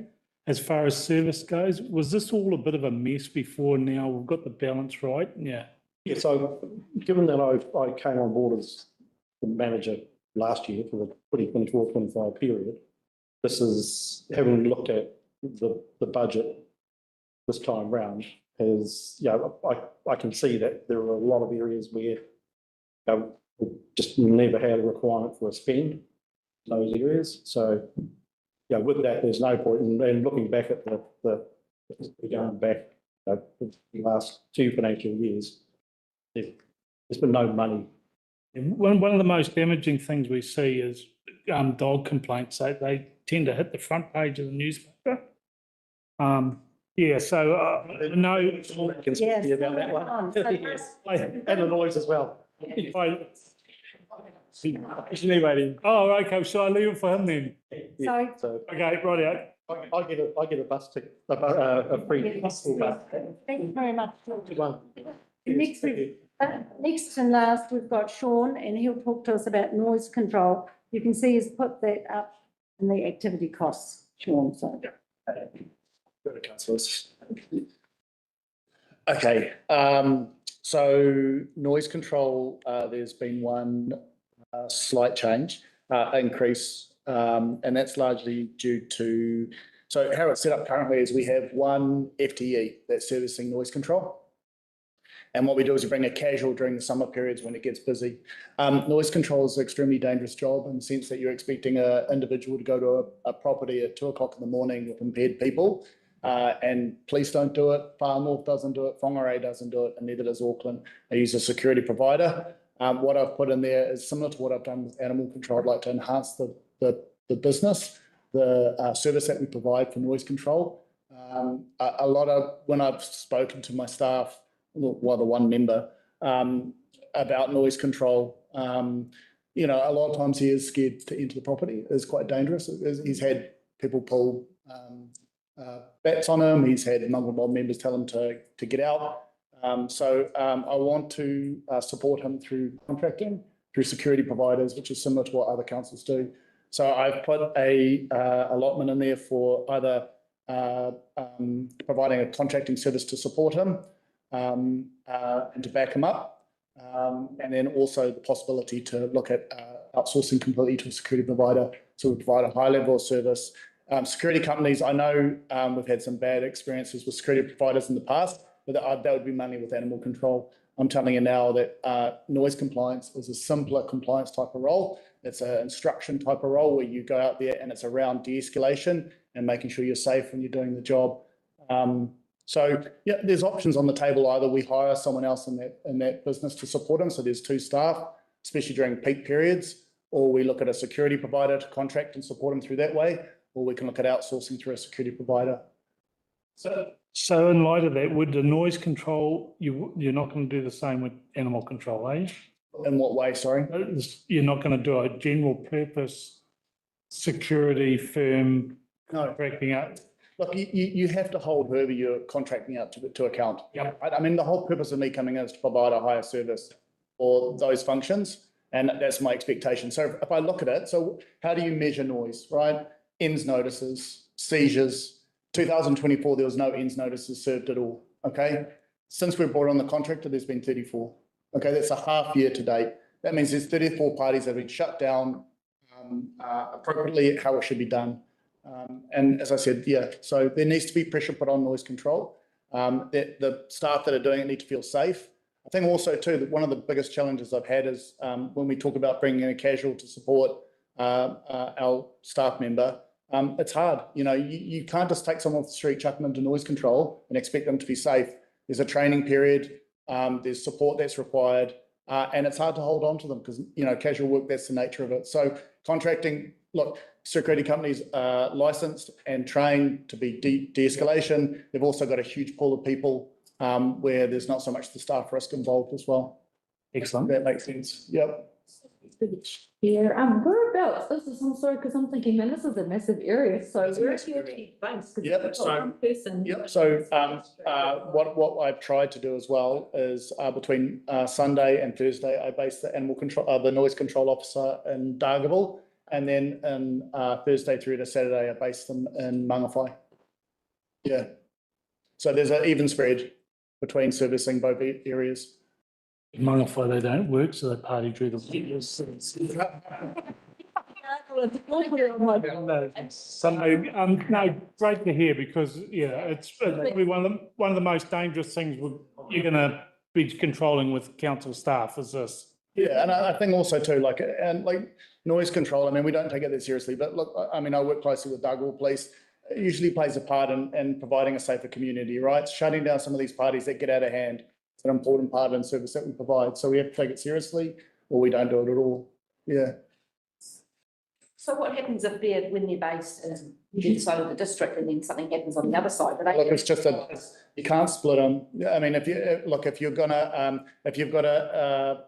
it's just a reality of what we're facing. We have to travel. It's the same with animal control. I mean, if we're based in the kennels in Dargaville, doesn't mean we ignore Mangawhai. It's a priority. We go where the risk is. And it takes us an hour to get there. A lot of these parties go on for longer than that. So the main thing for me is the service level. I want the officers dealing with it. Of course, we've got escalation periods at the moment where they turn up and something's out of their depth. They escalate it to me. But I'm being called like every second night in regards to that sort of stuff. And we just need to put some process in place, which, yeah. So bearing in mind, you're not going to have anything to talk to us later on in the year when you come and present to us. So we're going line by line on budgets here. So we'll just keep on task. Quickly. Yeah. Given the massive distances, it's not contracting the whole service actually probably a better idea because then I don't know if there's organisations, I assume the security organisations that are located over both, and it must be more efficient for someone that's in the area on a term to go out than it is to drag someone. Looking at Far North, so Far North, they outsource their noise control through their security provider that does other services for them. So there may be cost savings if we can align some of that work with what security companies provide us already. But they spend about $13,000 to $15,000 a month. So, but again, it's making sure that, we're not struggling with staff because if there's not a noise control officer available, then we've got to cover it through other means. My wife goes to sleep by about 10 o'clock, so they've got 2 hours to get to Peru anyway. If you want to break down in Mangawhai and Dargaville, I'm happy to provide Yeah, dogs is the last one, Yeah, and then I can talk to my report. Yeah. So dog control. So really importantly, I said this earlier. I mean, obviously, when I first stepped in, my main focus was reducing risk and providing a high level of service. One of the things we have been doing for our cost savings is increasing our 9-dog population. So we've increased it from when I started at 4,995. It's now at 5,540. So that's over 500 dogs that have come into year-on-year revenue, right? So that's at $78,000 a year. That's whatever that is, half of that. So the idea is to continue to increase the dog population because that pays for the service. There's an 80%, 80-20 split, so 20% from general rates, 80% from licensing fees and enforcement. Enforcement's around about $100,000 to $150,000. Obviously, we don't use that as a revenue. That's more about managing risk within the community. I know this question's a bit of an oxymoron, but by increasing the known dog population, do you decrease the not known dog population? That's the whole point. So officers have done really good work in the space, right? I mean, we've door knocked on a whole lot of areas that are really difficult. And we know that there's dogs there. And it's not about punishing people because there's a lot of people that really do struggle to pay registration. But by knowing the dogs, it means we can manage the risk. And one of the biggest issues when I started in this role was that the highest percentage of dog attacks that happen were dogs that we didn't know. You can't manage a dog if you don't know it. So registration is a requirement, it's a legal requirement, and it pays for our services. So we don't blanket infringe in regards to non-reg, but we are working and applying pressure into the community to make sure that we understand the barriers and trying to get a higher rate of registration. We were 95% last year. We're hoping to be 95% this year. Yeah. Excellent. Okay. Excellent. Well done. Okay. So we must get you to come and present to us at some stage. Yeah, anytime. It's fine. Okay, thank you, Sean. Thanks. So that's the activities we've gone through. Today you've cut a further 120,000, mainly from my budgets, I think, because I do them. And we've got some queries to come back to you on, but we'll just go ahead from now and start looking at the revenues, at and depreciation. I think for depreciation, one of the things we might look at is not increasing our depreciation, just keeping it the same for this year. But we'll have a look, we'll either come back to you on that. Interest, we know that's going to be less. Funded depreciation, yeah. So some depreciation we fund, some we don't. Employment, new staff, I think we'll probably come back to you on that, but we'll probably put them in and you can tell us to take them out. That's probably because we haven't had time to talk about each head count and maybe you want to look at it fresh eyes. I don't know. How do you? I think there's only 4 in the paper and it's probably good to get a bit of context for now and then we can have another further conversation later, right? Just real quick. I think it's important because it's in the paper. Okay. The IT person, that was a recommendation from the Audit Risk and Finance Committee. It's in the management of our risk and making sure that we've got the ability to keep off hackers, that sort of thing. So it's quite a specialised role, it's quite a specialised piece. The ARC committee identified that risk and requested that we put that in. So that's why that's there, just so you know. Planning officer of the district plan review, Mike's already talked about that today as well. The economic development, now that's a key piece of work here. So we had a 0.6 role in the last term. That was always fixed term. It did some good work, did a strategy, all that sort of carry on, and they had an economic development committee, I think it was, to report to and work through. So it does line up with the district plan review, and there still is a need for economic development in our district as well. So we're putting that forward. It wasn't the last term, like I said, but it was fixed term till the end of that. So and there's a big hint about me talking about Northern Link and that too. Yeah. Won't say too much more. Yeah. Yep. And there's alignment actually with Northern Link in that role. And actually with welcoming communities, there's an opportunity. So we've got funding to a certain point, there's an opportunity to align both together. And that community events role, now that is actually born out of a member feedback in the last term. The feedback we're getting from the community is fantastic, that we have a community events role that allows them to have one contact point in council and come and see us. And then that role, completely been amazing, helps liaise with the community, works that through with the community. Again, that was fixed term. It was a request from council. We tucked it in for 6 months to give it a crack, given what the time period was. It's been really successful. The feedback from the community, just to me, even walking around the streets, has been they've really appreciated it and it's been quite valuable and she's done a fantastic job in that space. Previously to having that role, it was very difficult to deal with us in that events space because they had to go to different parts of our organisation all the time. There was nobody to work that through. It was hard. So that's the other point that's been made here. So I'm just saying, outlining this for you now, we don't have to have a conversation about it. I just think that sort of context is important while it's in the paper and we'll come back to you like Sue said. Yeah, the next time. So, and then the other thing that's last thing that's in the paper is about capital expenditure. And I'd mentioned that we had put in Kaihu Valley Trail. That was $2 million. We thought that'd be subsidised. I know you've got Amanda Bennett coming to talk to you, I think, early in March, might be, about the Kaihu Valley Trail because she believes that she's got hold of money if we put in some money. But there's a cost to that. We're talking about an extra $213,000. But she believes we can get the rest of the Kaihu Valley Trail completed if we put in our money as well. So the government now is not wanting to just councils put their hand out. They want councils to have their share if the government's going to put in some money. Just on that subject, the Joint Regional Economic Development Committee put the Kaihu Valley Trail as the #1 project for all of Northland. So that's why she's hopeful. We've lobbied hard in the last couple of weeks on that. So we've got our fingers crossed. Hopefully she's got some good news. The other one I put in is sealed roads, and obviously I hadn't talked to Vanaresh about DCs. I was assuming it was like the 3 million we put in last time, which was safety, or it was just to be a ratepayers cost of 327,000. There will be a ratepayers cost. One of the things Vanaresh will go through the process, look at the criteria. We may have to consult on that because if DCs are involved, you have to consult on it legally anyway. So that would be that we if we're going to fund, and that's what indication you've said by DCs, and I'll also get an opinion on whether we can actually put it in the annual plan if it's not in our DCs, because I don't think we can. But we'll get that sorted for you for the next meeting. Okay, so we may have to go out to consultation. That's the only thing I think we'll have to go out to consultation. I don't think, even if we bring the rates down 1.5% potentially from the 8.9 or the, you know, from what we've been predicting, that's not an issue. So we don't have to consult on that, but that would be the only issue I highlight. But we'll come back to you with our, when we get further advice.